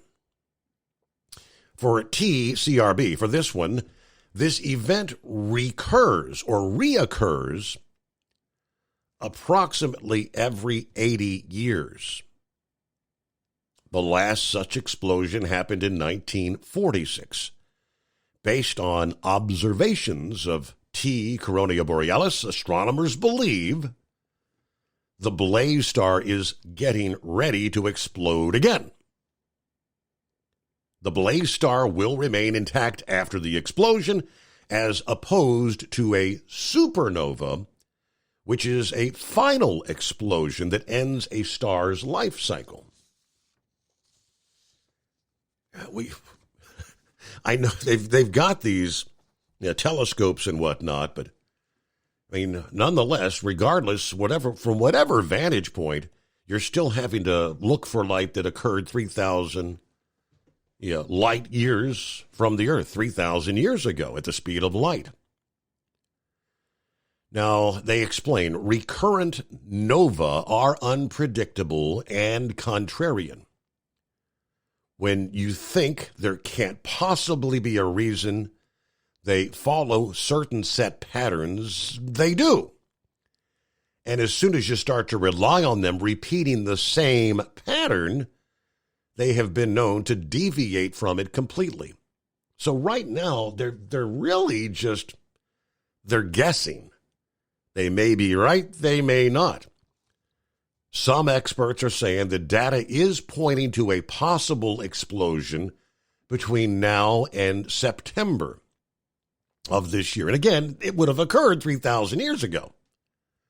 Now, an assistant research scientist specializing in nova events at the Goddard Space Flight Center in Maryland says, it is a once-in-a-lifetime event that will create a lot of new astronomers out there, giving young people a cosmic event they can observe for themselves, ask their own questions, and collect their own data. It will fuel our next generation of scientists, they say. But the event is expected to be visible by the naked eye and about the same brightness as the North Star. It'll be visible to the naked eye for less than 1 week's time. And they're trying to explain where to look. I mean, if and when, because it may or may not. It's not a guarantee, but just based on the science that this has happened pretty consistently every 80 years, it may or may not. Okay. It is the Steve Summers Overnight Drive, live from the Hot Shot Secret Studios. Hey, Kenworth owners, is your AC and heating performing poorly with little airflow in the cab? Soaring Eagle HD Truck Parts is here to solve your worries. Offering aftermarket replacement HVAC boxes in stainless steel with high output blowers receiving 50 to 100% better airflow, guaranteed. Not only that, but they also manufacture many other aluminum and stainless steel storage accessories. Check out their website at www.soaringeaglehd.com or call toll-free 1-833-455-2473. Serving you yesterday, today, and for the future. Keep your gas-powered engines running like new? Stable's proprietary formulas are proven by third-party testing to outperform the competition in keeping fuel fresh, preventing corrosion, and cleaning the entire fuel system. With Stable, you can have confidence you are doing the right thing for your engine's long-term health. Just pour into your gas can or fuel tank, then top off with fresh fuel. At every fill-up or when you store, start with Stable. Available where fuel additives are sold. At Hot Shot Secret, we share the science behind common diesel problems and their solutions. For example, Diesel fuel cetane levels. in many states, the cetane rating in diesel fuel is 42 to 45. Most diesel engines operate more efficiently with a cetane rating of 48 to 50. One treatment of Hot Shot Secret Diesel Extreme will raise your cetane 7 points, increase fuel economy, and improve cold starts. Due to a cleaner burn, there are less hydrocarbons and particulate matter in your exhaust. This reduces the blockage of your diesel particulate filter. Using Diesel Extreme generates 83% less DPF regeneration. The 6-in-1 Diesel Extreme formula also includes the most concentrated detergent on the market, lubricity enhancer, water demulsifier, rust and corrosion inhibitors, and a fuel stabilizer. Hot Shot Secret Diesel Extreme is available nationwide at truck stops, Fine Farm and auto stores, and online at hotshotsecret.com. Hot Shot Secret, powered by science. Doc's Diesel is your one-stop online shop for diesel filter maintenance. Genuine quality, third-party tested filters for Cummins, PowerStroke, Duramax, and EcoDiesel trucks. Doc's cuts out the middleman and those pesky markups you often find from OMEs, dealerships, and parts stores. We make ordering easy with filter kits, subscriptions, and even dealer sign-ups if you have a fleet. Purchase your filters at www.docsdiesel.com and receive 10% off when you use code SUMMERS10. Doc's Diesel, your one-stop shop for diesel maintenance. And now, back to the Steve Summers Overnight Drive, live from the Hot Shot Secret Studios.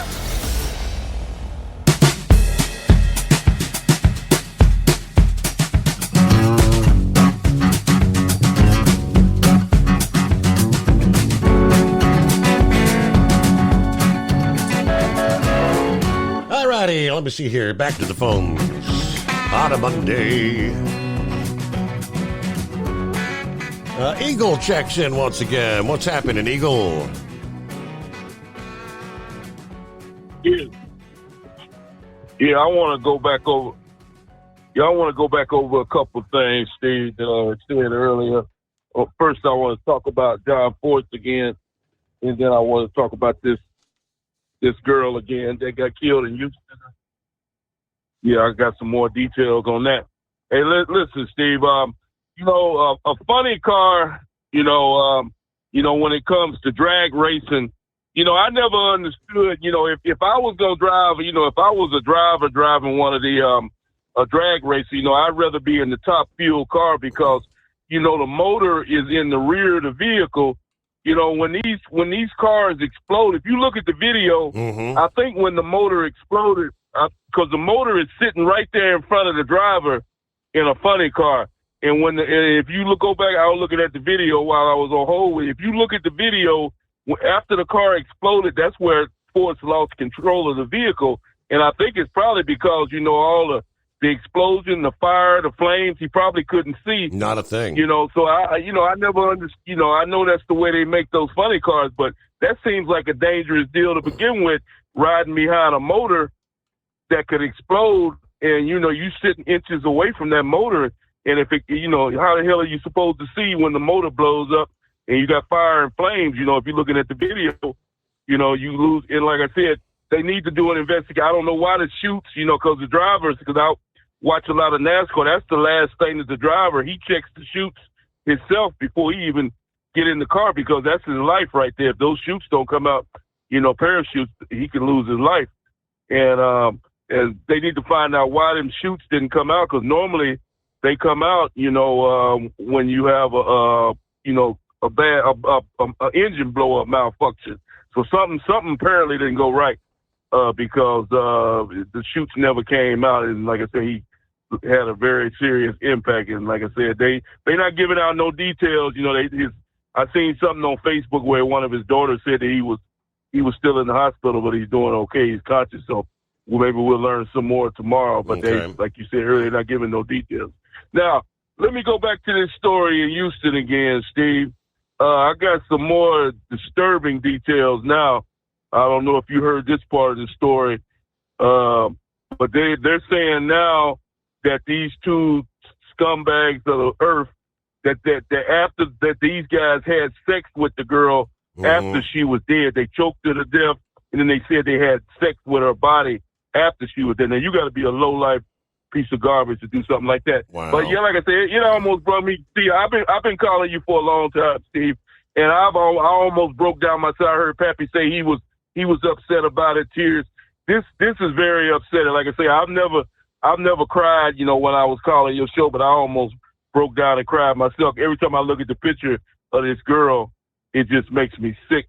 Cause like I said, I don't have, I have a son, but I don't have no daughter. But I had a sister, and like I said, I grew up in that same exact location, almost to the street where this girl was killed at, where I grew up at. And all these names that they're naming on TV where this girl's body was found, I know that exact damn location, and it's really a damn shame. Like I say, every time I look at the photograph of that girl, it just stuff sickening. This girl, 12-year-old innocent girl, is now no longer with us. Now, here's how it goes, Steve, with the immigration deal. These people, Steve, these guys here, they don't even deserve it. Like I said, I wish, like I said, it's not going to do no good to deport these people back to Venezuela, these two clowns. They're going to have to put these people in jail here in the U.S.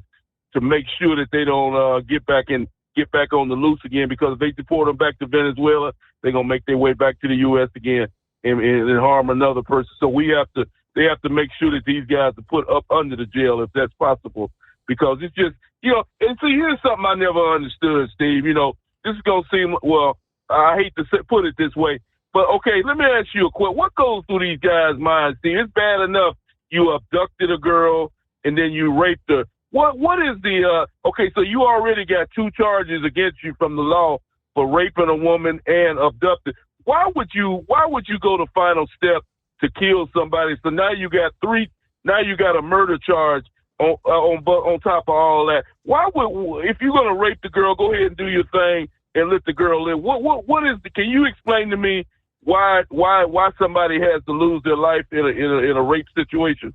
Can you understand that? Well, Eagle, I mean, the short answer would be dead people can't testify. Dead people can't give a description of what you look like. Dead people can't talk. They thought they were burying the evidence that no one would find out who they were. Well, here's how stupid these guys were, Steve. The reason, let me tell you that's what I wanted to call you. The reason why they caught these 2 idiots is because they was on surveillance. The girl went to a 7-Eleven store in Houston, and they got the video of her talking to these 2 clowns in the store, and somehow they lured her. I don't know what they told her, but somehow they talked to her in the store, and she left the store with these two individuals, and that's how they found out who these guys were. They saw them on a surveillance video from the convenience store. So I'm just glad these two guys are off the street. And unfortunately, Steve, before I end this phone call, we got them two guys off the street. But unfortunately, as we speak right now, there's some more guys walking into the USA with the same bad intentions as these two guys right here. That's the sad part about the whole deal. And I thank you for taking my call tonight. And he is 100% correct. All right, we'll get a news break in here. What do you see? Clear lines, and we'll come back after the news break. It is 844-844-3388. Kicking off a brand new week, the Steve Summers Overnight Drive. From Feature Story News in Washington, I'm Jagruti Dave. Israel's defense minister is visiting the U.S. Capitol, where he's expected to discuss the war in Gaza with top U.S. officials. Yoav Gallant's trip comes at a time of growing tensions between the U.S. and Israel, as well as fears of the Gaza conflict widening. In a statement, Yoav Gallant said he planned to meet his U.S. counterpart and the U.S. Secretary of State. He also said Israel is, quote, prepared for any action that may be required in Gaza, Lebanon, and in more areas. Hezbollah and Israel have been attacking each other across the Lebanese border, and it's causing alarm across the region of a spillover of hostilities. It's also a tricky time for US-Israeli relations. Israeli Prime Minister Benjamin Netanyahu has accused Washington of withholding arms and ammunition to Israel in recent days. And while the White House has described this as perplexing, it has been openly critical of Israel's strategy in Gaza and the growing civilian death toll. Dozens of flights have been cancelled at UK's Manchester Airport due to a power outage. Ollie Barrett has been following the story from London. Well, Manchester Airport saying that it hopes that on Monday things will start getting back to normal. The power failure that took place on Sunday really knocked out the ability to do things like move baggage through the airport, carry out security checks, and that meant therefore that at the terminals 1 and 2 of Manchester Airport, dozens of flights had to be cancelled. Thousands of passengers have been affected by all of this. Right at the start of the British summer holiday season, the boss of Manchester Airport has given a personal apology, has acknowledged the disruption that this has caused for many thousands of people. And it's been a year since the attempted rebellion against Moscow's military leaders by Yevgeny Prigozhin, the man who set up the mercenary Wagner Group. Dasha Chernyshova looks at the impact this moment had on the Russian government and its army. Prigozhin's demand was to oust the defense ministry's leaders, whom he had criticized for months for their decision-making and ammunition paucity. President Vladimir Putin went on TV and called the rebellion a betrayal and treason. Prigozhin's march lasted several hours and was abruptly stopped after the president of Belarus, Alexander Lukashenko, brokered an amnesty deal for the rebellious mercenary chief. Yet 2 months later, on the 23rd of August, a business jet carrying Yevgeny Prigozhin and his top associates crashed between Moscow and St. Petersburg, killing all 10 people on board. The Kremlin denied involvement, and Prigozhin was later buried in his hometown of St. Petersburg in a private ceremony. A year after the mutiny, Russia has made changes Prigozhin was calling for. Authorities have increased military ammunition output manifold, and several high-ranking military officials are now on trial. From bureaus worldwide, this is FSN. Increase fuel economy up to 7.9% with Hot Shot Secret Gasoline Extreme. The solution to maximize your engine's performance and fuel economy. Whether you're driving a sports car or a daily commuter, Gasoline Extreme is specially formulated with PEA to deep clean. Don't settle for an average driving experience. Upgrade to Hot Shot Secret Gasoline Extreme and go further on each tank. Order now on Amazon or HotShotSecret.com. Hot Shot Secret. Powered by science. At Hot Shot Secret, we share the science behind common diesel problems. For example, ultra-low sulfur fuels. Fuel has two purposes, combustion and lubrication. Ultra-low sulfur fuels have diminished the fuel's ability to lubricate. Hot Shot Secret Everyday Diesel Treatment with LX4 restores lubricity, protects your engine, and optimizes performance. Everyday Diesel Treatment is available at truck stops, Tractor Supply, O'Reilly's Auto Parts, and online at HotShotSecret.com. Hot Shot Secret. Powered by science.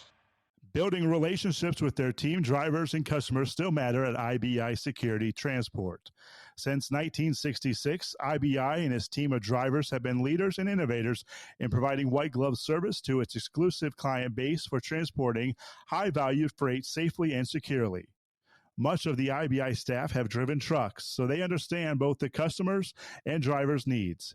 If you're seeking a career that values you as a person, not just a number, and offers great benefits and good home time, then IBI is the place for you. Call 800-582-5912 to discover why we are the leaders in team freight and start building a relationship with you.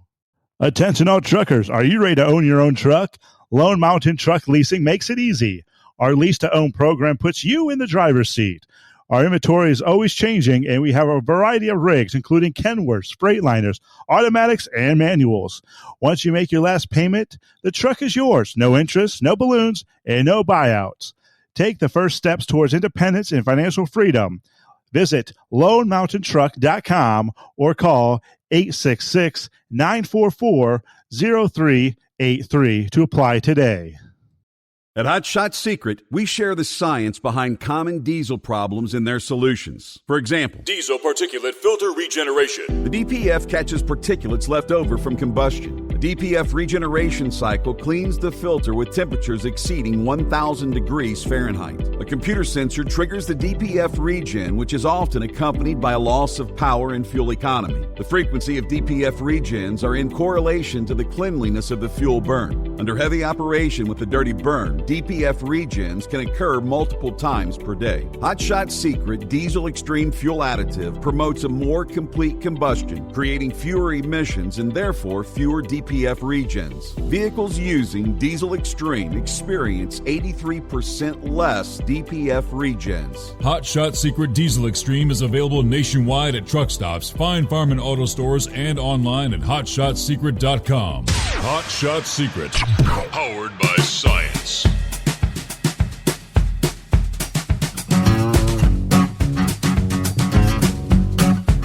All right, let me see here. As Pappy mentioned earlier, yes, it is debate week. Of course, Joe Biden is at Camp David. He's doing debate prep.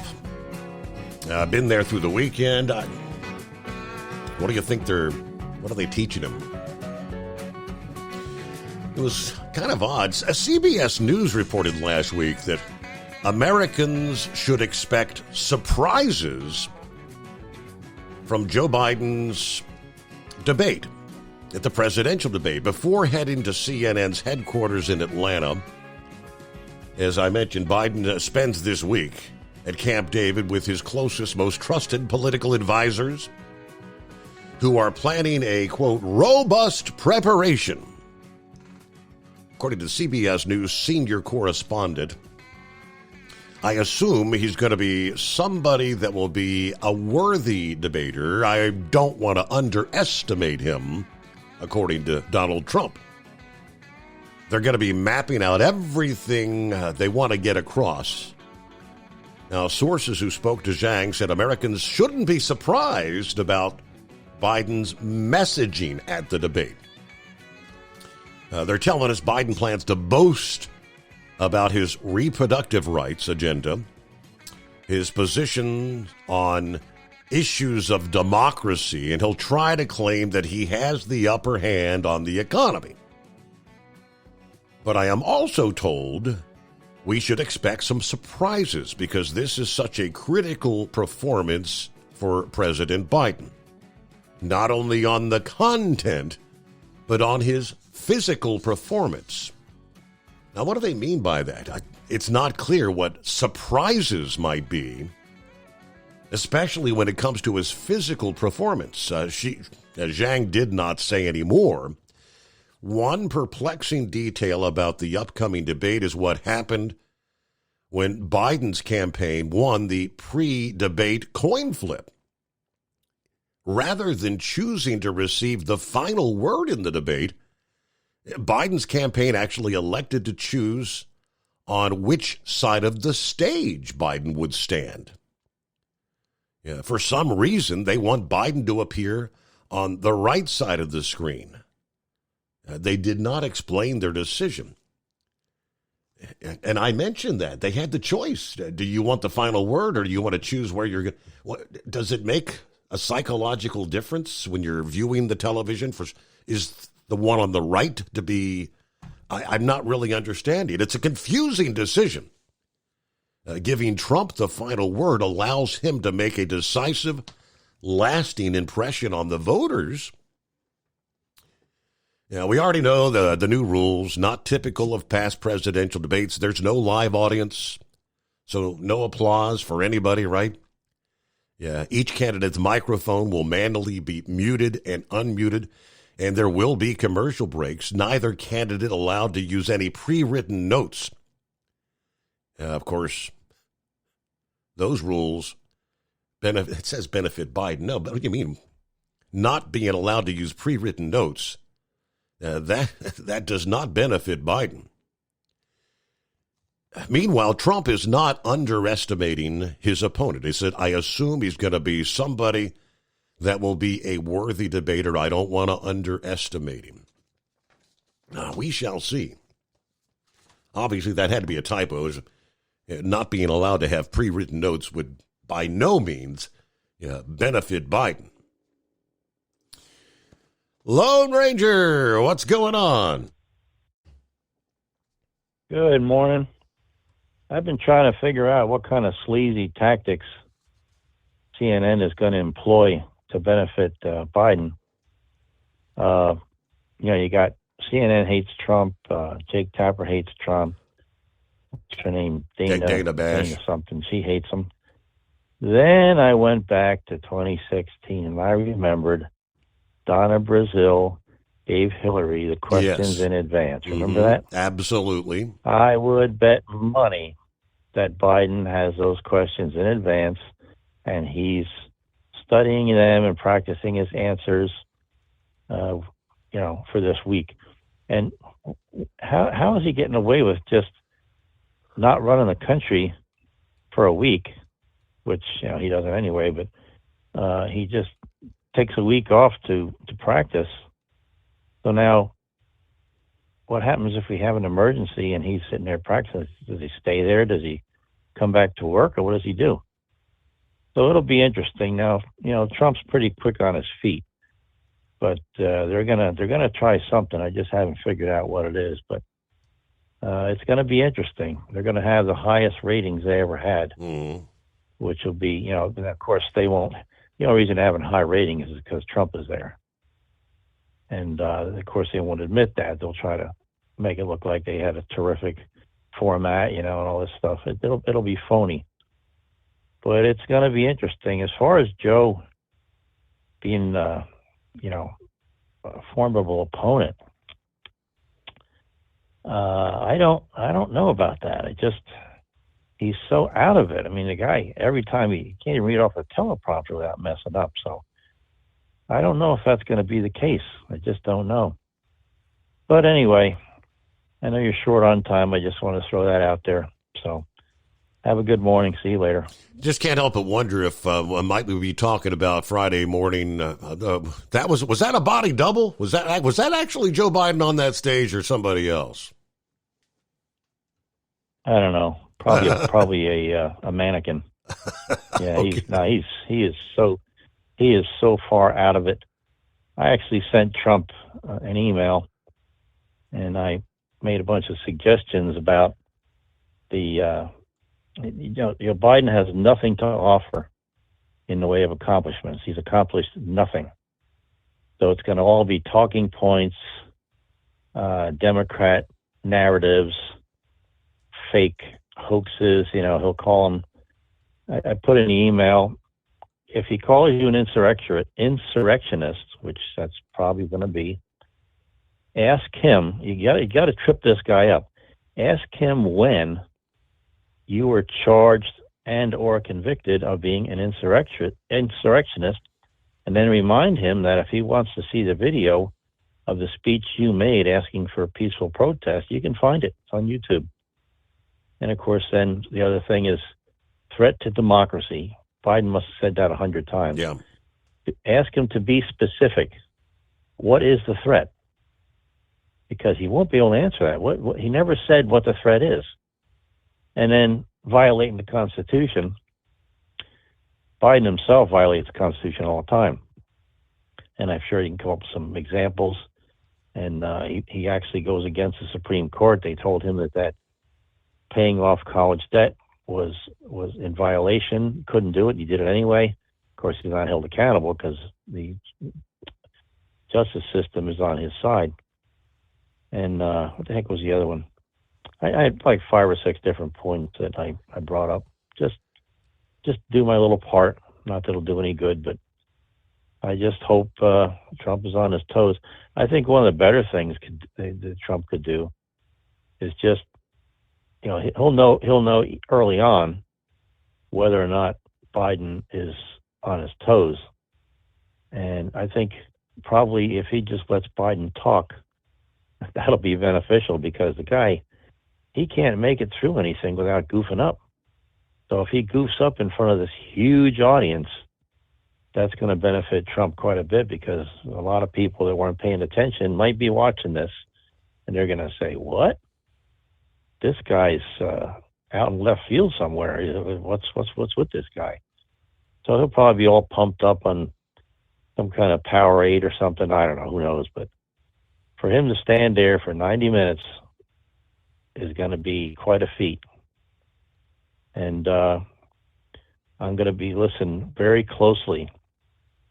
Remember when, what was the guy's name that was sleeping with the Chinese spy?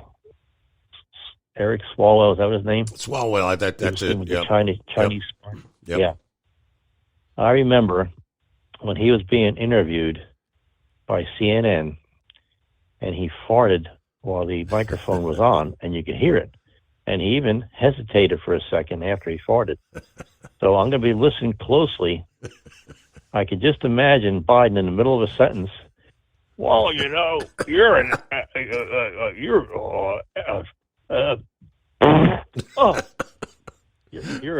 loading you're his this, diaper. you're that. I'm waiting for the sound. I'm waiting for the sound. One big trouser cough would just make my day. Really make my day. Oh my! So that's all I have. I'll see you later. Hey, thanks, Ranger.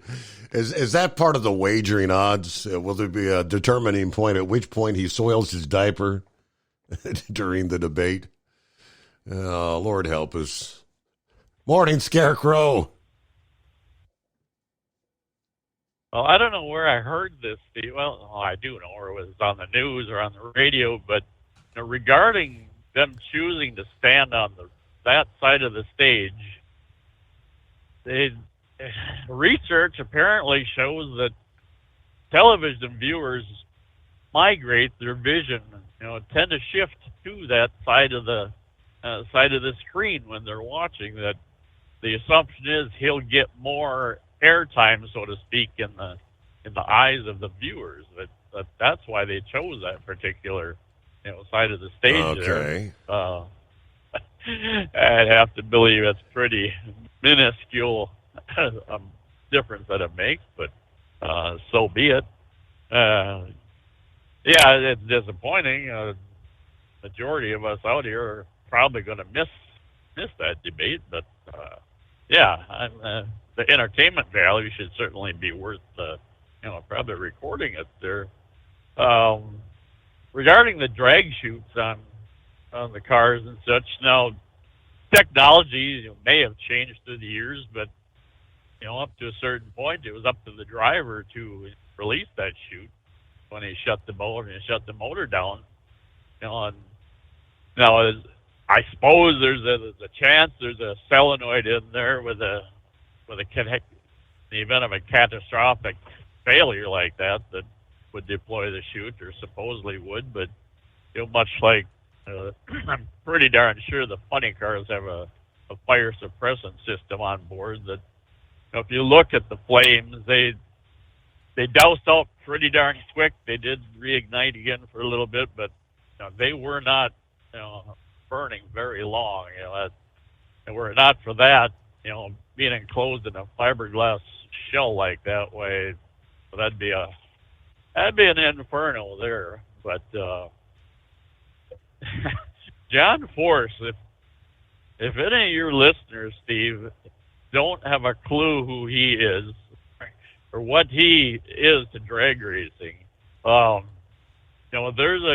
a number of individuals out there that have made pretty major and significant impacts on the sport of drag racing. But John Force is an individual that nobody can match when it comes to having if I dare say, a mouth on him. That and you know where I'm going with that, Steve. If somebody asks him what color the sky is, you're going to get a Reader's Digest version of a full-length chapter of the sky. And, he's tamed down in recent years, but an interview with him in the past, where it was all one-sided. They would ask him one question. Oh, he just went on and on and on and on, But no, he's had an impact by. That's just putting it mildly. The weekend came and went. I did not make it to any tractor pulling action, Steve, but I see they did get in 4 of the 5 sessions there. I believe Friday night wound up being a washout, but it looked like it was quite action packed, though. They had minimum of 4 classes per session, and they had 5, 6, and 7, 7 classes. And I think that was Saturday night. For some classes, you don't have all that many competitors, but no. So they made it go anyway.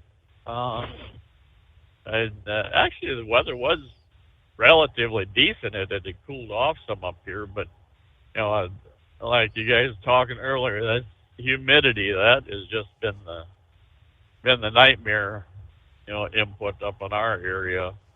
We I sent you a picture there a little while back. I ran into it was on Pinterest yesterday.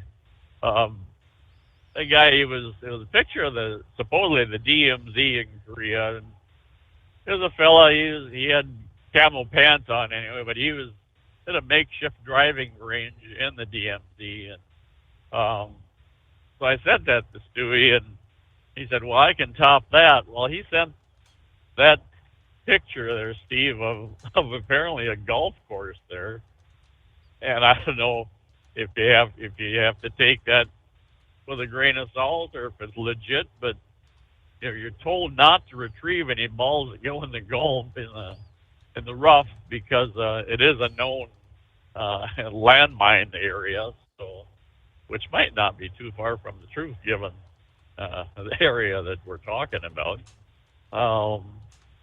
Anyway, back to how Captain Ron referenced he threw a surprise birthday party for his wife there over the weekend. When, let's see, it would be for my bride's 40th. Now that's 24 years ago now. I had been, laid off. I was drawing unemployment. Our first company I was with, they closed their doors. So I had all kinds of time to plan this, surprise party for her, and I held it at an area establishment.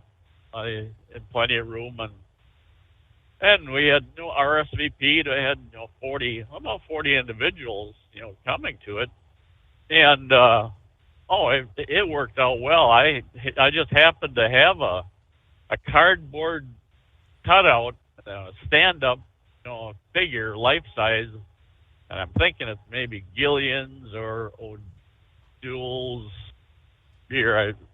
Either way, we used to hit several beer distributors, and they gave it to me, and they did pretty sweet figurine is what this was. And so I took a photo of hers to a print shop, and they made a life-size image of her face, and I fastened that to this stand-up cardboard figure. In fact, I still have that, Steve. I'll try to send a photo of it sometime. But anyway, come to the eve night of the party, and she didn't want to go anywhere. And I said, "Oh, come on! You never wanted to do anything. Let's go out let's hit up the road."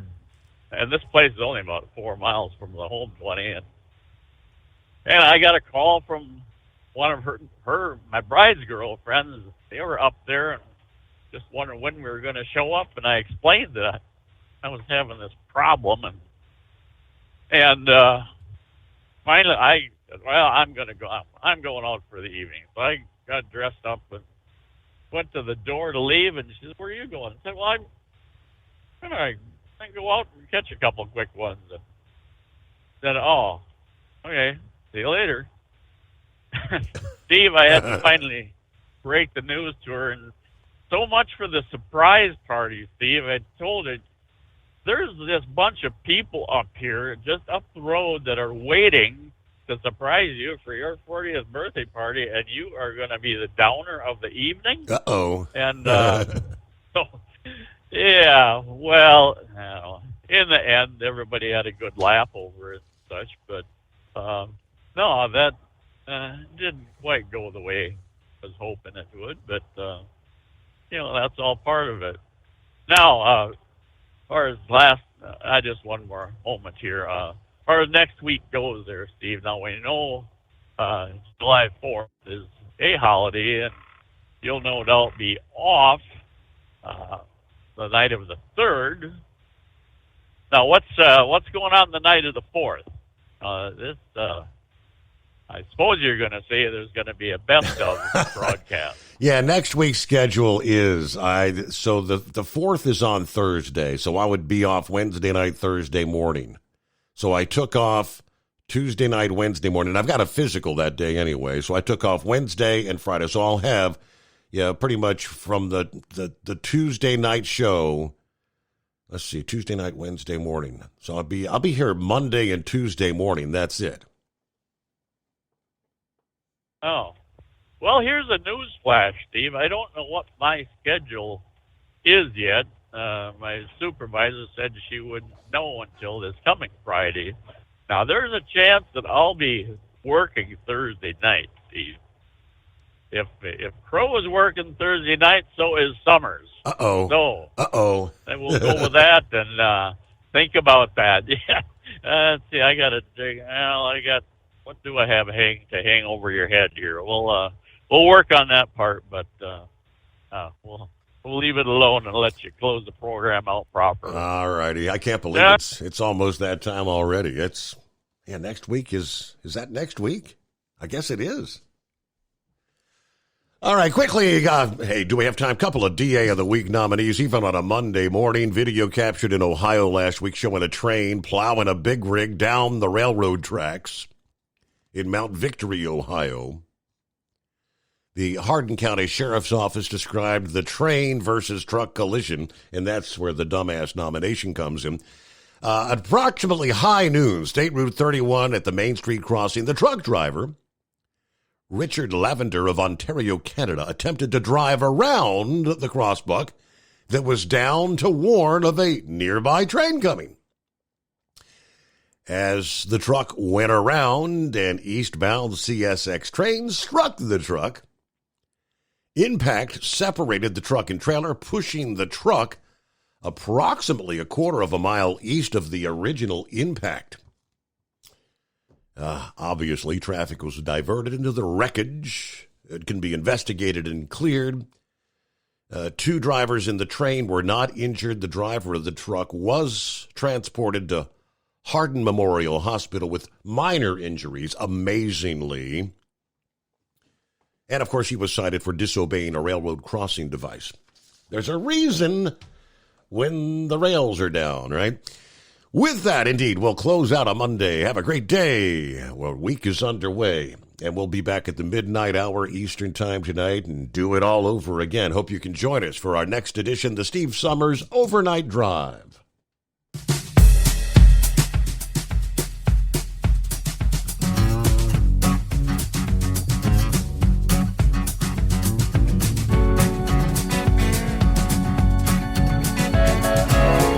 never guess the places that I've been. You never guess the places that I've been. 'Cause everything is like a dream, yeah, but only in that dream that I live in. I'm never gonna let the day begin. Never gonna let the day begin. 'Cause everything is like a dream, yeah, but only in that dream that I live in. Oh, don't wake me up before you go, and I'll just make this bed my home. Oh, darling, please just let me sleep. Give me my dreams.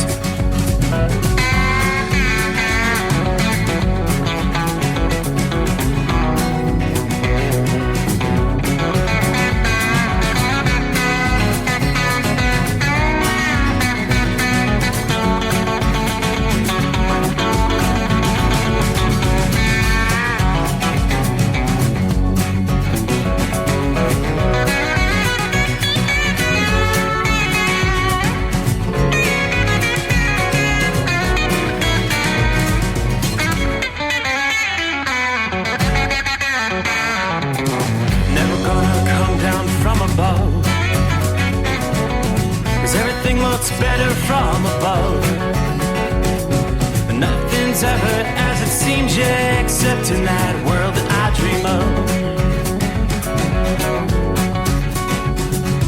Never gonna lose the ones I love.